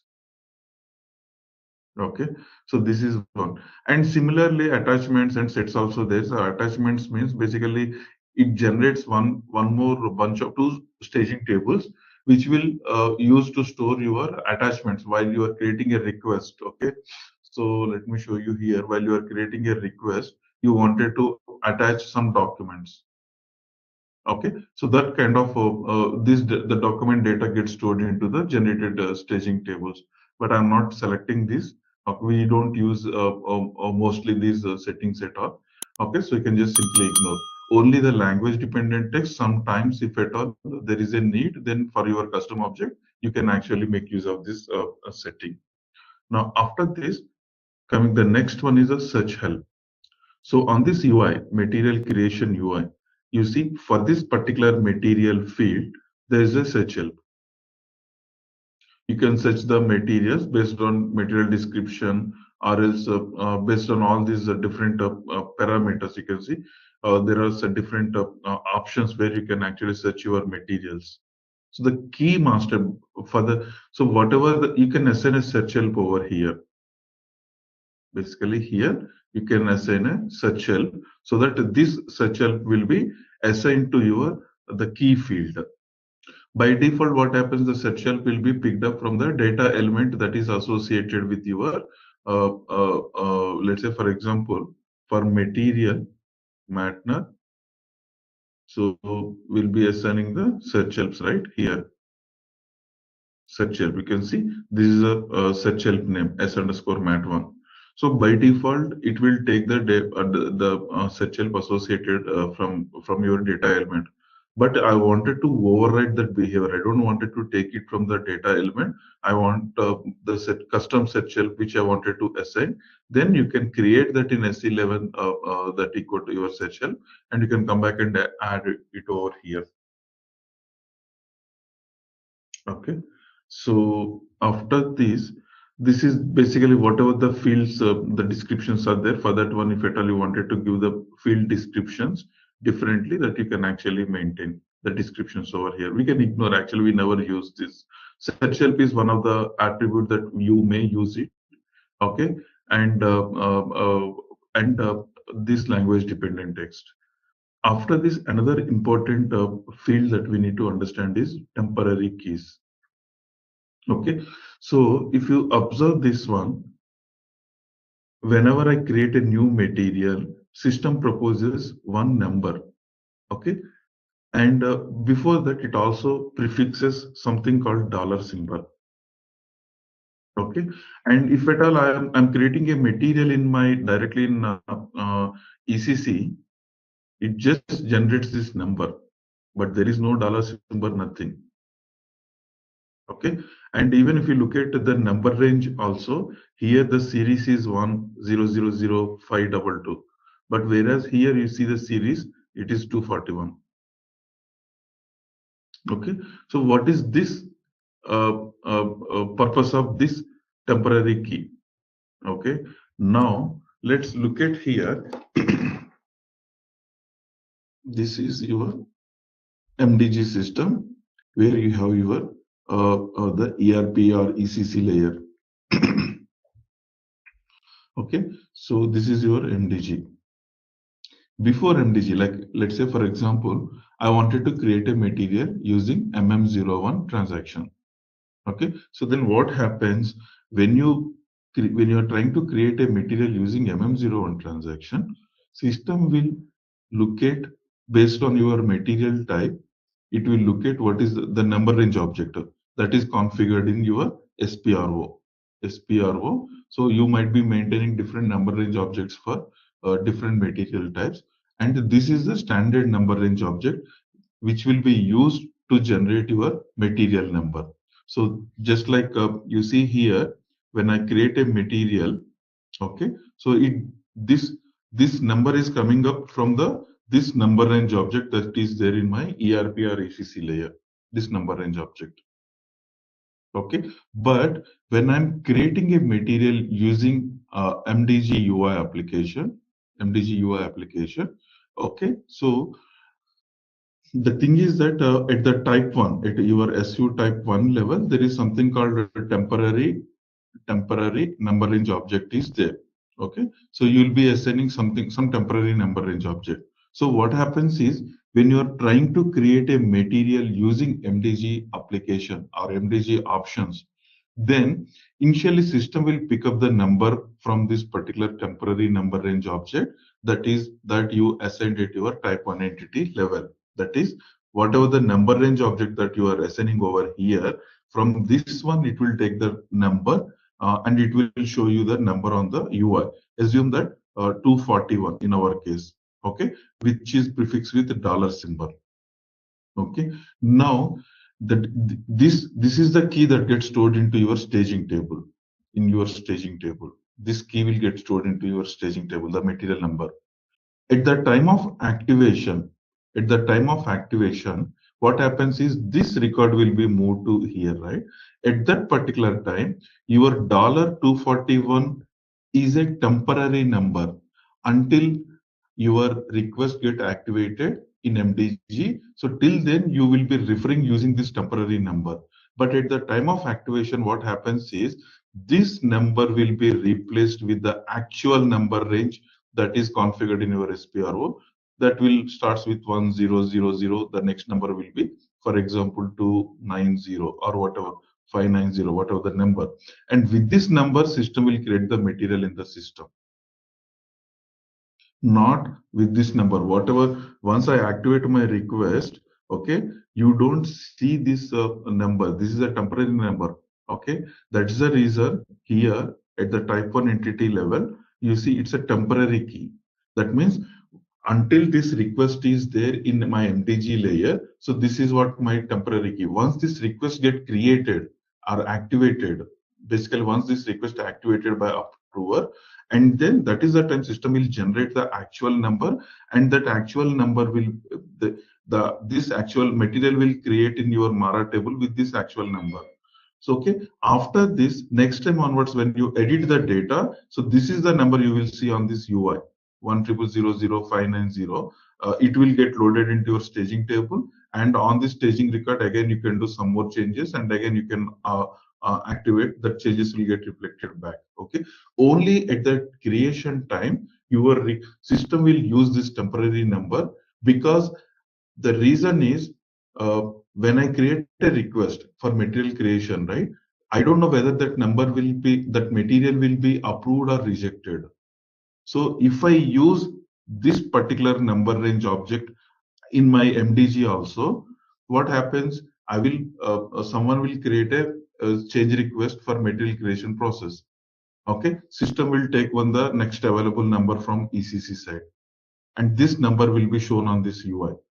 And after that, that means that once it generates the number, you will consume that number, and assume that that request may get rejected. If the request get rejected, this record will be deleted and there is no material creation. So unnecessarily we are consuming the numbers from your actual number range object. Okay, in any organization, these number ranges objects should be utilized very effectively. You cannot just generate and consume that, and you will just simply ignore that number. Okay, because if the limit says that, okay, I can create 1 million of materials using this number range object. So once you consume this all this 1 million, right, then after that you need to look for again some different number range object, or else you need to look for some different numbers. Okay, so that's why we don't wanted to just like create a number, use the number from the actual number range object, and then if the request get rejected, that number will be wasted. So for all these purposes, what MDG is introduced that temporary number range concept, and you can use the temporary number. The temporary number range will be used until the request, especially in create mode. Okay, in change mode, you don't deal with these number range objects, because in the change mode already the number is already created, generated, right? So you will edit the record on that particular, with that particular material number. But especially for creation time, any master data, whether it's a material, BP, or any master data. So if there is a, if at all you wanted to, for your custom object also you wanted to assign a temporary number range object, you can make use of that particular setting. Okay, so now what is the significance of dollar? So if I don't show this particular dollar here, then I don't know whether this 241 is created, generated from my actual number, or people might get confused by looking at this 241. People will think that it might be from your actual number range, or they don't know whether it's a temporary number got generated from temporary or actual number range object, right? So just to tell you that it's a temporary number, so by default SAP that adds this dollar symbol, so that by looking at this dollar symbol, you will understand that it's basically some special character. It can be anything, okay? But there is a configuration where you can change whether you wanted to use this special character as dollar or a hash or something else. That there is a configuration. I will show you that. But by the default configuration says it will be dollar will be used as a prefix to tell you that this is a temporary number. So for our custom object, this is our custom object, right? So for our custom object, everything we have to do it. So what you need to do, you need to create a new number range object. How do you create a new number range object? The T code is SNRO. Okay, it's a standard SAP behavior for any modules. Wherever you see a need to create your temporary, you need to create a number range object. Basically, you can actually use this one and create your own temporary number range object. Okay, just let me show you for material master. Material master, because it's a standard data model, data model. So SAP created this number range object for you. You no need to do anything for object. When you're working on or BP, this is already there. So I'll show you this. I go to edit data model. Okay, so go to entity types. The type 1 entity, parent entity here, material. Okay, so this is my type 1 entity. So here you can see they use the data element. They maintain this language dependence text and also temporary keys. This is the number range object, MDG PS mat. Okay, so this number range object, you can go to this SNROT code. You can see this the number range. Okay, So this is it. They created this is the range, and the current number is this one 250. Okay. So when you're creating a new material, it will always pick up from this number range object until that request get activated. Once the request get activated, at the time of activation, I showed you yesterday in the access class that material dark API, that BAPI, right? So inside that particular BAPI, depends on the material type. Anyway, it will take the number range object from your standard ECC number range object for which is great available for material. From there, it will generate the actual material number. But till then, I need some key. So that's the reason SAP use this as a temporary key. So if this is like whether external means when you select this checkbox, what happens is user also can enter any number within this range. So internal means it will propose. External means you should enter some number within this range. It's a normal behavior. This T code itself is nothing to do with MDG. This SNRO T code is generally available for any number range configurations. Any questions? Because this is our custom object, so there is no number range object available. You need to create your Z number range object and use it. Or else, if you say here, no internal key, see again, the important, this has to be in line with your key assignment setting. Here, what I'm saying, no internal key assignment. That means I don't wanted to use any internal key. In that case, there is no point in generating the assigning this number key. This will be applicable only when you choose this option or else this option. Because in both the cases, it says that internal key assignment should be there. So in that case, you need to assign this particular key, temporary key. That is nothing but your number range object. Yeah, so temporary number will be anyway, that record will get deleted, right, from your staging table. So you don't see this temporary number after that anywhere. Coming back to, you have something called here active area. So this active area we discussed yesterday at data model level. So at the data model level, you have something called active area, which will tell you whether this particular model is designed for reuse or flex.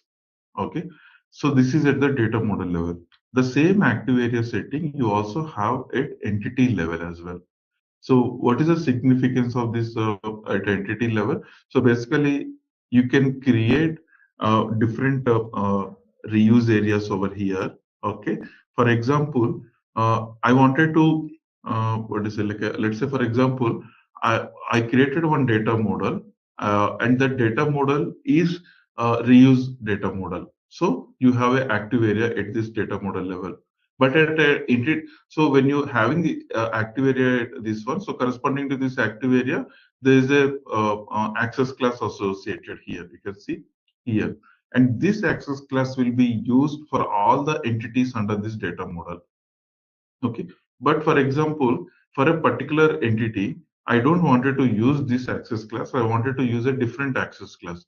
You can create an access class for entity level as well. Entity level in the sense, in that access class, you will just only handle the CRUD operations for that particular entity. So for that, in that case, what you need to do is you can create a separate active area over here. Okay, reuse area, active area over here, and assign that another class over here, and take this reuse area, and as you can assign it the data entity level as well. So that what happens is, for this particular entity, this will take the precedence. For all other entities, the access class that is available at the data model level, that will take the precedence. It's a flexibility. In most of the cases, we use only one single active area that will be assigned at the data model level. But there are some situations where if there is a need to have a different access class, that's where entity level active area will come into picture. But we don't use any settings at entity level. We will use mostly at the data model level only this active area thing. But SAP has provided this flexibility. For standard entity types, so it will be it always at the data model level. You see here for it is always available at the data model level material. And even if I go to reuse active area, so there is no other, ignore these, the other ones, I'll take this separately. So we don't use these ones. but this is the one active area used across your entire data model, material data model level. There is no other active area which will be used at a particular assigned data entity level, not only for for BP as well. So, but SAP, they see that, okay, maybe in someone wants to have a separate active area at a entity level for particular couple of entities. So they have provided that flexibility. But in the standard objects, there is no, for any entity, the access reuse active area is always available at the data model level itself. There is no entity which actually has a different active area for the standard objects. Okay, coming back to deletion. So this says that whether you should be able to delete this entity or not. Okay, so whether you should provide that flexibility to delete this entity data or not. Allowed means this entity data you can delete. Not allowed means you cannot actually delete this entity data. Okay, so we'll just leave the default settings only, and this is a description of your entity. And after that, here you have uh, structure, table, field, X fields. Okay, so these technically doesn't have any significance, these fields. Okay, but why what is the purpose of these fields over here? Let's say, for example, now you have this material entity, right? Or else there are many entities are there. Now the thing is that you wanted to know, corresponding to this particular entity, what could be my standard ECC side, the table or field name. Okay, so just to give you a mapping between your ECC side table and or the table field, so they have provided this field. So you can say here, let's say this is corresponding to my Mara table. Okay, and this field, this entity field is corresponding to my material or Matner thing. So this, whoever actually opens this data model entity, they, by looking at this one, they might see, okay, this is for the Mara table, and this field is for material field. Okay, so just to give you that is significance, so SAP has provided this useful help kind of tech fields over here, so that by looking at this entity and these fields, one can understand, okay, this entity is corresponding to this so and so table.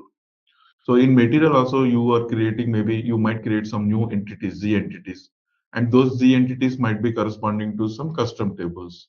Okay, so now for any new person whoever opens that data model, by looking at that entity, he don't know where this data will go and save. But if I provide the table name over here, so it will be easy for me to look at, and okay, this entity is for this Z table, and all the data gets stored into this particular Z table. So just to, for as a kind of information thing, so SAP provided this fields where you can map your corresponding ECC side of the table and field. Okay, and X fields are just like if you work on any BAPI, right? When you're creating any objects using BAPI, you will have the structures and X structures. So the same thing here. So for this particular field, what is the corresponding X field?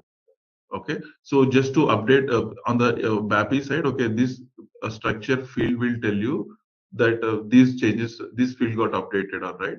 So for that reason, they provided this X field as well. So it's an optional, it's not mandatory. So this was not maintained for any of the standard of things as well, but they just provided a flexibility that you can, if at all, you can make use of these fields as well. And there is something called checkbox generated. So you don't select or set anything. What happens is, the way how we created this particular data model, there is a different, let me show you here. If you, to create all the data models or entities or anything, right? So we use this particular transaction, this particular node. The same way, there is something create and edit mapping. So this is a GU based one. So whatever we use, similarly, there should be here one more link. This is for the mapping side. Somehow it is not showing over here. Edit data model.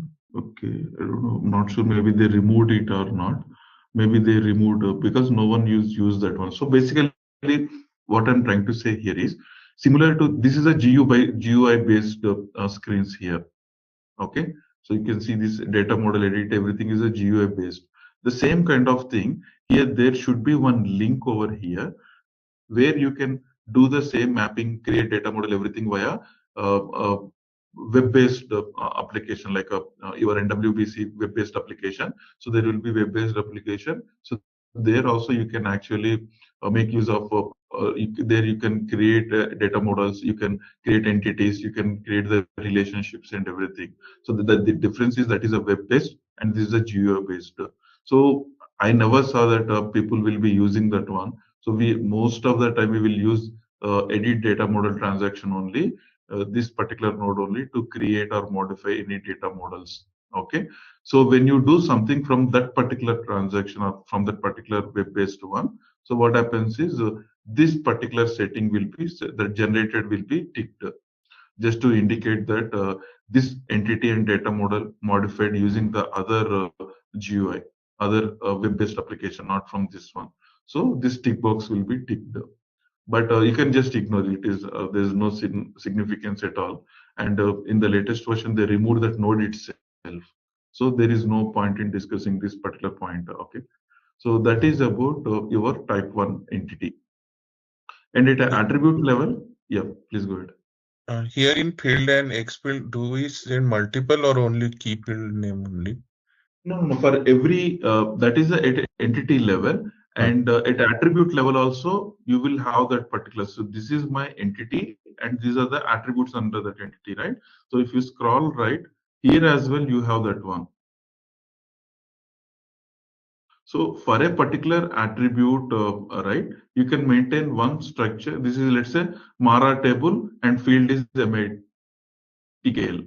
Mara table field is MBRSH. Mara table field is MTRT. Yeah, at entity type SAP provided, because that is also, this entity also one of the key attribute, right? So that is the reason, considering that point, they provided that setting over there at the entity type level.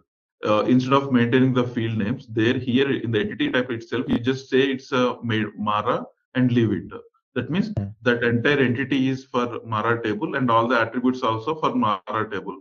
Once I open Mara table, I can map these attributes versus the Mara table attributes. But maybe because mostly we'll use the same data element, right?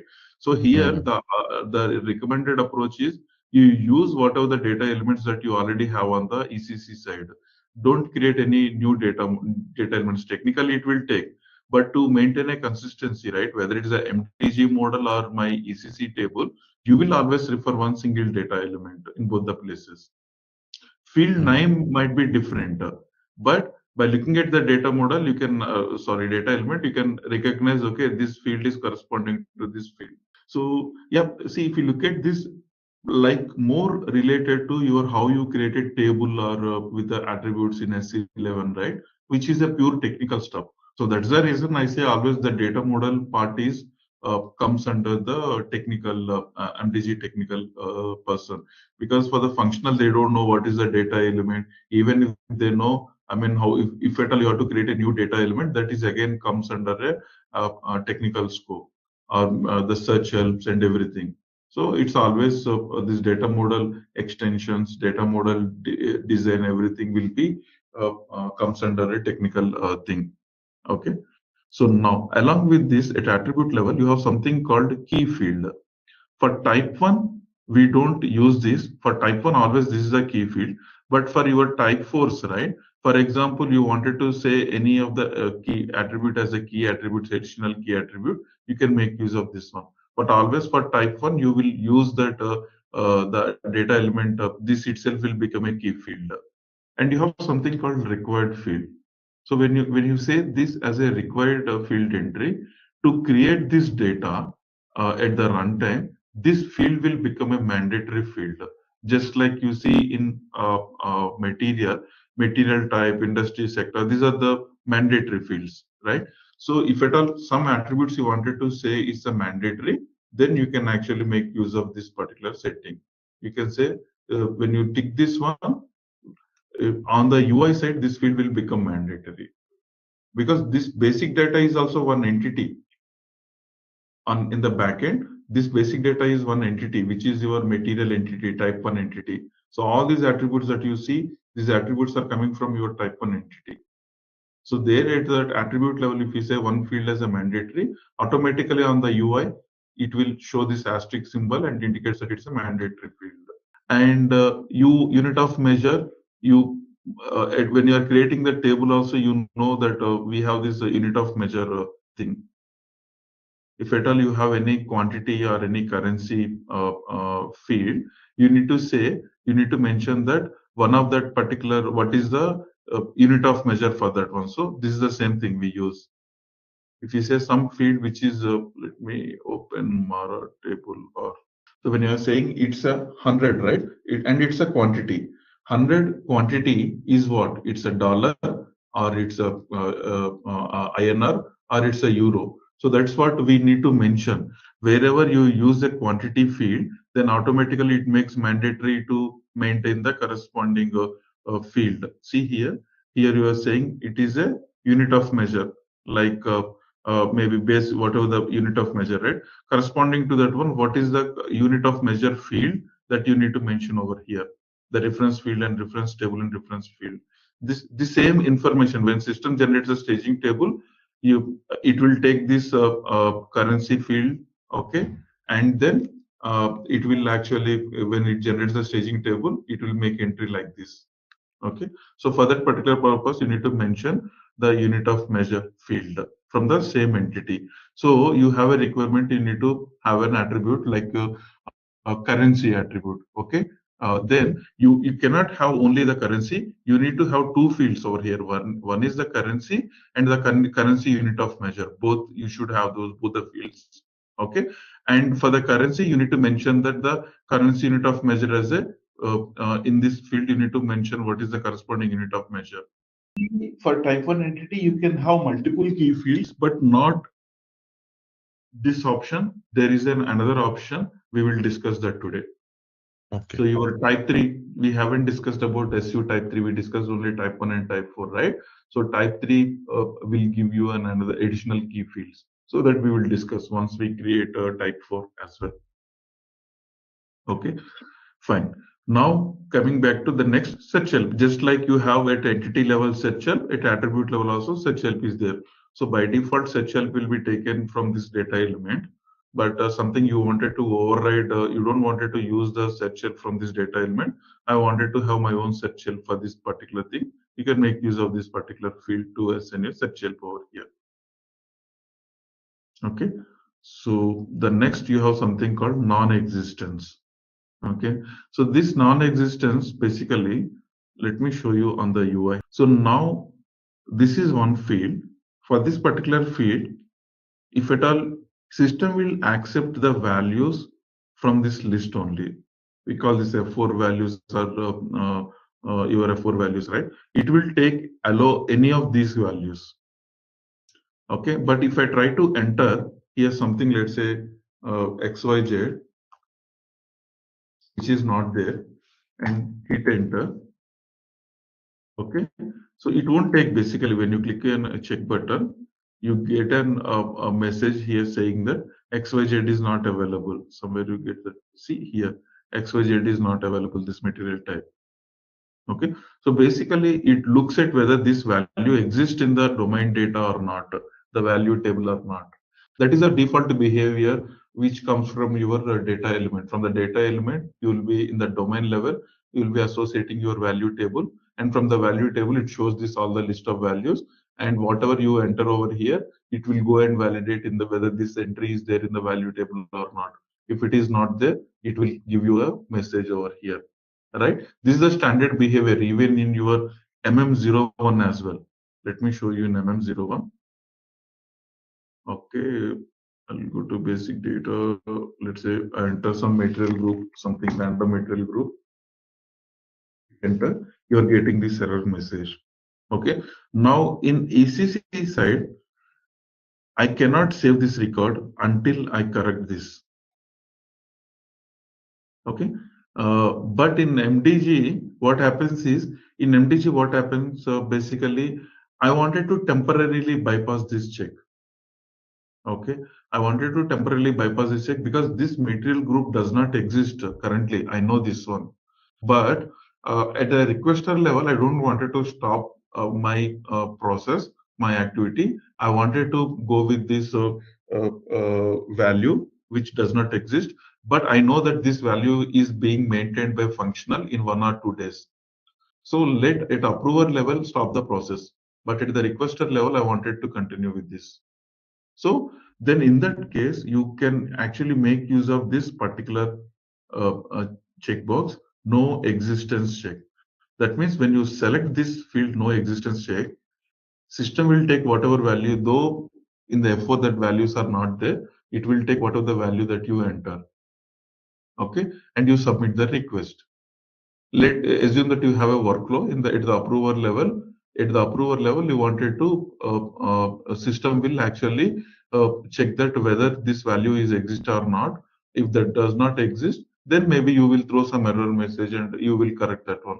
So ultimately, what happens is this no existence checks give you flexibility just to temporarily bypass some checks. But this doesn't mean that if you don't maintain that value at all until the final activation, and you initiated an activation process, right? So on when it is this object is getting created in the backend, that times your activation process will get failed because you entered a wrong value. So your activation process will get failed. So you need to design your workflow in such a way that, okay, so you have something like a requester,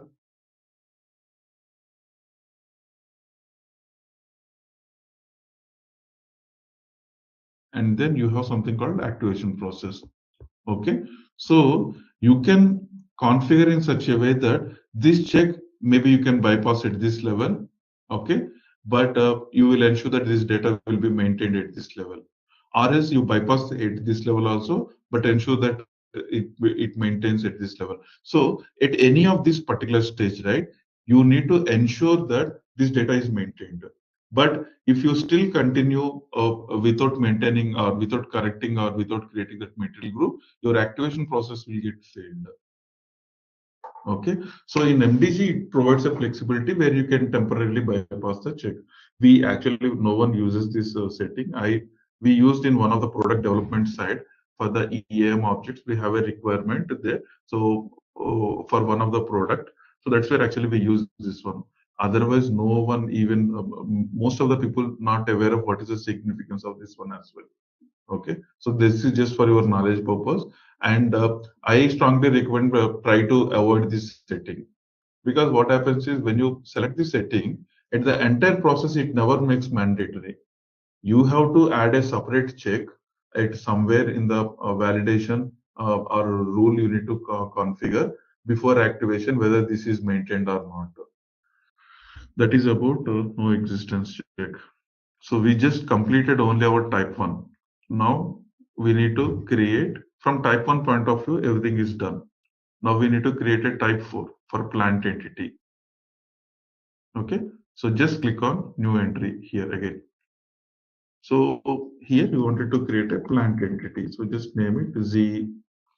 Let's say, for example, I'll say instead of plant, let's put plant only or site. Let me use site. Okay, Z site.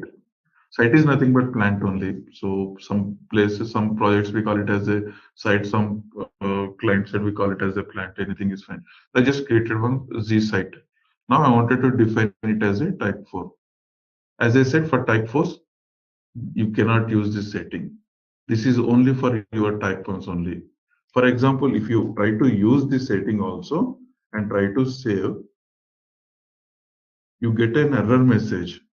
Forget about this relationship second and third, we will discuss now. But what it says is that look at the first error message, entry of a data element is invalid. And you can always see one important point in MDG, this long text, this help text is very, very clearly they maintained. Okay, you find a very good documentation here. So always if you get some message, if you're not clear, try to make use of this long text. It will clearly say that what is the why this error got popped up. The data elements cannot be specified for storage use type you selected. What we selected type 4. For type 4, you cannot use the data element setting. Okay, so that is what. Okay, so now here at the plant level, right? So let me, ZT is our data model, and here we have Z product.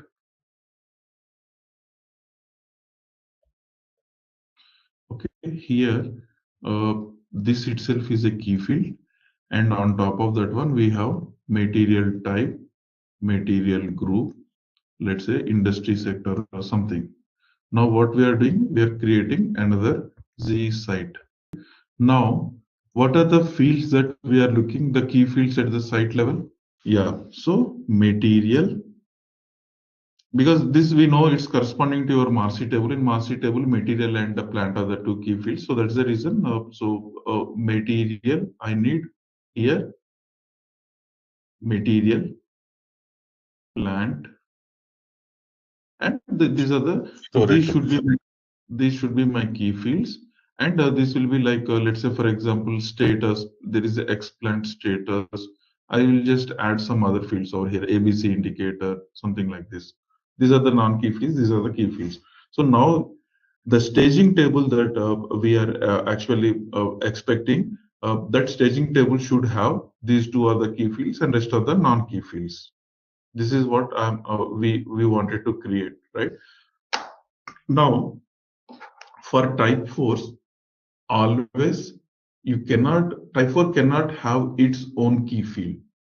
That means, what does that mean is basically, one thing is you cannot maintain here, you cannot maintain a data element, because this cannot be a field in the generated staging table. It's a type 4. Everything should be there under the attributes only. It's a chain. Okay, so type 4 cannot have a key field directly. That means at the attribute level also you cannot select this as a key field. Attribute level, I showed you that there is an option where you can say keys, right? So that is also, so basically the point is type 4 cannot have its own keys. So the keys has to come from some place. It has to derive from some place.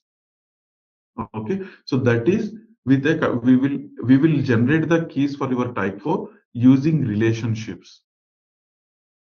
Okay, so that's why when I try to save here, as and when you introduce a type 4, okay, so what it says is leading inconsistent, qualifying inconsistent, qualifying relation is not there, description is missing, we will maintain the description. But when you create a type 4, it is expecting a relationship basically. When you have only under a data model, when you have only type 1, there is relationship is not mandatory. But when you introduce a type 4, because this is a child, right? Now I need to define a relation between this type 1 and type 4. So type 4 cannot exist directly under a data model. It has to have a relationship with any of the parent node. Here in our case, the parent is product. Okay, so you need to create, let's say there is something called leading relationship. Leading relationship. So between your type 1 and type 4, you need to maintain a leading relation. When you maintain this leading relation, what happens is the key field in your type 1 will automatically get added as a key field in your generated staging table. Okay, so that's how via relationship you can generate a key, not by selecting any attribute as a key field for type 4s. Why? Because type 4 is a child which is having a dependency. So this, you need to define the dependency. This is my child, and for this child, this is the parent. So you need to create such kind of relationship. So that's the reason leading relation is mandatory when you introduce a type 4 in your data model. Whether it is in MMBAP data model or BP or any data model, you need to define, when you add a custom entity in your MM data model, you will get the same error. Leading is not there. Okay, whether in BP also, if you create a custom entity or finance or in your custom data model, wherever you create a type 4 entity, then it expects a leading mandatorily. Okay, now I'll show you that how to create that leading relationship. So you know this data element you are not supposed to maintain. Key behavior is also not you are not supposed to maintain. So this is valid for your data element and key assignment, language dependent text. All these are valid for your type ones. So they are using the same GUI. This UI is same UI for all your different type 1, type 2, type 3, type 4. So actually SAP should have, when you select type 4, they should have made these attributes as a read only, but they didn't do anything. They just simply left it like that. But for typos, this is not relevant. Key assignment is not relevant. Language dependent texts are not relevant. Okay. Search help is also not relevant. All these are not relevant. Temporary key also not relevant. Active area is relevant because you can have a separate active area for your child. Okay. If you don't maintain this, whatever the active area that you maintain at the data model level, that will be that will take the precedence. Only here, when you're creating a type 4, only the relevant attributes are, one is either active area, which is optional, but the mandatory is description. Okay, I just maintained this.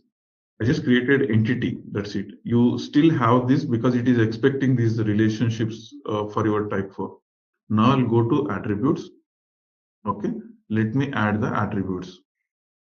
Let's take Mara table, sorry, Marcy table, and add some from Marcy table. Key fields, so these two, right, material, these key fields will come by a relationship only. So you cannot directly add that fields over there. Okay. So what you can do is, we can, let's say, I can take this ABC indicator non-key field. I'll maintain the non-key field ABC indicator. And what else we can take? Just one more field. There is a explant status, LVOEM, deletion indicator. Okay, let's take this one. Here I'm just adding a non-key field attributes only.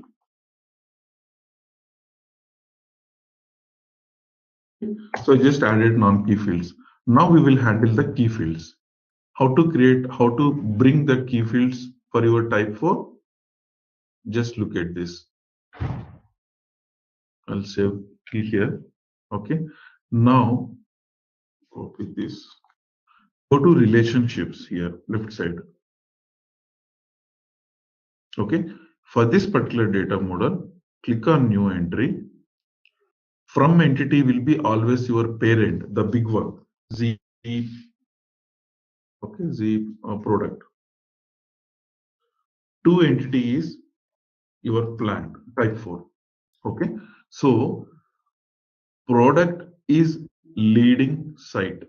This is what I'm trying to say here. Okay, so Z product entity, Z, or else I'll just say simply in a generic manner. We can say something like this here. SU type 1. Always on the left hand side you should have the bigger one. So because many times you get confused where I should keep my type 1 or type 4, right? So left hand side it should be bigger one, and the right hand side it should be that particular entity. Okay, so that's what I'm saying here. From entity will be your type 1, and this is your child entity. Child entity in the sense your type 4. You can name this relation anything.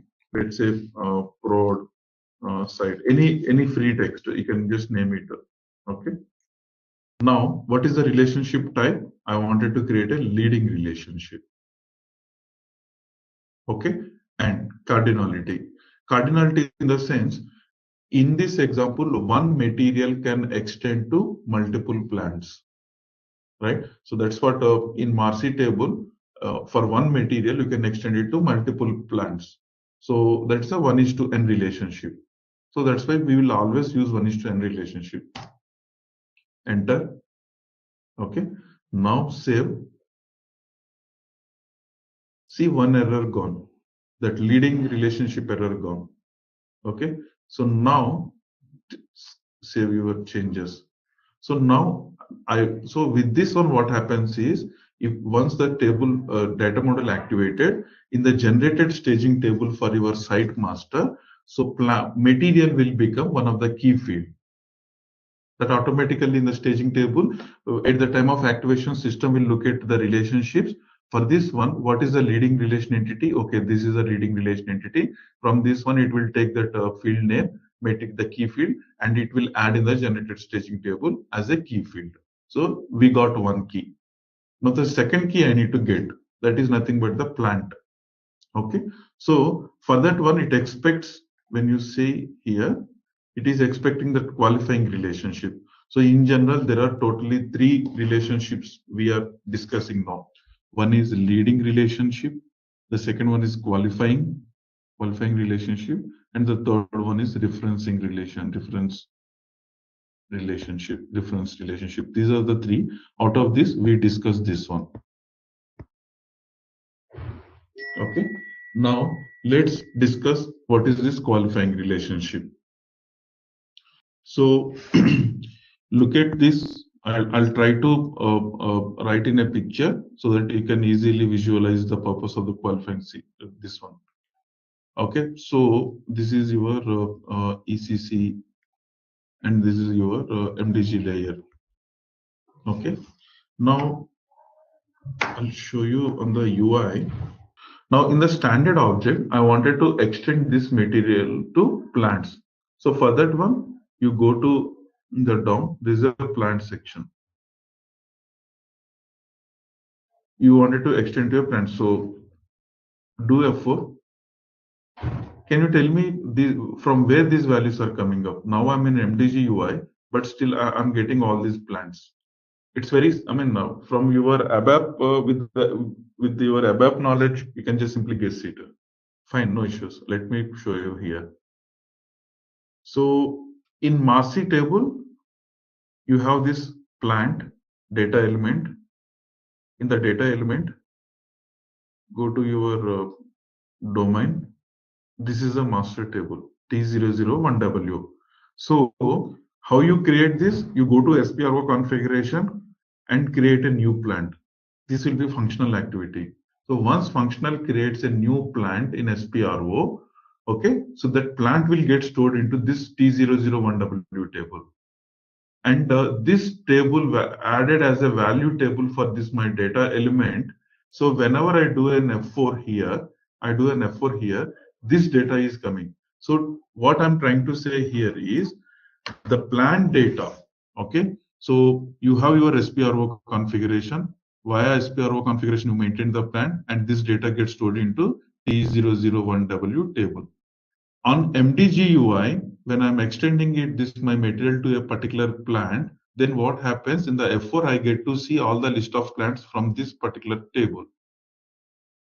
Right now, the thing is that here, if I try to enter some plant which doesn't exist, it will, whatever the value I entered over here, it has to qualify in the sense it has to go and verify whether this value is available in the T001W or not.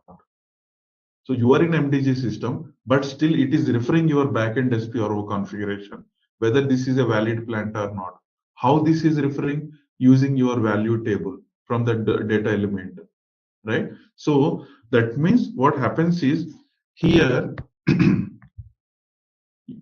your material is there, and you are extending it to a plant. So when you enter some 1,000 plant, let's say, it has to qualify whether this value is the right value or not. So this is what happening in the standard UI. I just showed you in the material UI, right? So for this purpose, what happens is this is we call it as a qualification process. It's your foreign key check or whatever the qualification we call, right? So this particular table we will represent with SU type 3. Okay, so and I make a relation with this qualify relation.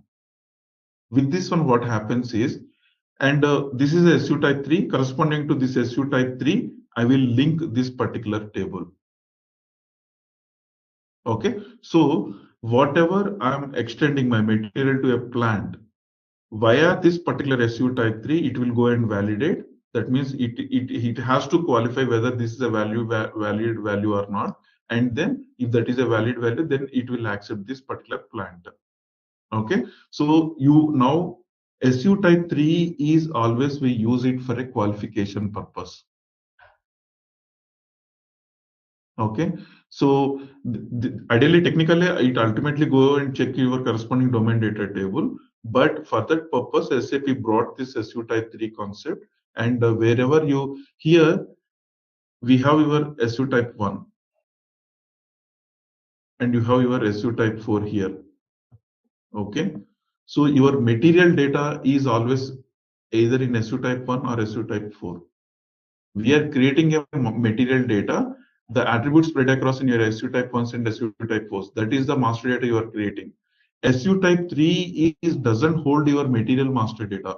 You will use this as a qualification purpose, plant qualification or sales or qualification or as country qualification. So wherever you see a need that, okay, it has to qualify, then you create that, you represent that via SU type 3.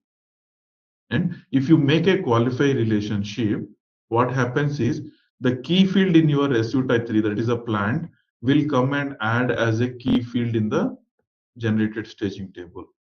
So your type 4 always get another key using a qualification relationship from another type 3. So for that one, first I need to create a type 3 entity. Type 3 entity represents my plant master, the complete plant master. Now, whatever I extend this material to multiple plants, everything has to qualify with this SU type 3. Assume that it's a key field. So key field, for now you can assume it as a key field, but non-key fields also we can add. That is the purpose of significance of your reference relationship that we will discuss. Okay, but now SU type 3, there won't be any staging table that will get created for SU type 3. Staging table will be created only for SU type 1 and type 4. Why staging tables are creating for SU type 1 and 4? That holds my material master data. SU type 3 doesn't hold my material master data. It's a plant master data, which I'm using for qualification purpose when I'm creating my material. Just like you are creating a customer, right? You will country should be there. So you create those countries separately in SPRO configuration or somewhere, but you use that country in your master data. So it acts as a reference master data. So that will give you the additional key. So that's the reason here when I try to save, it is throwing me an error message that qualification is not there relationship.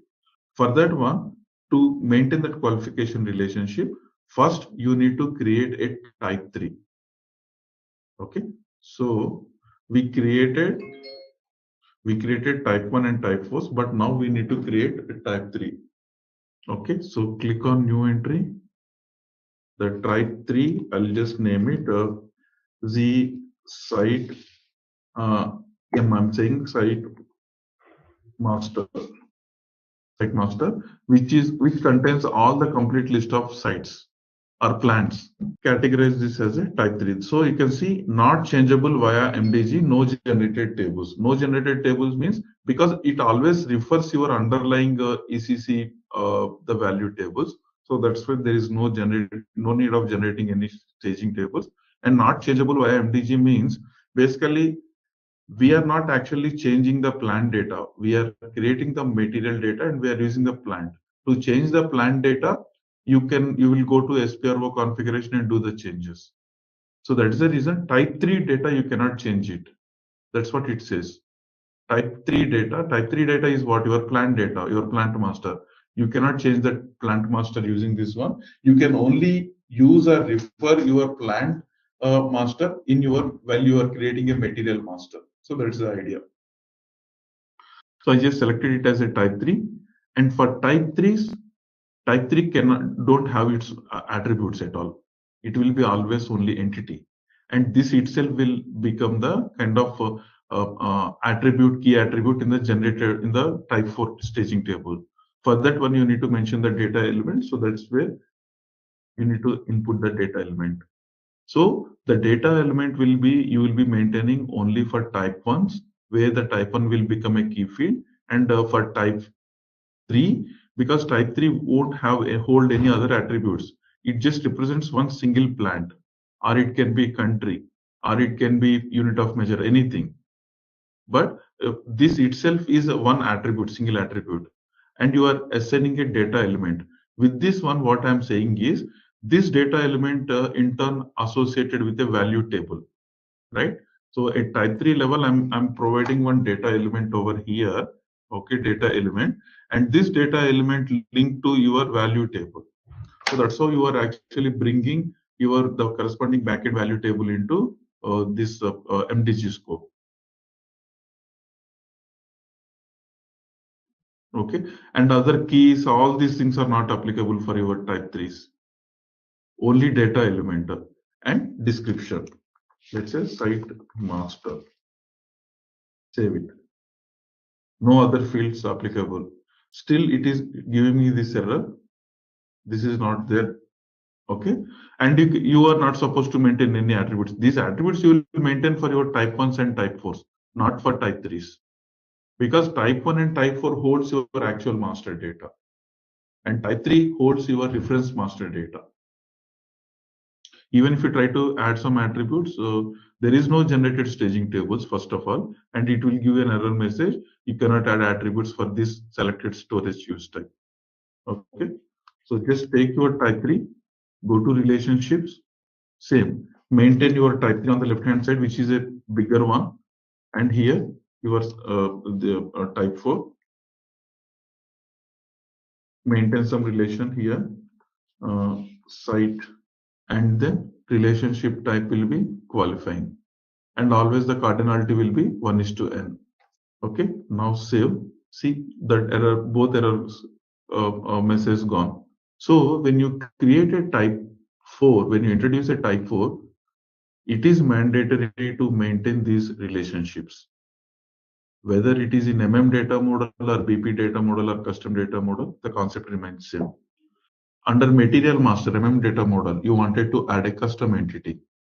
So when you add a custom entity, usually we will add only type 4 entities because type 1 is already there. For your BP and all these data models, the type 1 entities, which is a parent entity, is already there. At max, what you can do is you can add some custom attributes in the existing entity, or else you can add a new entity under the data model. So when you add a new entity under a data model, it will be a type 4 only. Whether that comes under material as a child or under a plant as a child, that depends on your business requirements. But when you introduce a type 4 in your data model, it will always expect two relationships. One is leading and qualifying. So that's where you need to identify what is the leading entity, what is the qualifying entity.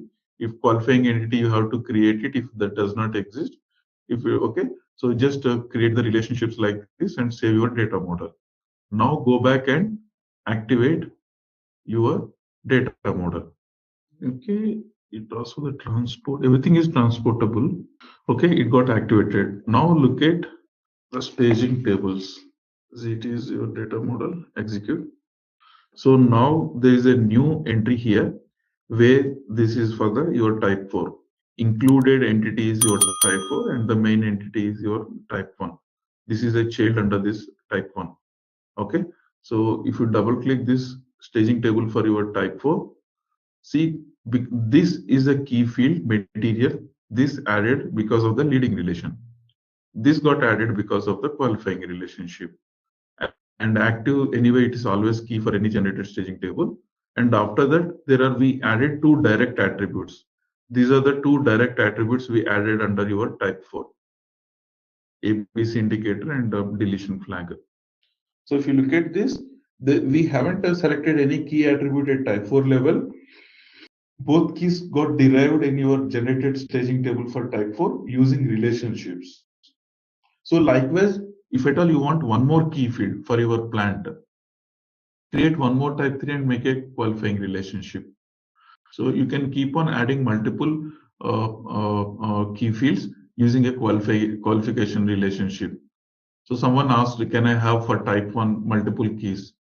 Okay, by default, your entity itself is one of the main key field. Additionally, if at all you want one more key field, always you can go with a type 3. Create one type 3 and make a qualifying relationship with your type 1. So it's not necessarily always type 3 will have a qualification with type 4s. You can have it, okay, so like this. So let me show you here some examples. This is your SU type 1. You created one SU type 4. You make a leading relation here. Okay. And you can also create one SU type 3 and make a qualification relationship. Okay. So here example material. So here plant. So at this level, material is key field. This is what we just noticed, and plant is also key field. Now I'll create one more SU type 4, which is a child to my another type 4.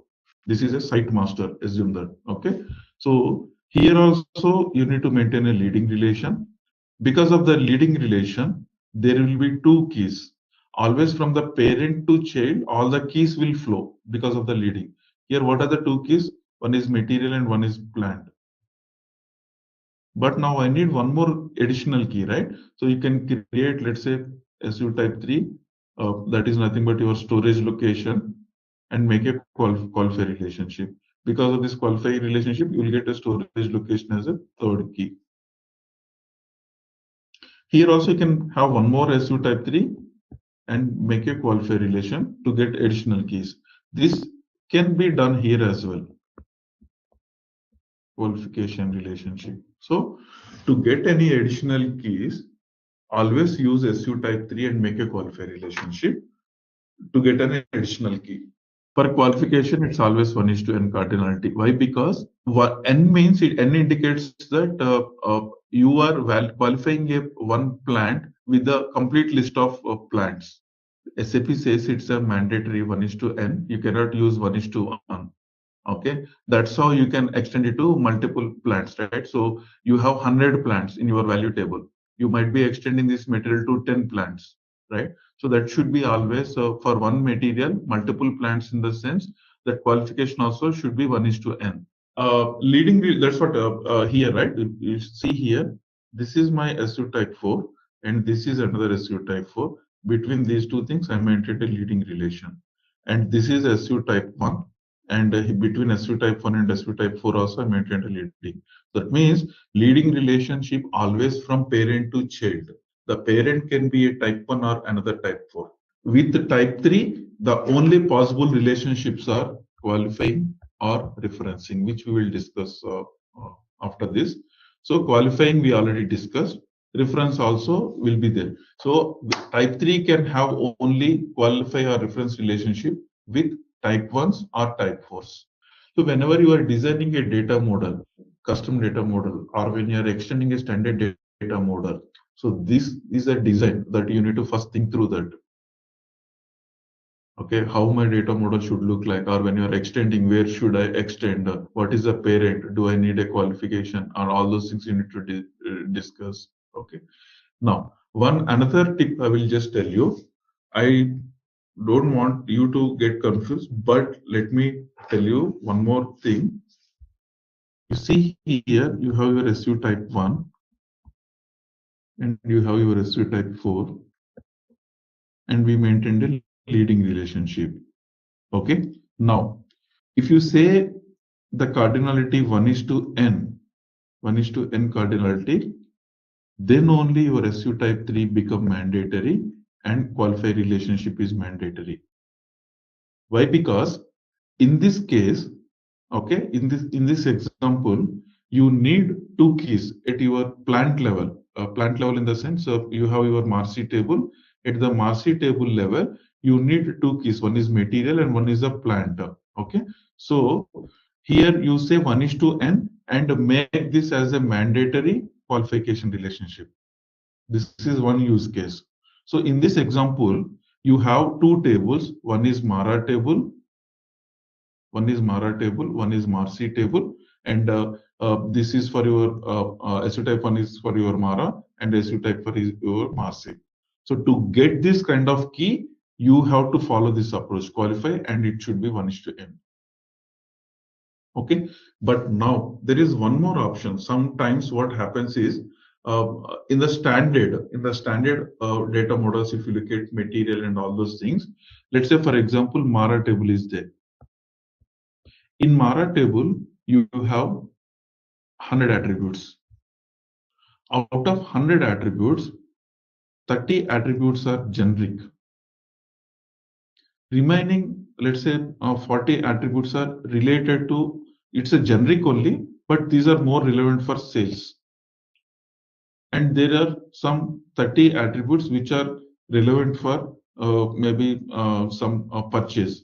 Though these are all under Mara table only, but for sales these are relevant, and for these 30 attributes are relevant for purchasing related attributes. But if you open Mara table, you will see all these under one single table. In MDG, how SAP designed your data model is, they took material as a type 1 entity. All right, let's test your knowledge. Here's a question for you. What is the role of the master data replication component in SAP MDG? Option A, synchronizing master data between different systems. Option B, generating reports and analytics for master data. Option C, providing a single source of truth for master data. Option D, automating the creation of new master data entities. Take a moment to think, and when you're ready, choose the correct option. Remember, each choice holds a key to unlocking the answer. Good luck. Type the correct answer in the comment section.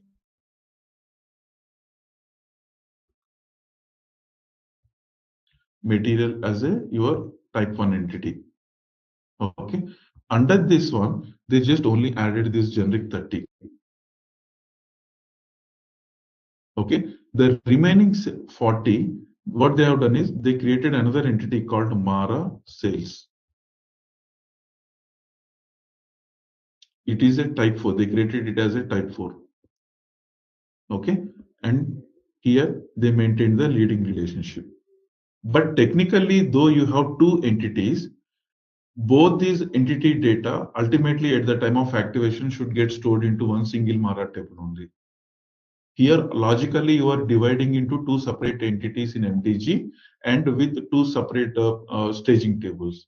But at the runtime, at the activation time, both all these 30, these 40, let's say 40 attributes, this 30 plus 40 attributes will get stored into one single. So here you have two staging tables. At the activation time, the data gets stored into one single Mara table.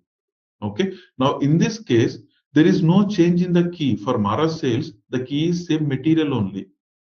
So how I can get here, when you say here, you need to say 1:1 relationship. You need to create a leading relation with 1:1, not 1:n. When you say 1:1, that means here itself, here in the stage, here anyway material is a key. Here also the generated staging table material is a key. So then there is no need of additional key. SU type 3. SU type 3 will come into picture only if you need at your type 4 level one additional key. But if I don't need a key, whatever with the leading relation, whatever the key that you are getting, that is sufficient for you, then you can how you can represent by saying 1:1, because these 30 attributes and these 40 attributes are for one single material. Is it clear to everyone? Okay, so by default, if you create a type 4, system will give you an error message saying that qualification is mandatory. That is because it is assuming that when you are creating a type 4, it is by default, it is assuming that there are two keys are required. But when you make that at the leading relationship level, let's say for example here, if you go to the relationships, at the leading relationship level for the type 1, if I say it's S means it's 1:1. When I say S 1:1, then this is not required. Why? Because 1:1 means it's a one key only. In your type 4 also will have one key, not two keys. When you need two keys to bring 1:n relationship, one material, multiple plants, then you need a plant as a key. One material on both the sides, then you don't need an additional key. Okay, so I mean, if that is how you can also avoid a qualification relationship. But in general, right, this is a standard product, and when SAP designs this MDG data model, they have done that logically. They divided like this. Ideally, these sales SU type 4 I can avoid. I can add a 30 plus 40 everything 100 attributes under SU type 1 itself, so that I no need to create this sales entity. The reason SAP created it, they wanted to logically group the attributes so that on the UI also, if someone is not using this system for sales process, they're using it only for purchase, then I can completely take this sales out of governance scope. So just to give you such kind of flexibility, they did that. But when we are creating our custom data models, always we will keep all the common attributes or where you have 1:1 relation, right? Under one entity only. We don't split into multiple entities. We don't make it more complicated. Since it's a product, MM and BP, these are the out of box data models. So they properly designed that one. That's the only point. So 1:2 qualifying for always for your type 4, is it mandatory? No. Only when you have a 1:2 leading relation with 1:n relation, then only qualifying relation is mandatory. If you make leading relation 1:1, qualification relationship is not mandatory. Okay, so that's all about type 1, type 3, and type 4 leading and qualification relationships. Now let's discuss about reference relation. Reference relationship also you will always do with type 3 only. Okay, what is the difference? I'll show you here. You have your SU type 1, which is okay. Under this, let's say for example, you have your SU type 4. This is a leading relation 1:n. You created one SU type 3 and made a qualifier relationship. So here in our example, material added as a key because of leading, plant added as a key because of the qualification relationship. Now I wanted to add country, a non-key attribute. It should be a non-key attribute. How should I do? Directly you can open this SU type 4 entity and add this as a normal attribute, just like here. Go to entity types, select your type 4 attributes. Just like how we added this, you can add your country attribute also directly here. That is one way. And most of the people will follow this approach, 99%. What I can do is, I can create another SU type 3, which is my country master land 1 table. That is, the table is T1 something. We'll see that. Okay. So country master, country, okay, country. Just like how you created this plant, you create another SU type 3 for country. Now you make a reference relationship with your type 4. When you make a reference relationship, just like your type 3, how this attribute got added, this country also will get added. The only difference is it will become a non-key. If you make a qualify with a type 3, it will become a key. If you make a reference relation with the type 3, then that attribute, this entity will add as a non-key field. That's the only difference. Okay. So by looking at this example, see, both are two options. One, directly you can add under that entity. Other option is via SU type 3 and reference relation also. In the generated staging table, you can add this one. Now, what is the advantage I will get with this creating a separate entity altogether and making a reference relationship? What is the advantage I will get it? Can anyone guess? Reference data you can use here as well, because directly if you add a country, right, and you mention the data element land 1 is a data element. So when you use this data element, automatically F4 values also will come over here. Okay, no issues. So the thing is that reusability. When I say reusability, let's say for example, I also created one more SU type 4 and I need the country field here as well.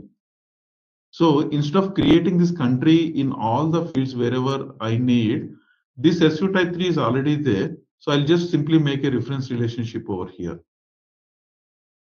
So same SU type 3, you can make reference relationship with multiple entities. Okay, so automatically this attribute will get added here as well as a non-key. What is the advantage with this one? If at all search help you wanted to do some change or some description with respect to country or anything, right? So if you add as an individual attributes in your respective entities, then you need to, if at all I wanted to assign a new search help, then you need to open each and every entity and there locate that attribute and change SA in the search shell. Instead of that one, if I at a SU type 3 level also you can assign a search shell. At the entity type level, I showed you that search shell, right? If you assign this one, the same search shell will be applied for all the fields wherever it is referring. So your maintenance will become easy. And we are creating one entity and reusing everywhere, so you will follow a consistent approach. One of the examples like unit of measures. Unit of measure we will be using in multiple entities. In sales also you need sales unit of measure. Purchase entities also you need purchase unit of measure. So SAP standard SAP what it will do is they will create a type 3 and they will use make a reference relationship in all the entities. So there is no harm in directly adding that attribute at each and every entity as well. There is no absolutely there is no harm. But SAP recommends that you just follow this approach. That's it. But it's not a hard thing. You can create separate direct attributes under every entity as well. But that is the significance of reference relationship. So reference relationship also always you'll make with your SU type 3s only. But the difference between qualify and difference is if in case of reference relationship, it will add the attribute added will get added as a non-key. If it is a qualification relation, it will add as a key field. You can make a reference relation with type 1s as well again. So you can make a reference relation with type 1 as well. So this country will get added in your type 1 as a non-key field. So that is about what we discussed today. We discussed SU type 1, SU type 4, SU type 3, leading relation, qualify relation, reference relation. So we discussed all this. There is one more relationship here, foreign key relationship. I'm not sure if it is still, but we don't use it at all. It is just like your qualify relation only. Foreign relationship, we don't use at all this one. SAP itself says that this can be handled by qualification relationship. I don't know why SAP created this separately just to confuse, but 200% in all the MDG data model changes or creations, you will make use of only these three. Even in the standard data model also, this is never used. They added this, they might be thinking that it might useful or they can enhance it later, but this is not useful. Okay, so it is just like your qualifier relation only. You always just remember only these three relationships. That's it. We still need to discuss type 2. Okay, type 2 also again, no, you don't see anywhere that type 2 is used, but I'll explain conceptually what is this type 2 and everything. What we will do is quickly, I will show you that reference relationship. Okay, so that we can close that point as well here. Let me go to entity types. I'll create one new entity type 3 first. Z set type 3. For type 3, always need to mention the data element. I'm just saying here land 1. Land 1 is a data element that we use for country. This is associated with your T001, I think, the value table. Now go to relationships, new relationship, left side Z country. Let's say country name. Here it's a Z type 4 and make it as a reference relationship. Okay, this is a 1:n. Activate your data model again. Data model got activated. Now look at the staging table. I'll run this report again with the ZT data model. So go to site staging table. There is a country field, see here, added as a non-key field. One way is I can directly add it under that entity, or else via reference relation with a type 3 also will add this attribute as a non-key field. That's it. If you know all these, whatever we discussed, these three entity types and three relationships, you are done. Your data model. Of course, type 4, type 2, I will explain. But type 2 we don't use at all. I'll explain the type 2 as well. Okay. So this if you are clear, just a minute. So if you are clear with these concepts, these three plus these three relationships, this will be used for you to create your custom data models, and also this will be used to enhance your standard MMPP or any data model. Okay, so that data element, what happens is, let's say for example, sometimes data element is there, right? So this type 3 or this type 3, at the type 3 level, we already maintained one data element, right? So that data element will be used for your qualification purpose, and for the description, search help, everything, it will come from there. Okay, and when you make a reference relation or qualifying relation, the data element will be used for a particular entity. You have some 4 type 4s. For 4 type 4s, for out of 4 type 4s, for 3 type 4s, you need the data element or the properties from the this particular type 3 only. But out of all these, for one entity, one type 4, I need a different description or different search help or something, right? In that case, what you can do is, you can actually just, for that particular row, you just maintain your data element. So the search help or the description will pick up from there. So it will little bit confused. So that's why I didn't explain. So, but this is, if at all you need a different behavior, because now I maintain this reference relation or qualifying relation with multiple type 4s or type 1s. So you will find all the rows over here. Okay, but for one entity, I want a different behavior. So then you can assign a different data element for that one. So whatever you assign the data element over here, first preference will be given to that. If nothing is maintained, then it will take the data element from your type 3. Actually, the thing is that if that is the case, instead of creating this, using this type 3 and all these things, directly you can add that as a direct attribute under your entity, and assign your data element that you need. So out of 4, 3 you can use this type 3, and for one directly add it as a normal attribute itself. So that can be done. So that's the reason actually this data element not much useful here, unless it will confuse you. No, Many. cardinality, always you remember, for reference and qualifying, wherever you are using reference and qualifying, it's a 1:n relationship only. There is no doubt about that one. That change only with the leading relation. In case of leading relation, if you need one material, multiple plants, such kind of thing, you go with 1:n relationship. If it is one material and one SU type 1 side as well one, and an SU type 4 side as well only one key, then you always go with 1:1 relationship. That's the only thing. I'll show you that in the system. So what I will do is, okay, now we are done with this type reference relation also, right?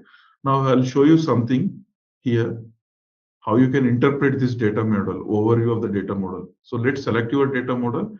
There is something called visualize data model. Okay, now what happens is, it shows you the complete hierarchy of your data model here. We'll try to interpret this. You have your one data model. Under data model, this is your main type 1 entity. Under this type 1 entity, you have one child. Okay, so this is under this one. Under type 1, you see this is the child. At the same time, this is the direct entity attribute itself, key field. So that's why this is ticked. So this staging table has these fields. Okay, but this is entity itself is one of the key fields. That's why you see this particular checkbox is ticked. These are the direct attributes. These are your text attributes. Of course, there is a one different staging table, but here it shows that overview. In overview, these are the description fields.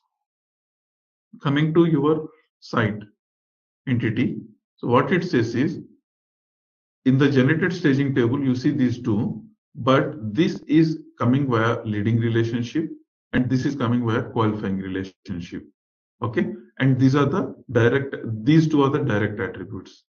This is coming from reference relationship. How do you know? Here reference entity type, as they mentioned, is your type 3, the reference relationship. So this gives you like this is how you can, when you look at open this visualize data model, you will see the complete hierarchy of your model.